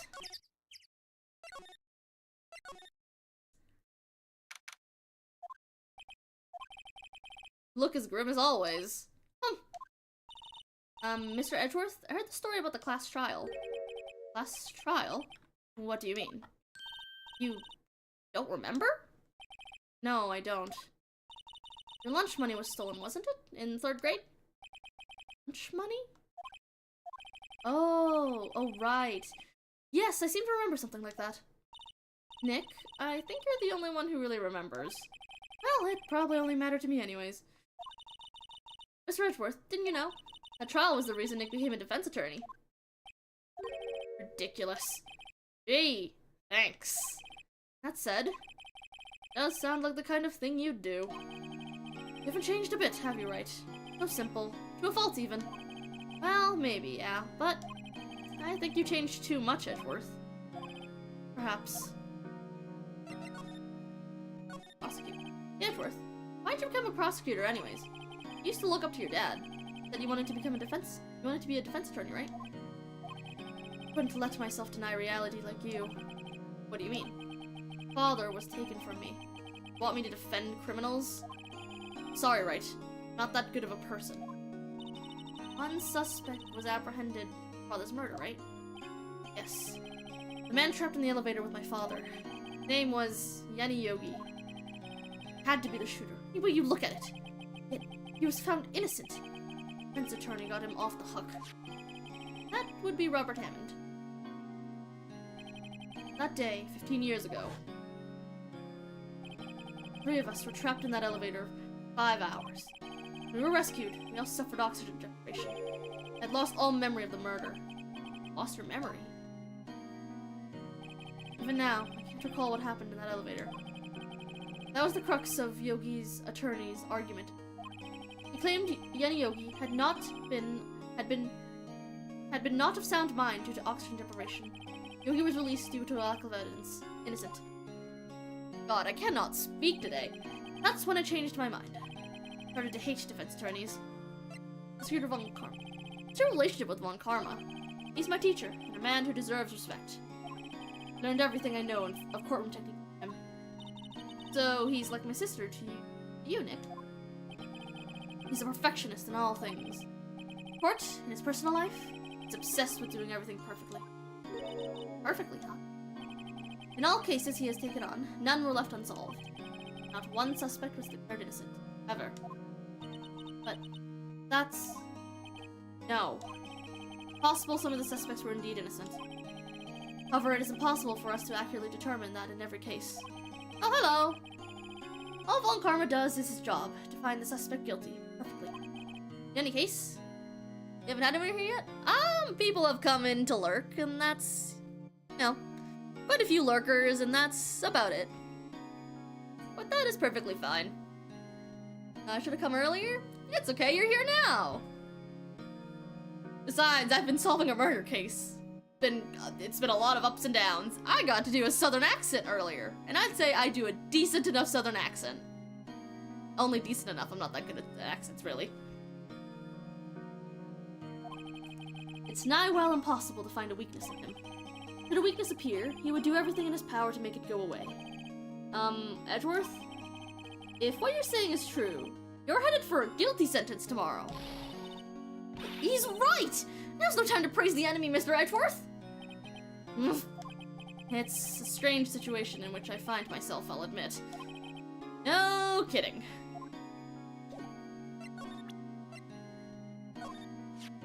Edgeworth, see this letter?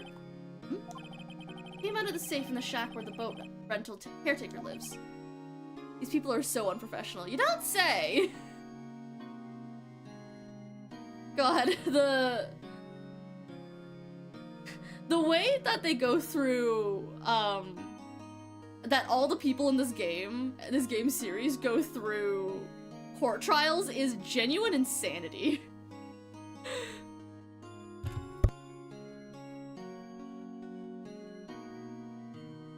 Like, man, the way they go about it is incredibly crazy. Like, what do you mean that this, like, legendary prosecutor managed to get the judge to just go along with his words and is like, Judge, I'm tired. Let's go to a 10-minute recess. And the judge is like, oh, yeah, sure. 10-minute recess, everyone.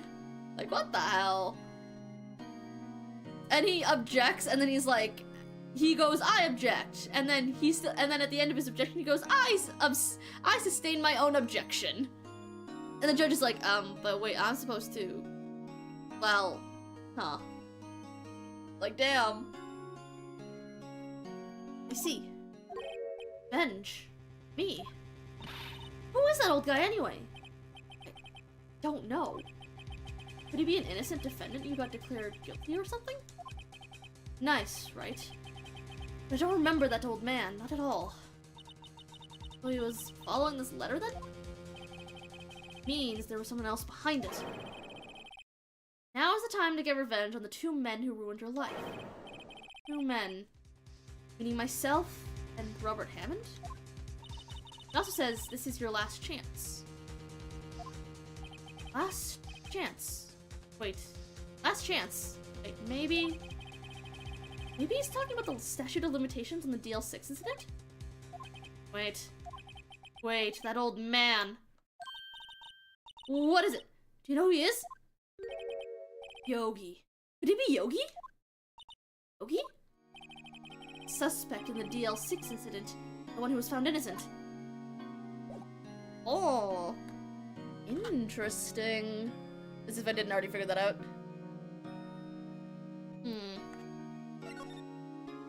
Yanni Yogi. Yanni Yogi was a court bailiff at the time. We just happened to be in the elevator together 15 years ago. Oh yeah, I meant to ask you if you haven't just set up a server. There's something I have to do to gain access to some main area. Oh yeah, so basically, to get access to the main area of the server, you just have to go into the rules channel, scroll all the way up to the top, and then just like click the check mark, and then it'll let you in.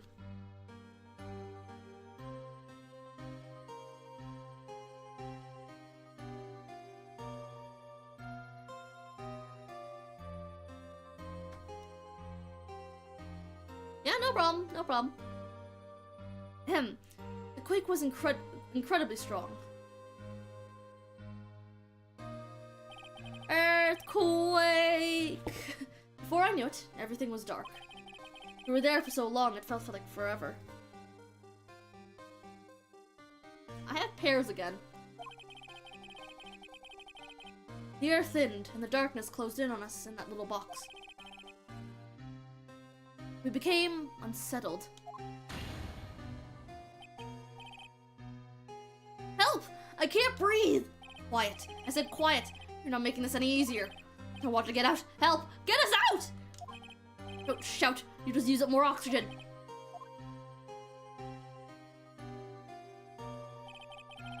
That's all I remember. When I came to, I was in a hospital bed, staring up at the ceiling. Court, Yanni Yogi's mental condition was called into question. Claimed the oxygen deprivation and stress had caused temporary insanity. In the end, the claim passed the court. Yogi was found innocent. Huh. But isn't that strange? The letter tells him to get revenge on Edgeworth. Why would he want to take revenge on you? Right? Yeah? Something that's been troubling me these last few days. I didn't know whether or not I should tell you. You mean the nightmare? It's a nightmare I've had. Memory of a crime that I committed. Crime you committed? Memory of a murder. Think the time has come to tell all. Alright, what's this about? The last 15 years, I've had the same dream almost every night. Wake up in a fearful sweat every time. What kind of dream? Dream about my father's killing. In the dark. Help! I can't breathe! Quiet! I said quiet. You're not making this any easier. I want out! To get out! Help! Get us out! Don't shout. You just use up more oxygen. I can't breathe! You're using up you're using up my air! What? Stop breathing my air! I'll stop you! Ah! What? What are you? Stop breathing my air! No! Father! He's attacking Father! Then I see the pistol lying up by my feet. Don't know if it was evidence from that day in court or the bailiffs. The days I pick up the pistol. Get away! Oh, he threw it. Get away from my father! Bang. Ah! Oh. That scream, I wake. Bone-chilling scream. A scream that rung in my ears the last 15 years. Crazy.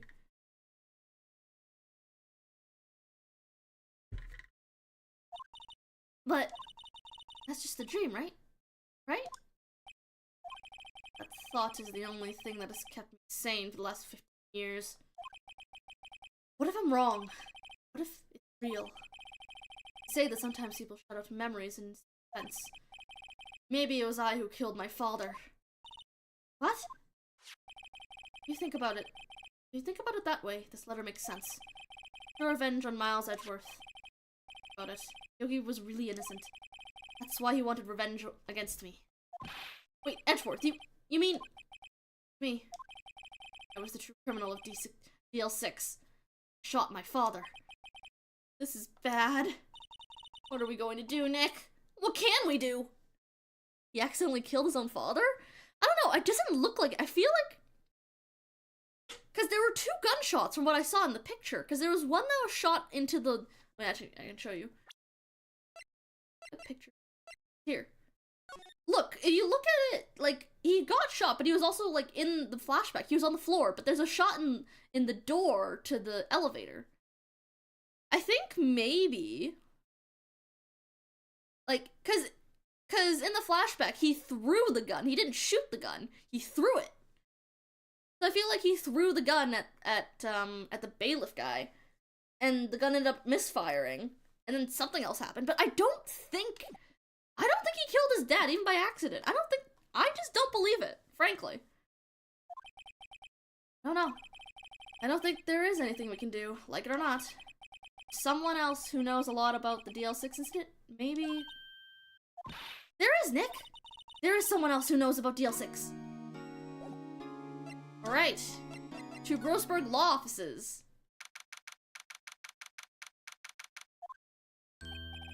Mr. Grossberg. Ah, hello there. What's wrong? You look troubled. No kidding! I can't believe you're not! My. Just calm down and tell me what's happened, It's Mr. Edgeworth. He... sob. I see. So Edgeworth dreamt he shot his own father. It's only a dream. Only a dream! I wonder... what? If that's the case, then why do you two look so troubled, Well... also, consider this. Yogi quite certainly holds a deep grudge against Miles Edgeworth. So deep, he'd want to frame him for murder. This leads me to surmise that Mr. Edgeworth's dream was not a dream, but real, as you imagined.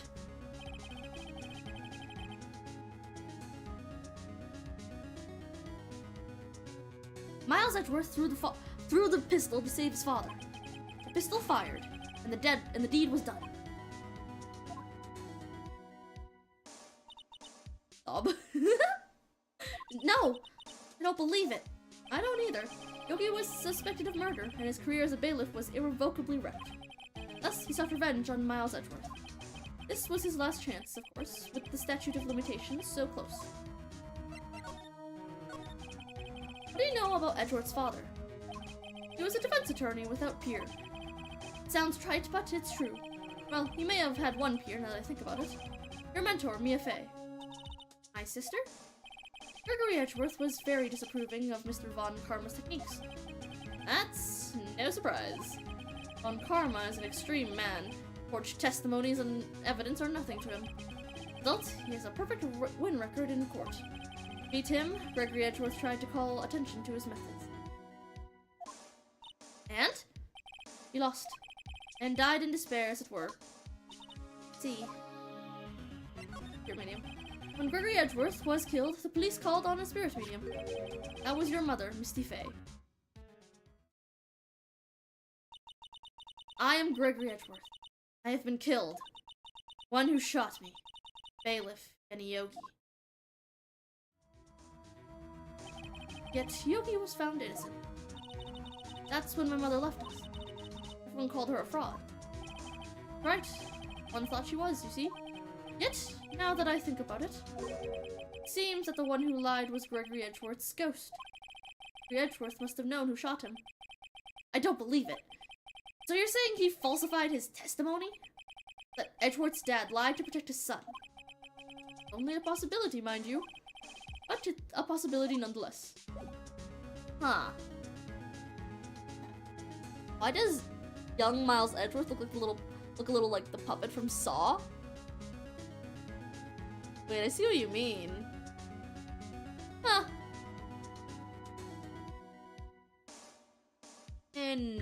interesting. Okay. Let's give him the letter. Oh-ho! So this is the letter. It does seem that Yogi was following this letter when he killed Hammond. Why kill Robert Hammond? Hammond was a skilled defense attorney, but he defended clients not for their sake, but for his own. Huh? His own sake?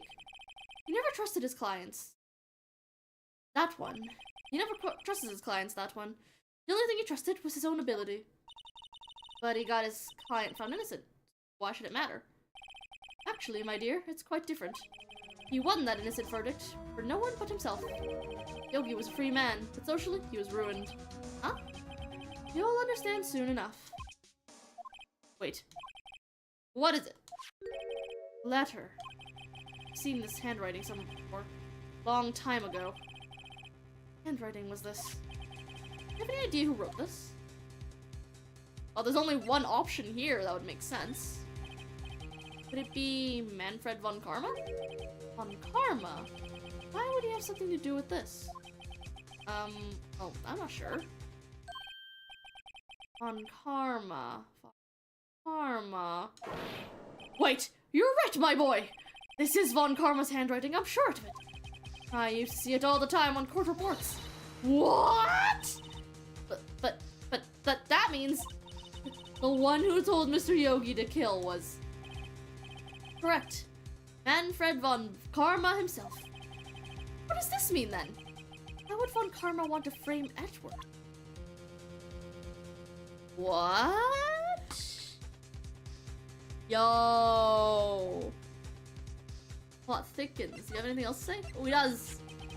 If it truly was von Karma who wrote this letter, he would know the truth.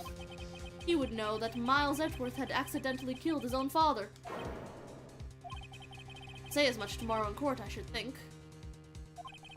Press the point until the court finds Miles Edgeworth guilty. Oh no. But how could von Karma know about Edgeworth's past like that? Even Edgeworth thought it was just a nightmare. That I do not know. Yet I do know that von Karma is both persistent and a perfectionist. Maybe seeking to satisfy a grudge against Gregory Edgeworth by hurting his son. What do you mean? It was 15 years ago. Von Karma met Gregory Edgeworth in court. Von Karma did win. Didn't make it through the trial unscarred.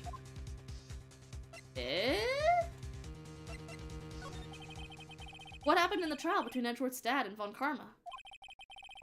Von Karma got the guilty verdict he wanted. He won the trial. Gregory Edgeworth accused von Karma of faulty evidence. And though he lost the trial, Mr. Edgeworth's accusation stood. Faulty evidence? It was the only penalty von Karma has ever received in his career as a prosecutor. Gregory Edgeworth dealt a blow to his perfect trial record. Wow. Must have been quite a shock for von Karma. He took a vacation for several months after that, you see? A vacation? Yes, an unusual event for the man. That was the first and last vacation he's taken in his many years of prosecuting. Really? He doesn't take vacations? Like, go to the sea, or, to the mountains? Don't tell me he's never been to Europe! You have strange ideas about vacations. No, those seem like perfectly normal ideas for vacations to me. In any case, that was the only time he took a vacation from work. I believe the penalty upset him quite a lot. Odd? I wanted to keep a record so badly. Why would he take such a long vacation? What do we do, Nick? Von Karma is going to bring up DL6, you can bet on it. What if Mr. Edgeworth pleads guilty to DL6? I won't let him. Yes, Mr. Wright. I hate to say this, but even accidental murder is murder, you know. I know that! 不要睡觉。祝你好。别。Okay, have a good night! Have a good night. Sleep well and whatnot. I don't know what to say. But yeah, have a good night.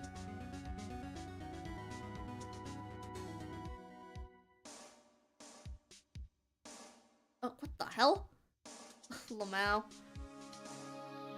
Something went wrong. Give me a second.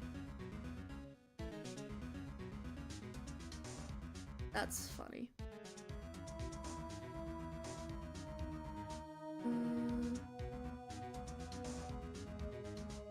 Yeah, hopefully no. Can you read traditional? A little bit. I'm better with simplified, but I can read a bit of traditional. I'm a little rusty with my traditional. But yes, let's hope it just takes me a few seconds to read. But yes, okay. Hopefully no one else gets murdered. But I mean, it is Ace Attorney though, so murder is inevitable. Yeah. Good night. I know that. I just believe in Edgeworth's innocence. I can't believe he'd kill someone. But Nick, Sir Edgeworth admits it himself. His father must have lied to protect him from beyond the grave. I don't care. I know he's not guilty. Mr. Wright, if you say so, I suppose I could go check again. The police files might hold something of interest. Mr. Grossberg, thank you. I can't promise anything. In fact, the chances of finding something are slim. I understand. Police materials. I should go check on those police materials.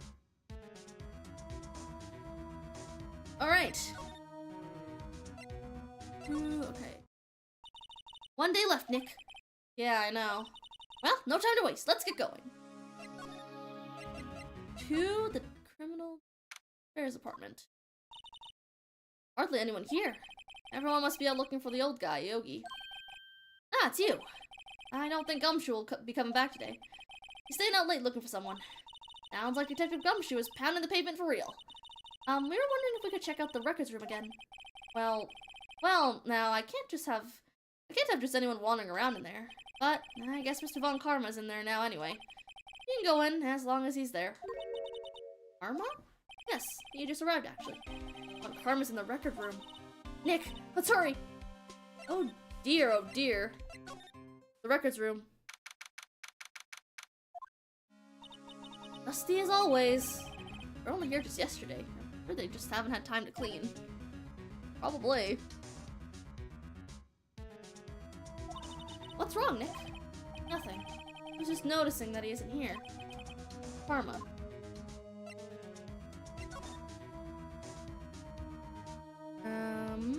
Oh, hey, there's an open drawer. Huh? One of the drawers here is open. Someone must have been looking in it recently. Label says, unsolved cases, evidence. Unsolved cases. Nick! The file for DL6! It's completely empty! What? What are you doing in here? Yeah! Oh god, he's ugly! Ugh. Old man. Von Karma! You. How do you know my name? Huh? Have we met?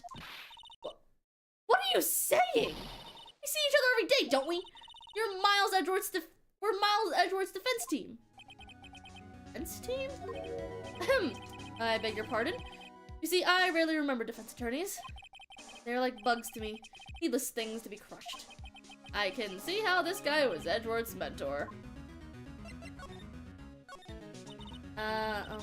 Mr. Edgeworth is your student, right? A romanticist who still can't shed that veneer of amateurism. Just like his father, always second rate. Mr. Von Karma, you had an axe to grind with Gregory Edgeworth, didn't you? Me? Grudge against him, your defense attorney. Why? Has he dealt a blow to your otherwise perfect trial record? You did. But what I don't get is, why did you take his son under your wing afterwards? Your most bitter rival. That, my dear attorney, is none of your business.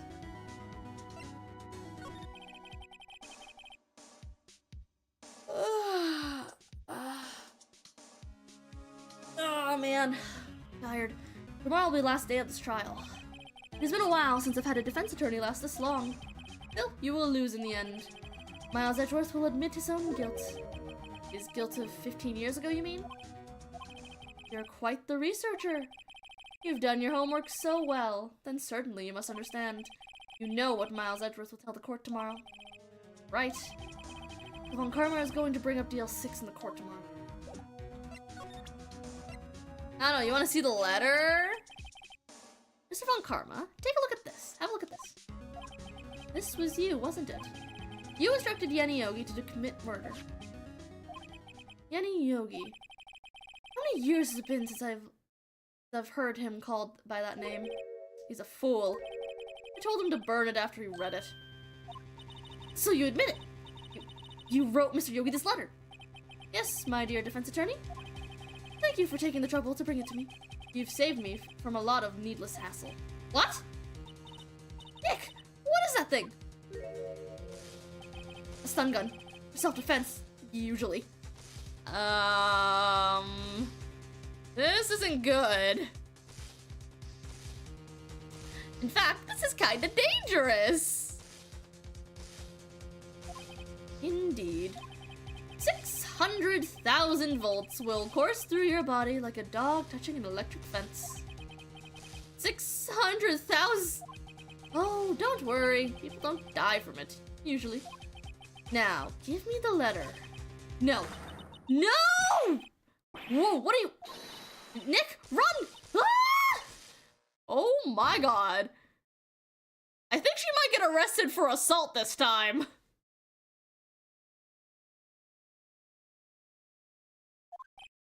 Maya! Out of my way.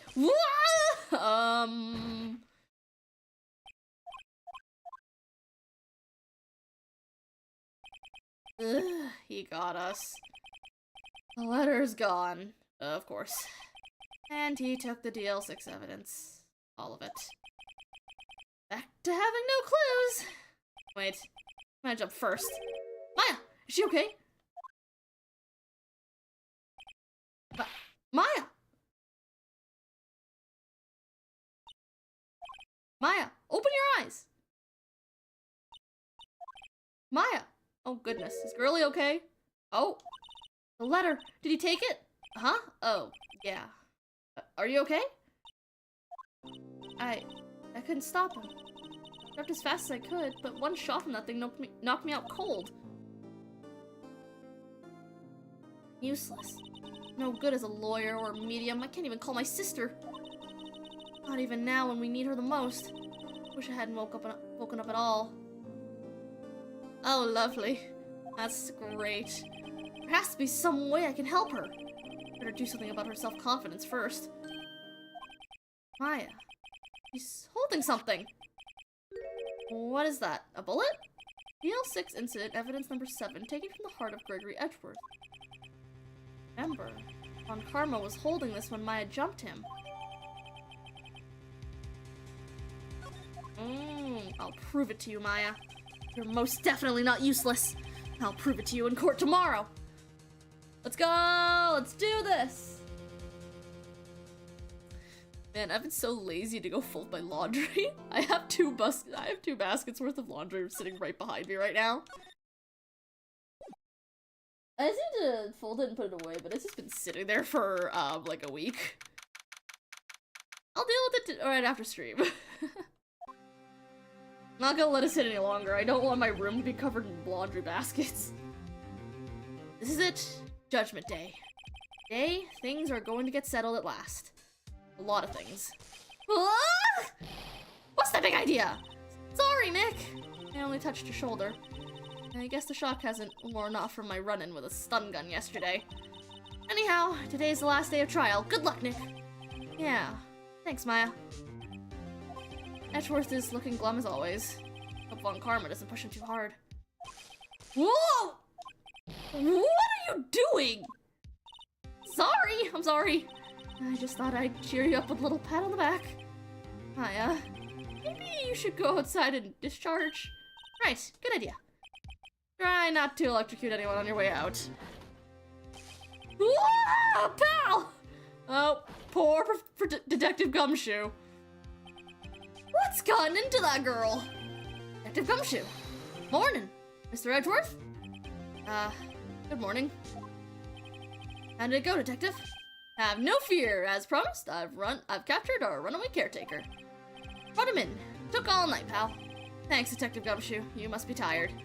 Actually, after that shock I got on the way in, I feel pretty good. Yogi says he'd forgotten his own name. That has to be a lie. Why would he want revenge on Edgeworth if he couldn't remember his past? He does remember, and I'm going to prove it. Let's do this!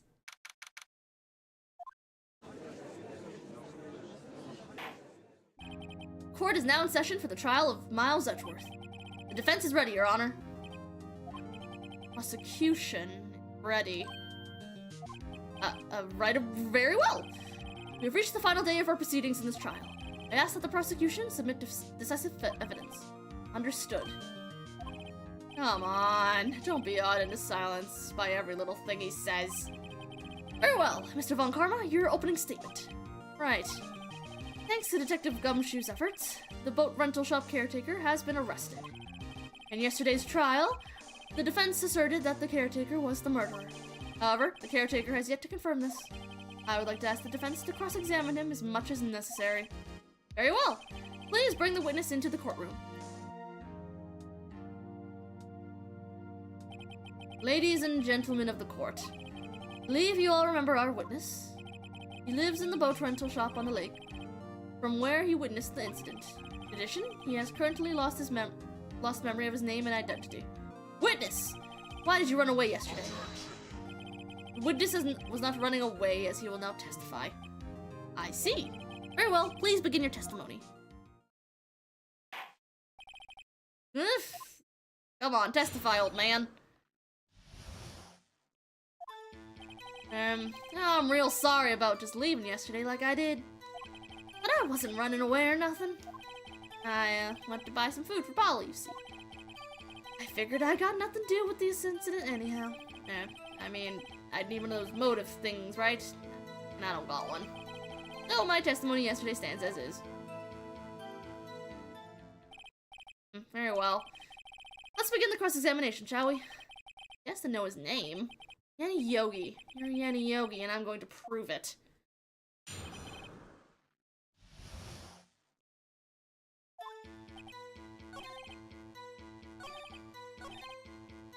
Well, you've definitely got something to do with this case. You've lost much of your memory, is that correct? Yep. Seems like it. Then how could you know that you didn't have anything to do with this incident? Or maybe you're lying about not having your memory, You know exactly who you are. The witness has testified quite clearly that he has no memory of who he is. If you claim he's lying, then show the court proof. How am I supposed to prove what's going on in that old codger's head? Impossible. I'm glad you've come to your senses, Mr. Wright. Very well, witness. Please continue. You got a motive. Come on. How can you say you had no motive? I say you do. You had a grudge against Edgeworth and the victim, Robert Hammond. That's why you took revenge on them, right? Good God, his voice is deep. Please don't make me repeat myself, Mr. Wright. This witness has no memory of anything beyond several years ago. He can't hold a grudge, it's impossible. If he's lying about his memory. Otherwise, it's going to be the same thing over and over until the trial's end. Might I say something, Mr. Wright? Yes? Yes, Your Honor? You've been saying the same thing now over and over. You've been calling the witness's memory of the past, or lack thereof, into question. Does this really have anything to do with the current case? Of course, Your Honor. The witness has said he has nothing to do with this case, and no motive. Both of these statements are lies. Oh, we're getting somewhere. Order! Order! Mr. Wright, there's a serious problem with your claim. Or are you saying you know who this witness is? Of course, Your Honor. Oh, now this is interesting. I'd like to know myself, so who is he? Don't play dumb, Von Karma! Mr. Wright, please tell us this witness's name. Yanni Yogi. His name is Yanni Yogi, a former court bailiff. Yogi? Name seems familiar. Oh! Yanni Yogi! From the DL6 incident! Figures the judge would have heard of it. Famous case. But what does this mean? Your Honor, if this man is Yogi, then he has a clear motive. Tisk, tisk, tisk. Jumping to conclusions again, Mr. Wright. This man, this witness is Yanni Yogi. Fascinating. However, how do you propose to prove this to the court? This is a court of law, as you may recall. Oh, god damn it. Allow me to repeat once more that the witness has lost his memory.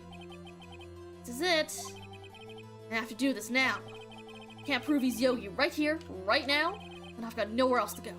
Nick, how are you going to prove it? How can you prove that he's Yanni Yogi? It's okay. It's actually quite simple. Your Honor, please take this man's fingerprints. Then we'll compare them to the fingerprints on file for Yanni Yogi 15 years ago. I see. That makes sense. Tisk, tisk, tisk. Ah. So very, very sorry, Mr. Wright. Why? The witness has no fingerprints. What? What? No fingerprints? You see, before I worked as a caretaker, I worked at a chemical plant. I burned my fingers working with the stuff. Yep. What? Yogi, you sneak. Your fingerprints to hide your past. Well, if the witness has no fingerprints, I guess we will not be able to prove his identity. No! Tisk, tisk, tisk. Well, what will you do, Mr. Wright? That's lovely. It seems that the case has been decided, no? No. I know what happened. I know everything. I just can't prove it. But no, I can't just let it end like this. I can't lose. There has to be another way. There is no one who can testify as to who this witness is. No one. Nick, what are we going to do? I didn't even consider that he might have erased his fingerprints. What do I do? Tisk, tisk, tisk. Well, Mr. Wright? Perhaps you'd like to cross-examine his parrot for a little comic relief, hmm? Yeah, very funny. You're a sore winner, Von Karma. Wait a second. Cross-examine his parrot. What is it, Nick? No, you're not going to. Your Honor? The defense would like to take Mr. Von Karma up on his proposal. Take Mr. Von Karma up on my proposal? Exactly, Your Honor. I would like to cross-examine the witness's pet parrot. This seems so ridiculous. Order! Well, what do you think, Mr. Von Karma? Need to even ask? This is a farce, I object! Wait a second. You were the one who suggested I cross-examine the parrot, Von Karma. I have a right to do as you suggested. Well, if you're so desperate, then please be my guest. Of course, should you go through with this, and nothing comes of it, then I hope you're ready to face the consequences. Nick, this is crazy. Well, still want to go through with your little game? Yeah! Let the parrot take the stand. I will cross-examine her, Your Honor. This is the most ridiculous thing I've ever heard. Von Karma's rigged every person's testimony, every piece of evidence, except the parrot. She's my last chance. At least, I think so. Bailiff, bring in the parrot! This is incredible. That's quite a bird. Please, tell us your name. Name! The witness is ignoring me. Must hurt to be ignored by a bird. Very well, witness. Who is your owner? Please, testify for us.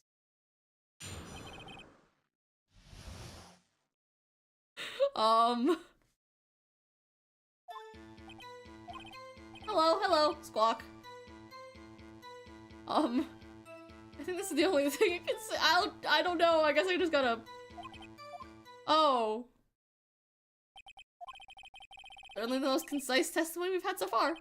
Very well, begin your cross-examination. Right. What are you going to do, Nick?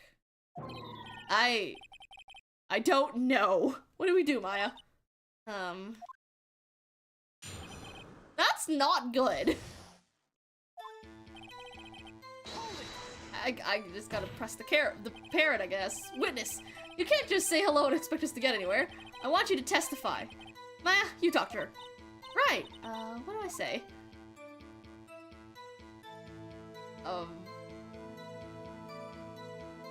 Bro.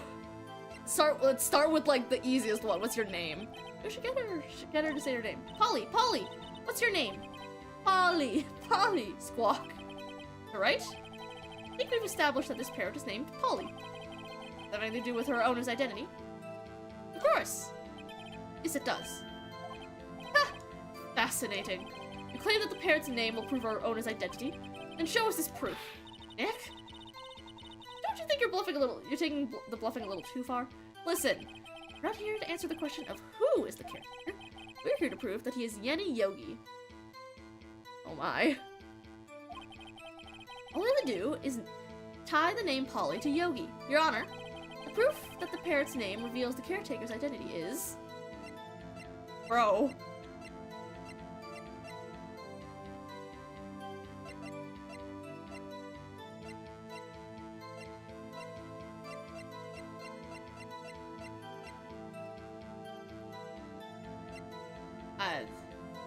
Okay, wait. Let's think about this. So, we know that he's Yenny Yogi, and the photograph of the murder scene does not do anything. This does not do anything. But this probably has a name on it, right? Like, out of everything here, has to be either the parrot or the DL6 file. So let's check this. Date, December 28th, 2001. Location, Elevator District Courthouse. Air in the elevator was oxygen depleted at time of incident. No clues found in the scene.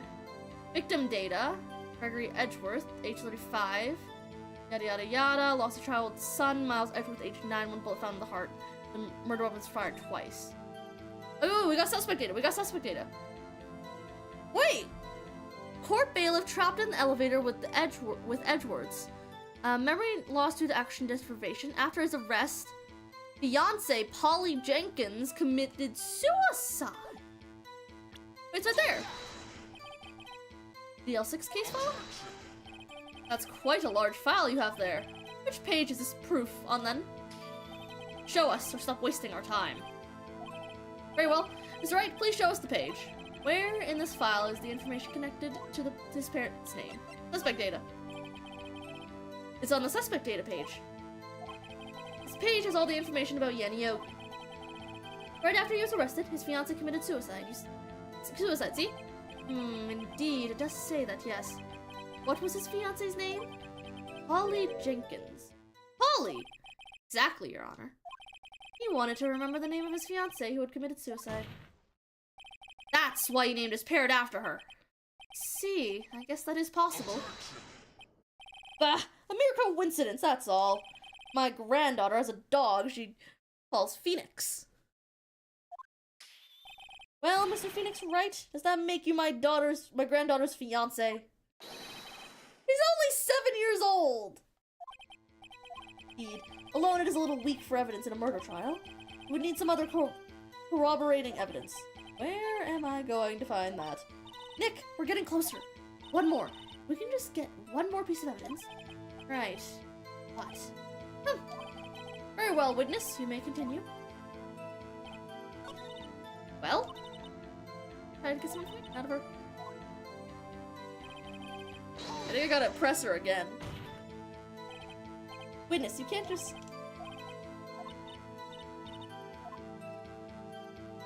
Okay, I think the only thing left to say is have I forgotten something, because the safe number is not going to get us anywhere. I recall 2 days ago... Polly, have we forgotten something? Squawk. Don't forget DL6, Squawk. I can get Polly to say that here. Prove that the caretaker has something to do with DL6. Polly, have we forgotten something? Hello, Squawk. That's not what you're supposed to say.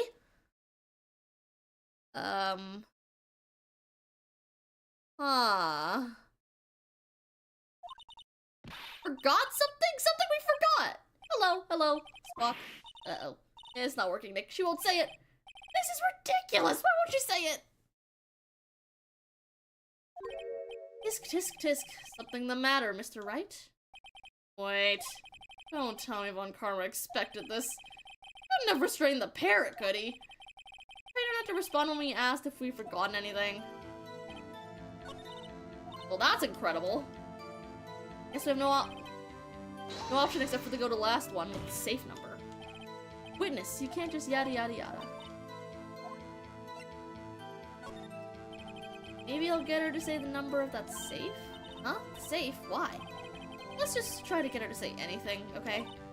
Holly, what was the number to the safe in the shack? 1228. 1228.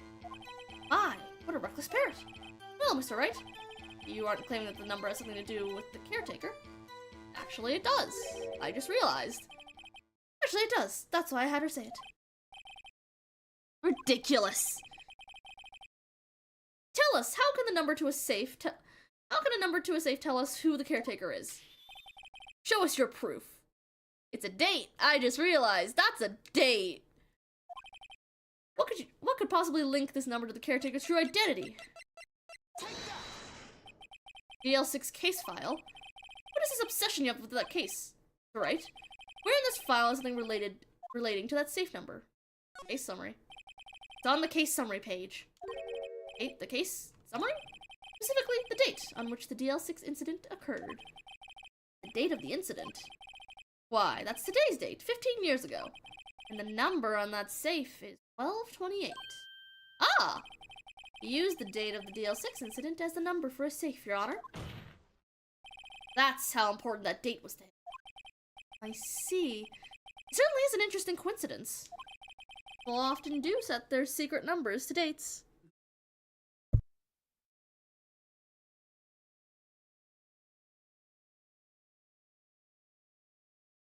Alright. Ugh. Ah, this is not tangible proof. I set my ATM's card number to 0001 because I'm the number 1. That has nothing to do with the date. Nothing. Enough. I think we reached a conclusion here. It's a mere coincidence, that's all. True, that is a possibility. However, 2 coincidences at the same time seems more like a pattern to me. What are you saying? Summon the caretaker of the boat shop. Immediately.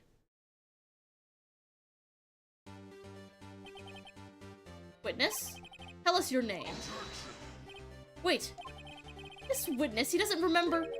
No, it's okay. Whoa!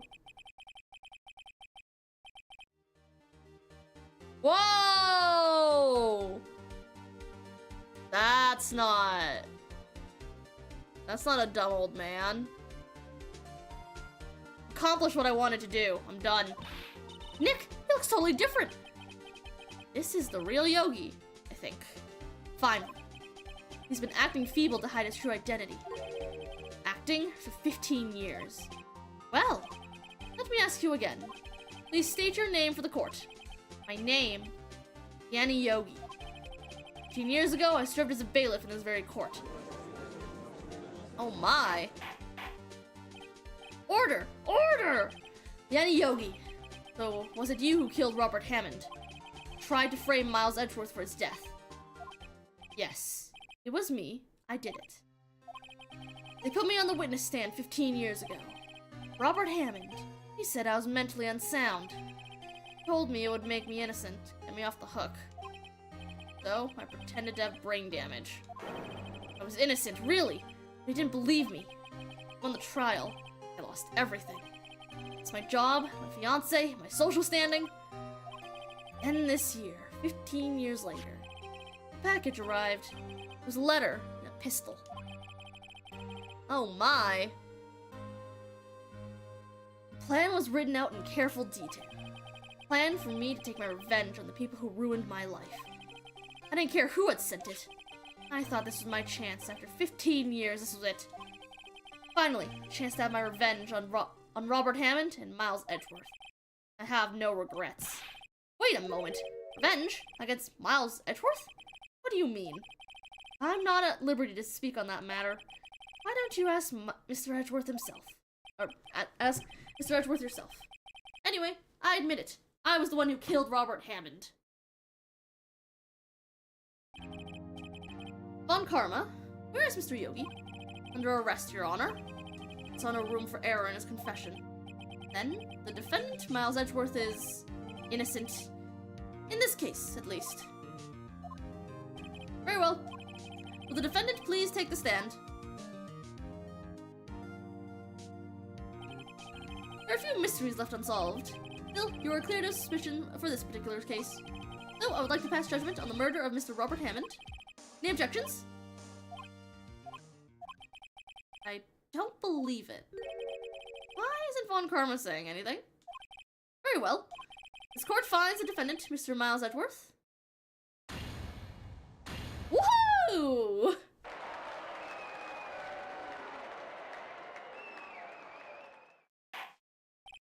That is all. This court is adjourned. Objection! Oh, come on! Did someone just say objection? It wasn't Von Karma. Wait, what that means? No. Edgeworth! Your Honor, I object to your judgment. What do you mean? I am not innocent at all. You have heard, Annie Yogi killed Robert Hammond in revenge. Revenge for what? Nick? Edgeworth is trying to confess. He's going to say he's guilty. He's going to tell them he was the murderer in the DL6 incident. He's going to tell them he killed his own dad. Uh-oh, what do I do?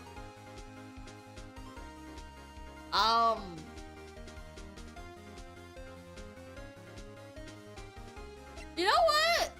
If he's gonna dig his own grave, I'll let him do it. No. I'm sure Edgeworth thought about this one long and hard. This isn't my place to interfere. Nick, are you sure? Nothing we can do about it. This is his problem.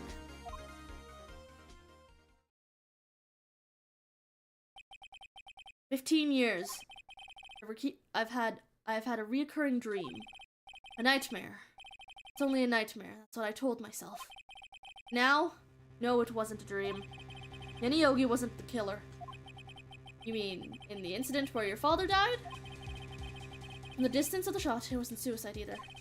Everything was as clear as day. Murderer. Criminal in the DL6 incident. It was me.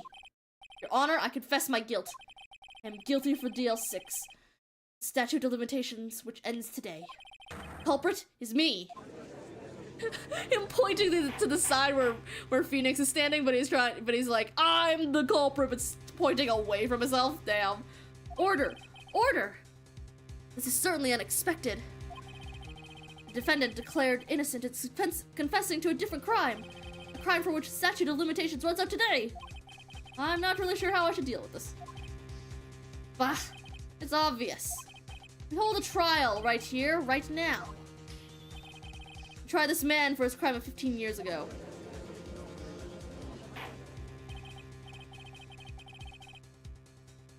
I think I would like a 5-minute recess. During this time, I will consider the appropriate course of action to take. Court is adjourned. Oh, lovely. December 28th. Yada yada yada. I'm sorry, Wright. Just wasted all your effort. Mr. Edgeworth, I just don't believe it, sir. I mean, you killed your dad? Didn't want to believe it myself, detective. But it's the truth. Deserve to be punished. Murder is murder, no matter what the circumstances. This is crazy! It's crazy! Nick, what are you doing? Huh? Oh. I was just reading through the court record once more. Getting my case ready. Your case? For what? Huh? Isn't it obvious? I'm going to prove that Miles Edgeworth is innocent. What are you talking about, pal? He just admitted to it. He confessed that he did it. In court. Sorry, Edgeworth. I don't believe your nightmare. What? It's just a dream. Not real. The truth is right here in this court record. In any case, tighten your belts. The real fight is just beginning. I'll prove you're innocent. Trust me. Right.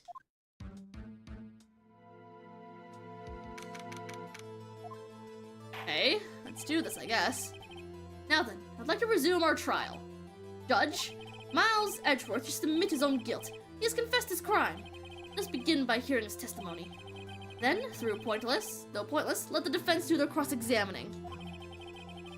The statute of limitations on the DL6 incident runs out today. Though it's unconventional for me, I'd like to run this one by the book.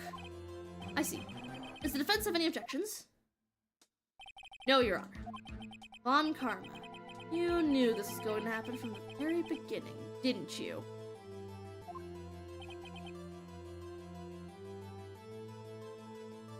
Very well. Will Miles Edgeworth take the stand? Will the witness state his name and profession? Miles Edgeworth. I'm a prosecuting attorney. Mr. Edgeworth, 15 years ago, you mistakenly killed your father, Gregory Edgeworth. Is this correct? It is correct. Then testify about this matter to the court. When Edgeworth was telling me about his dream yesterday, I noticed something. One detail didn't quite fit. That will be the key. Only if I can get it to work. Please, please.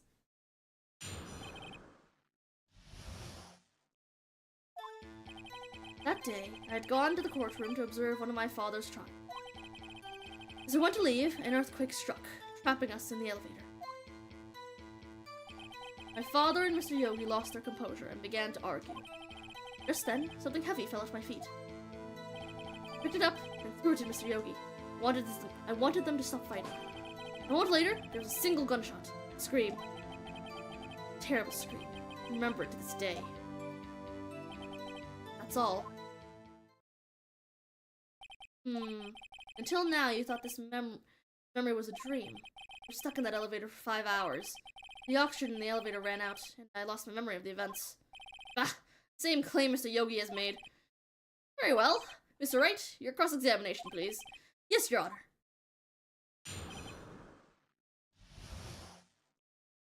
Wasn't there 2 shots? Like, I just read that, right? This quickly.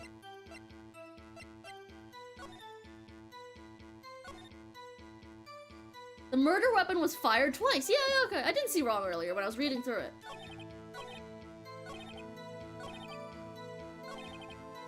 Single gunshot. There were 2. There were 2. Objection! Are you sure you only heard 1 gunshot? Yes, I'm sure of that. Heard the shot and the scream. Everything faded. Unconscious until the rescuers came. I see. No, Your Honor. Unfortunately, you don't. Look at this file one more time. This plainly contradicts the witness's testimony. You do enjoy dragging out that file, don't you? I don't accept this evidence, unless you can tell us what page it's on. Which page contradicts Mr. Edgeworth's testimony? Victim data.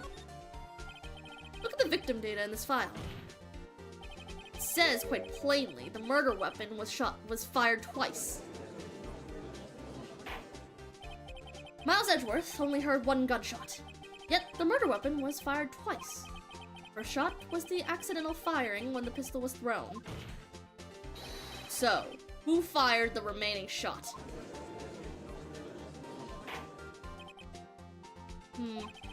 Was there perhaps another shooter who fired that second shot? Your Honor, as I'm sure you're aware, this incident occurred 15 years ago. The evidence is dated. The pistol did fire twice. However, we do not know when that second shot was fired. Might have been fired the day before the incident. There is no proof that the second shot had anything to do with this incident. What? I see. You do have a point, Mr. Wright. The murder weapon was fired twice, as we have heard. One of those shots was fired by the defendant, a boy at the time. Do you have any proof that the other shot fired has something to do with the case? Yep.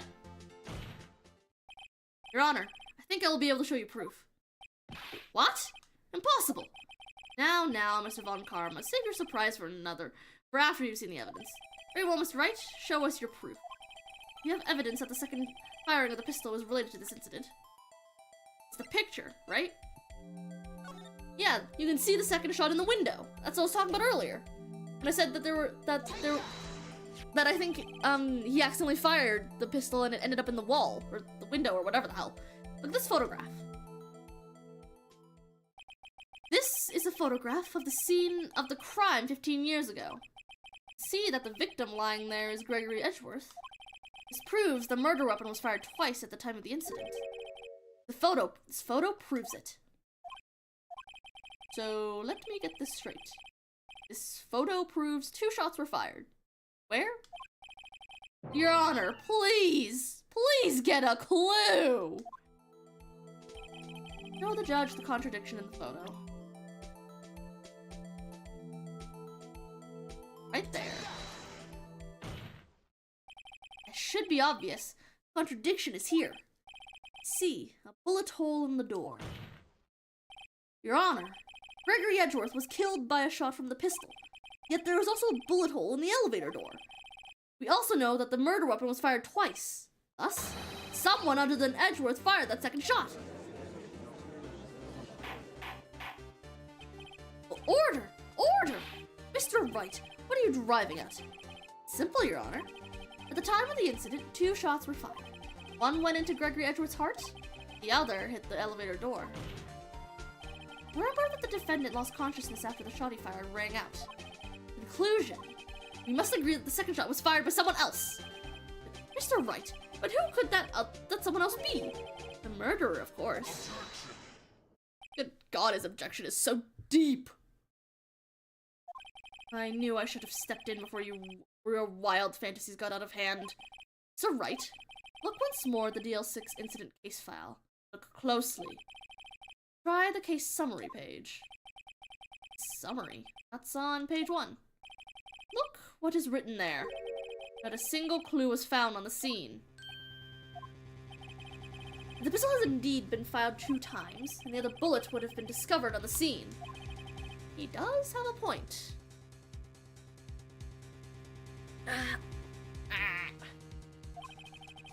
The second bullet has never been found. Why? Because the second bullet does not exist. The bullet that claimed Gregory Edgeworth's life was the one fired by his own son. Not just the truth of this matter, all truth. It was undoubtedly something else that made that bullet hole in the door. Order! I will have order! Mr. Wright has proven one thing to us clearly. That the murder weapon was fired twice at the time of the incident. However, as Mr. Von Karma says, the second bullet was fired was not found. It's highly unlikely that the police merely overlooked the second bullet. So all we have is a single bullet fired. I'm afraid I have to discount the defense's claim. Tisk, tisk, tisk. I praise the judge for his wisdom in this matter. Yeah, how did this happen? I don't believe that the second bullet doesn't exist. Wrong? Am I wrong about this whole incident? What are you doing, Nick? Why aren't you raising an objection? Sorry, Maya. What?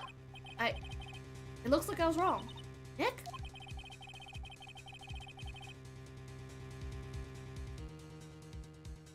If the second bullet wasn't there, then all my conjectures are for nothing.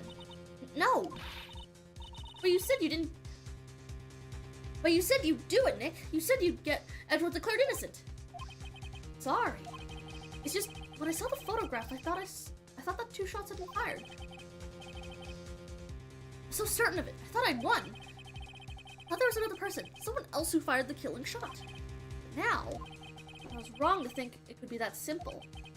The case has stood unsolved for 15 years. Heck. Well, it seems that we have finally cleared up this incident. The 1 bullet was found at the scene of the crime. That shot was fired by Miles Edgeworth. Precisely. I'd like to ask Mr. Edgeworth one thing. I'd like to ask one thing of Miles Edgeworth before passing my verdict. Have you been paying attention to the trial so far? Yes, Your Honor. Do you have any objections? No. No, I do not. So, you killed your father, though that was not your intention?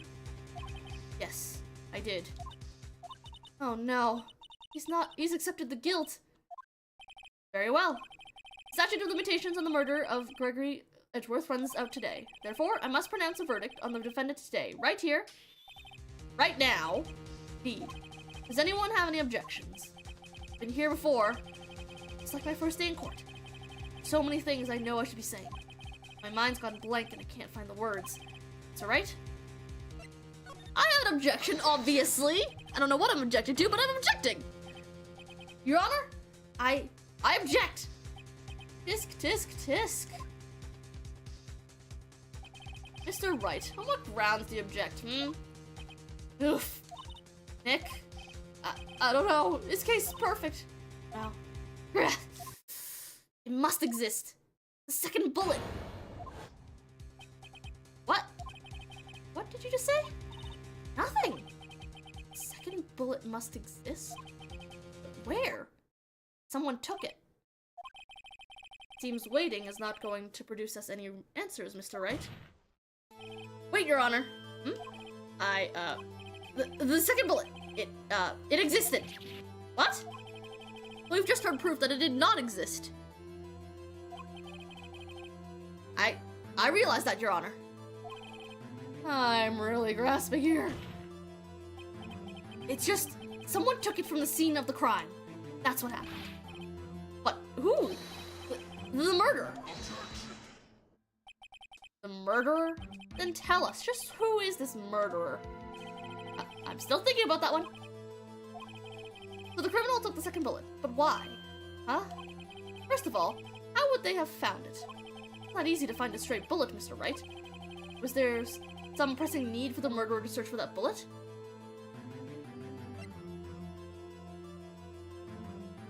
I don't think they...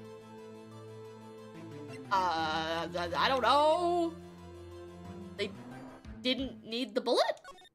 How would the murderer have spent the time looking for that stray bullet? I haven't gotten a clue.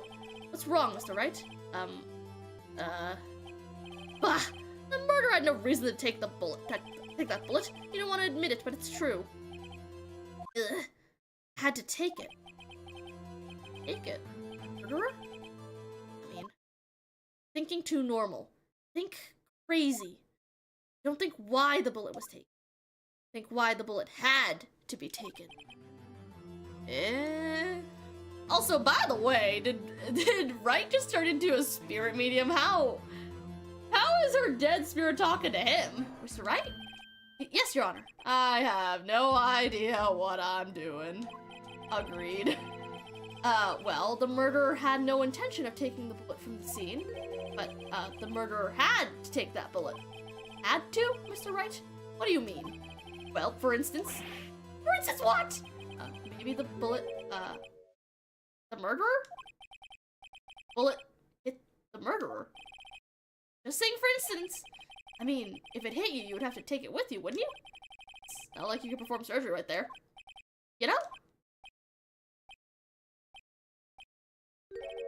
Wait a second. I was just talking off the top of my head. What if that's what if that's really what happened? Let me get this straight.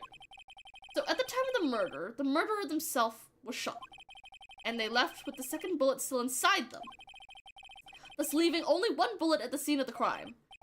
Yes, I guess that's how it would work. Yes. But there's a problem with that.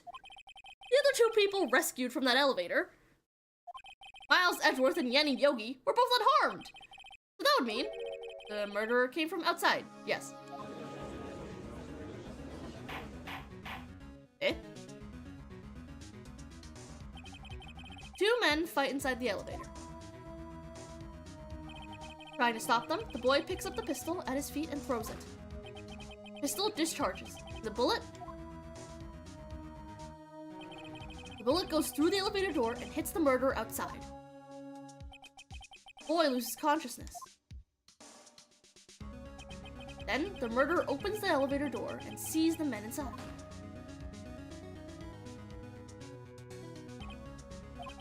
Mr. Wright, you are truly the most unpredictable defense attorney I've ever known.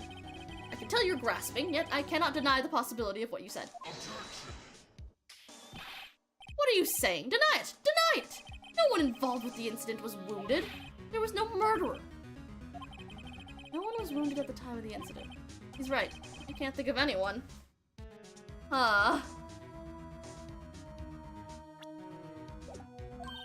Hey, Nick. Huh? I just thought of something really crazy. Crazy. Remember what Mr. Grossberg said yesterday? What'd he say? Gregory Edgeworth dealt a blow to his perfect trial record. Wow. It must have been quite a shock for Von Karma. He took a vacation for several months after that, you see? Yes, an unusual event for the man. That was the first and last vacation he's taken in his many years of prosecuting. Ah. You fucker.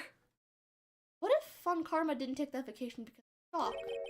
Took it because he was injured. Would mean...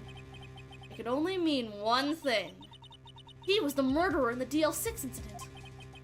It was the man who shot Gregory Edgeworth. It was Von Karma. Oh, man. Something wrong, Mr. Wright? You seem dazed. No, Your Honor.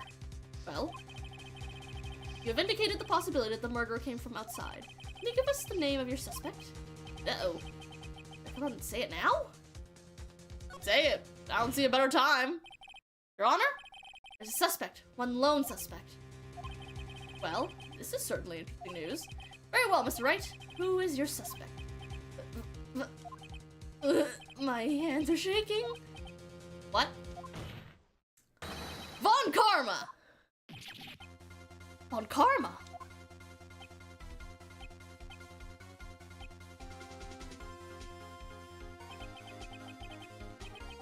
You mean the Von Karma? The prosecutor? The one standing right over there? Ah. You don't object? I see no need. Why honor this ridiculous outburst with my objection? Because you took a vacation for several months starting the day after the incident. Yet, you pride yourself on a perfect record. Why would you take such a long vacation without any reason? So you're claiming that I took a vacation to heal my injury from the incident. Fascinating! Prove it. I would have needed surgery now. Where did I go under the knife at, Mr. Wright? Bring the doctor that operated on me. Have him testify. Nick, let's find out who his doctor is. No use. Edgeworth? No, Von Karma. Perhaps too well. It's perfect. He wouldn't leave clues. Probably didn't undergo surgery. I would leave a doctor, a witness. Nobody's that perfect. So what, Nick? Did Von Karma pull the bullet out himself? That's insane! No, we couldn't have. You can't just pull bullets out of yourself. Wait. What does that mean? Well, it has to be somewhere, but where? Tisk, tisk, tisk. Well, Mr. Wright, can you produce evidence to prove that I was shot? Totally! Alright, Von Karma, I'll prove it. And I'll even use evidence. I know how you like it so much. What? Evidence that proves Von Karma was shot is... I'm guessing? Metal detector? I mean, if he didn't remove the bullet, then it has to be in there, right? Von Karma's perfect. He wouldn't risk surgery, leaving an evidence trail. So then I ask, where is that bullet now? I think it's unlikely that Von Karma performed surgery on himself. You don't mean... I do. There is a possibility that the bullet is still inside Von Karma. Is that even possible? For all these years?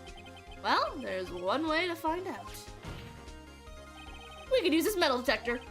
Well, Von Karma, I'm going to run this over you and see what we find. I refuse! You refuse? But refusing this means... You acknowledge that the bullet is still inside you? Order! Order! Order! Your Honor, the defense requests that we be allowed to use the metal detector. Judge, I call for a suspension of this trial. This is an invasion of privacy. This statute of limitation runs out on this case today. It was you who said we had to end it right here, right now. Enough. Forbid the use of the metal detector. For Von Karma, you will submit yourself to testing.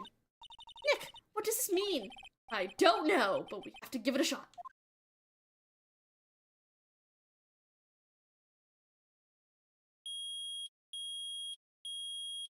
It's beeping! It reacted! Something's inside his right shoulder! The bullet. Mr. Von Karma? You! It's you! I was afraid this would happen, so I remained silent. Indeed, there's a bullet in my shoulder. However, it has nothing to do with this incident. What? Shot in the shoulder long before the DL6 incident. Claim that the bullet in my shoulder has no relation to the DL6. But, Mr. Von Karma, can you prove that? Prove? I have no obligation to prove anything. It is Mr. Wright who must prove something here, not I. Mr. Wright? Well, can you prove it? Can you prove that the bullet in Von Karma's shoulder was from DL6? Of course he can't. You don't have any of the DL6 evidence. That's because you took it out of the records room yesterday. With no proof, you cannot convict me of any crime. So sorry, Mr. Wright. No, I'm the one who's sorry, Mr. Von Karma. What? You were close. One day away from freedom. But you see, I have proof. What? Who would have thought you would dig your own grave trying to convict Edgeworth? I can link that bullet in your shoulder to the DL6 incident. Here's my final proof. This, right? Yeah, clear ballistic markings. Yeah, okay, DL6 bullet. Take that! That's a bullet? Where did you get that?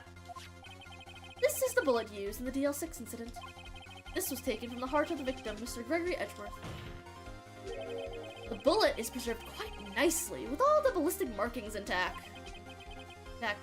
Ballistic markings. You may recall the term. It came up in the first trial 2 days ago. Ballistic markings are the fingerprints of a weapon. All bullets fired from a gun are marked with that weapon's unique pattern. By examining the markings, you can tell which weapon fired the bullet. It's quite accurate. We have 2 bullets in our possession. One, the bullet removed from Gregory Edgeworth's heart. The other, Mr. Von Karma, is the bullet buried in your shoulder. You could analyze both bullets. Then, if the markings matched, you would know that both bullets had been fired from the same gun. The very same pistol! In other words, the murder weapon that killed Gregory Edgeworth. Ooh. Mr. Von Karma? You will let us remove the bullet from your shoulder. Then we'll compare the ballistic markings to those on this bullet. Solve this case once and for all. Well, Mr. Von Karma? Oh my.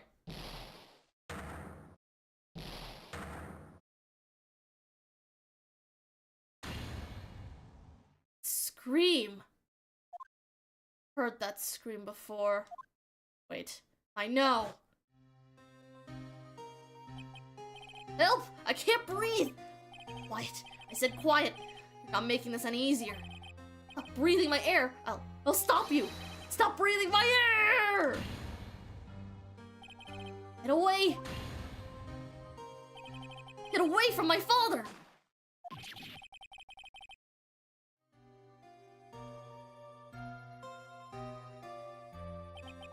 It's that scream I heard in the elevator 15 years ago.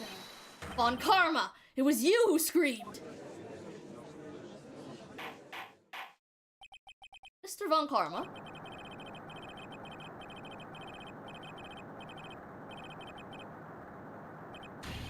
So, was you? Oh my! You and your father are my curse! Father shamed me with a penalty on my record. And you left a scar on my shoulder that would never fade. I'll bury you! I'll bury you with my bare hands! Death! Death! Oh my god. 15 years earlier. Chief Prosecutor, I am sorry. Von Karma, It's not like you to make this kind of error. I never would have thought that Edgeworth would be the one to catch you. It's careless. Sorry, but you will have to be penalized. I've covered for you in the past, but not this time. Edgeworth! It was a shock like none I had ever known. Me? Penalized? It took hours for me to regain my composure. Suddenly, I found myself in the darkness. I was in the court records room. I must have wandered in there without thinking where I was going. The room was pitch black. Lights must have gone out. I went out into the hall and felt my way to the elevator. I pressed the button, but nothing happened. Then, the noise. The pain, horrible burning pain in my shoulder. Just then, the lights came back on. The elevator door opened before my eyes. I saw 3 people inside, all lying unconscious. Deprivation. Much to my surprise, a pistol lay at my feet. I knew then, it's destiny.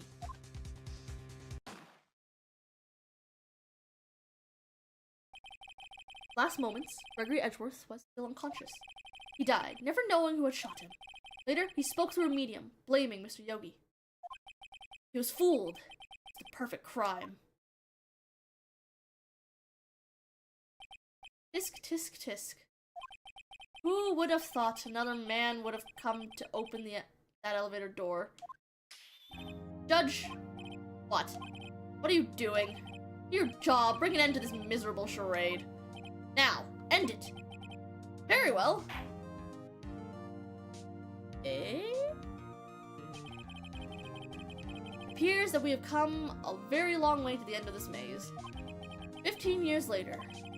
Miles Edgeworth? Yes, Your Honor. We're innocent. You are innocent. As you said, it's all a nightmare. Yes, Your Honor. This court finds the defendant, Mr. Miles Edgeworth. Only took like 3 verdicts. Like, my god, this man was declared not innocent. Was declared guilty. Not guilty. And then not guilty again. Like, good god. How many times can you convict one person in one case? That is all. This court is adjourned.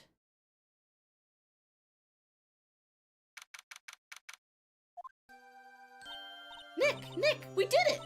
Did you see his face? Von Karma looked even paler than usual. He's pretending to be all cool, but inside you crushed him, Nick. Crushed! I gotta say, I'm impressed. It was pretty close, though. I was sure we'd had it. I know, I was on the verge of tears the whole time, myself.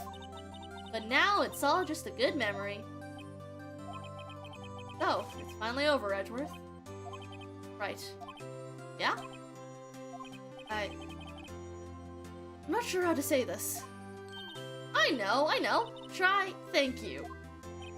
I see. Thank you, Wright. You're welcome. I think you could have done better than that. Ugh. Sorry, I'm not good at this sort of thing. You've got a lot to learn, Edgeworth. She's got you there. Whoop! Amazing, pal! You pulled through just like I thought you would. I'll never forget this. I owe you one, pal. Night, let's party. Dinner's on me. Yeah, my salary went down a bit this month. But who cares? See, Mr. Edgeworth, you should take a lesson from Detective Gumshoe. That's how you say thank you. I see. Whoop! I feel foolish. Don't worry. Take it a little at a time. You'll get used to it. It's been 15 years since I've seen Edgeworth this unguarded. Hey, y'all! Oh my god, I have to do the southern accent again. Lotta! Y'all were great in there.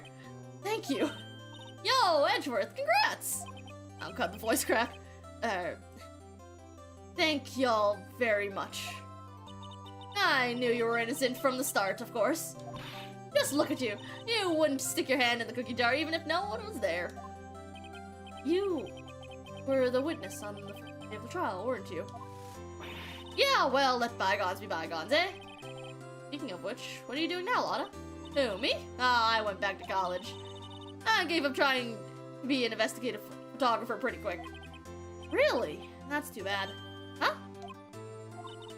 Isn't that the hot dog guy from the park? Uh-huh. It's over, Nick. My life is over. Why the sad face, Larry? What happened now? Oh, Nick, I'm not long for this world. You don't look sick. It's Kiat's. She's gonna live in Paris. Paris, Nick. She's leaving me behind. Should have seen that coming. Yo, Edgy, there you are. Yes, here I am. Congrats, Edgy! Here, a little gift from me in celebration. Celebration? That's unusual for you. Airy Butts, you come along tonight too. My treat, pal. Huh? Thanks. Looking forward to it. Yo, Nick. That's the suit that questioned me. When he says treat, that's not police talk for prison food, right? I think you'll be fine, Larry. Right? Yeah? What's up? An envelope that Larry gave me. It's got money in it. Well, yeah, that's not that strange. People give money away to celebrate sometimes. It's $38, right? Huh? What a weird amount. Not a little, but it's not a lot either. $38 exactly? Nick? Wasn't that exactly the amount of lunch money that was stolen from Mr. Edgeworth in school? $38! No! No, Larry, it was you! What are you so surprised about, Wright? Huh? He was absent that day from school, right? That doesn't automatically rule him out as a suspect. What? Think back to that day 15 years ago. Larry took the day off, but he was bored, so he came into school anyway. And he saw the money lying there. The rest is history. I never was good at history. Edgeworth? You didn't know, did you? I suspected. I didn't picture Larry protecting you like he did that day. Everyone else was saying you did it. The whole class was against you, remember? Yeah. Too well. Right? You may not know this, but we used to have a saying back in school. Something smells, it's usually the butts. I know. Really, right. I'm surprised you didn't figure it out. Well, this sure is an unexpected turn of events, huh? Edgeworth? You should have told me! Now, Nick, it was 15 years ago! Don't you think the statute of limitations has run out, Mr. Edgeworth? I'd say so, yes. There you have it. Where does that leave me? I became a defense attorney because of what you two did! Well, you have always been something of an insufferable emotionalist. Yeah, and you get worked up too easily, too. Death! The death sentence for both of you! Man, if I'd known, I'd have become a prosecutor! Same goes for me, only the other way around. The longest time, I thought that I might have killed my own father. Thought I might be a criminal. I became a prosecutor in part to punish myself. If I had known the truth, I might have become a defense attorney after all. Edgeworth? Want to switch, right? Hey, y'all, line up. I'll take a photo. Hey, photo time, let's go! And after that, dinner on me! Ah, what an ending. Detective Gumshoe took us out on the town that night. We celebrated Edgeworth's newfound freedom, even though Edgeworth himself was still in detention. He wasn't let go yet! Oh man, that's funny. 5 a.m. Now that is way too early to ever wake up. Whoa! I went a little overboard yesterday. Head hurts. Huh? Still only 5. Maybe I should go back to sleep. What's this? A letter? Good morning, Nick. You were really impressive yesterday. Seeing you, it made me think about what I'm doing here. I'm a spirit medium. Training, of course. I wanted to help Mr. Edgeworth too. I wanted to help you, but I couldn't. It was useless. So I've decided to go back to my training. I'll become a full-fledged spirit medium for starters. I couldn't say it to your face, so I left this letter. Bye, Nick. Oh, that's sad. She'll be back. She'll be back soon, right? Bye. What time is it? Yeah, the first trains for the mountains have already left. To the station.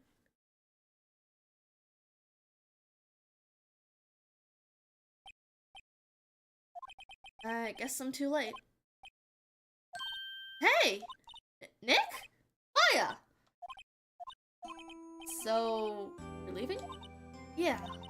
It's hard being a spirit medium who can't talk to spirits.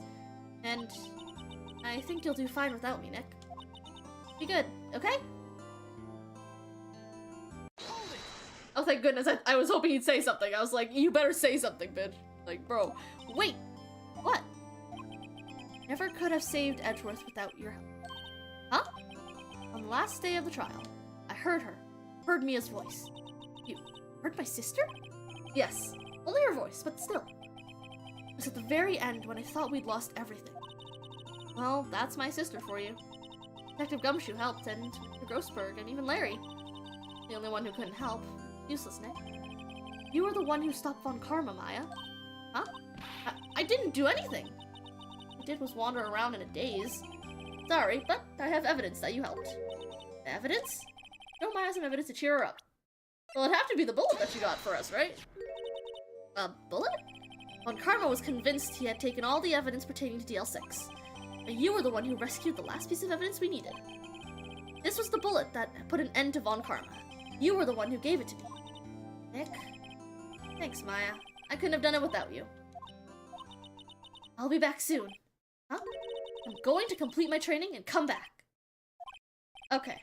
I'll be waiting. Of course you will. You can't run that office by yourself. You're helpless. I don't know about that. Oh. Better get going. So, this is it. See you soon, Maya. Bye-bye. Thanks, Nick.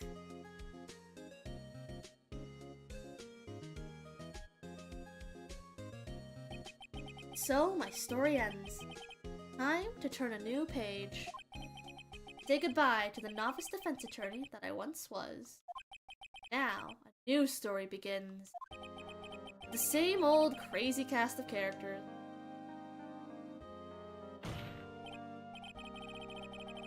Ah! Don't think you've graduated yet, you amateur. Mr. Wright, perhaps you'd like to rethink that claim?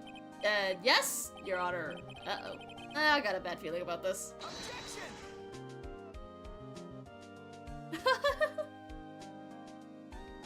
Oh my god, I didn't think we'd finish the first game today. Hey pal, Mr. Edgeworth came down to the precinct to wish me a happy new year. Talk about a pleasant surprise. Whoop! Detective Gumshoe!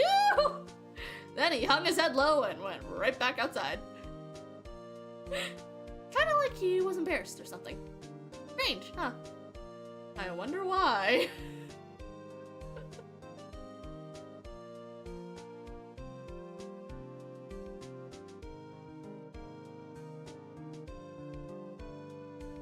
Huh? Nick? Nah, I haven't seen him lately. Ooh, me? I've been working at a cheese shop. That Missy's a nice lady. But she's not exactly something you call a cheap date. Huh? Oh, she's in Hawaii right now. Yeah. This guy's luck never gets any better.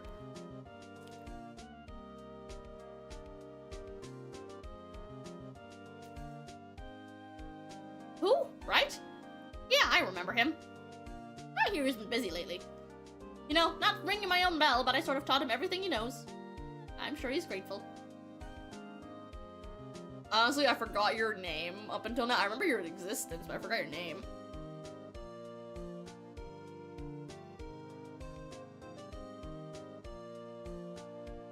Phoenix Wright? Ah, that defense attorney for whom I wrote that affidavit for. Oh, you should know. I've taken over management of them. Could you be in the area? Please, stop by. Huh. Can't read that fast, or at least I can't speak that fast. Darn. Ahem! Huh? Oh, it's you! Phoenix, right? Ah, yes, me. Understudy, was he not? I wonder how he's doing. Haven't seen him of late. Ah, the days of my youth. Like the scent of fresh lemon, you see? Oh my god. Yeah, we're gonna see the old lady.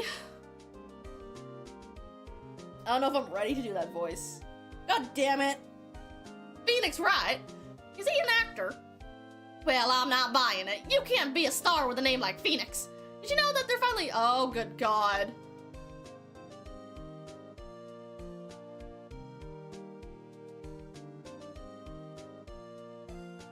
Well, at least you didn't have to speak very long. I couldn't hold up that voice for very long.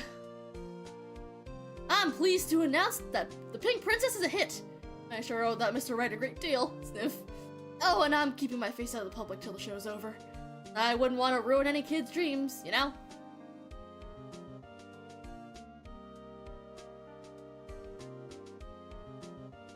I did not think we would reach the end of the game today. Damn. Oh, I got a letter from Maya the other day. It sounds like she caught a cold standing under a waterfall. I wanted to visit, but didn't have time, so I sent her some Pink Princess trading cards. She says she can't buy them where she is. What kind of place is she living at anyway?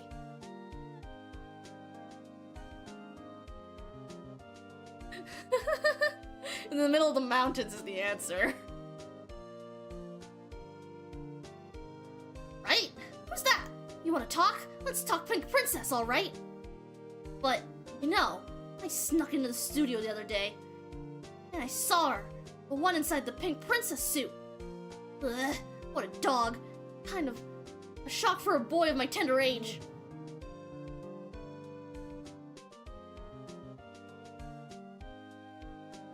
Or Cody. Yeah, I remember, right? That lawyer guy. Oh, god damn it. Huh? Me? I'm in training to become a paranormal photographer. You know that picture I took of everyone? Well, just behind them there's a ghost. For real? Now that's talent. I'm gonna be famous. I can't keep up the southern accent. God damn it. And even voice cracked. Damn it. God damn it.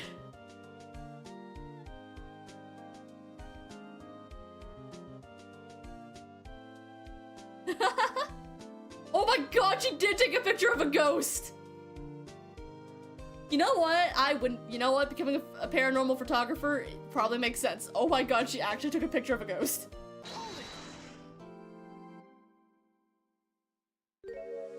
Brand new episode has been unlocked. God damn it, there's a fifth one. Well then. As soon as I can reach the menu, if I can reach the menu, if I can reach the menu, if I can reach the menu, alright, we're just gonna let that play and do whatever it wants for now. Oh, goodness gracious, what is happening?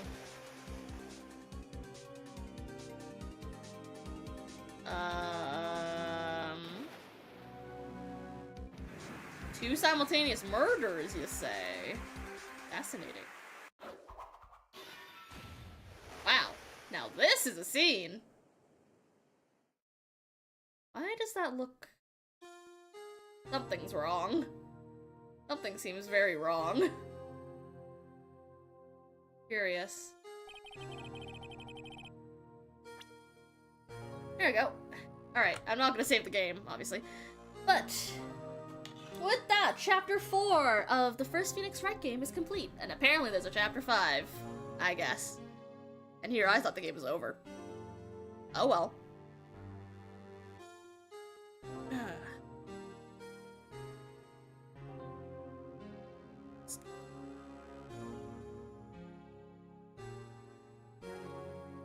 Okay, so that ends episode 4 of Phoenix Wright Ace Attorney. And what a satisfying end. At least I would say it is. And maybe Edgeworth won't be an antagonist anymore, but I doubt that. I have my doubts about that. But it's okay. But hey, now we've got a new mystery in our hands, which will be solved the next time I stream this, so we can finish off this game once and for all. Or, well, this is the trilogy, so... This is actually the entire trilogy, so, we can finish off the first game, so... But that's a problem for some other day. For now, it is late, because I've been streaming for nearly 6 hours. Fuck. Oh well. That's okay! We've had fun, haven't we? And so, for now, I'll be off. And next week we'll be doing, I don't know, I'll think about it. I'll figure it out later.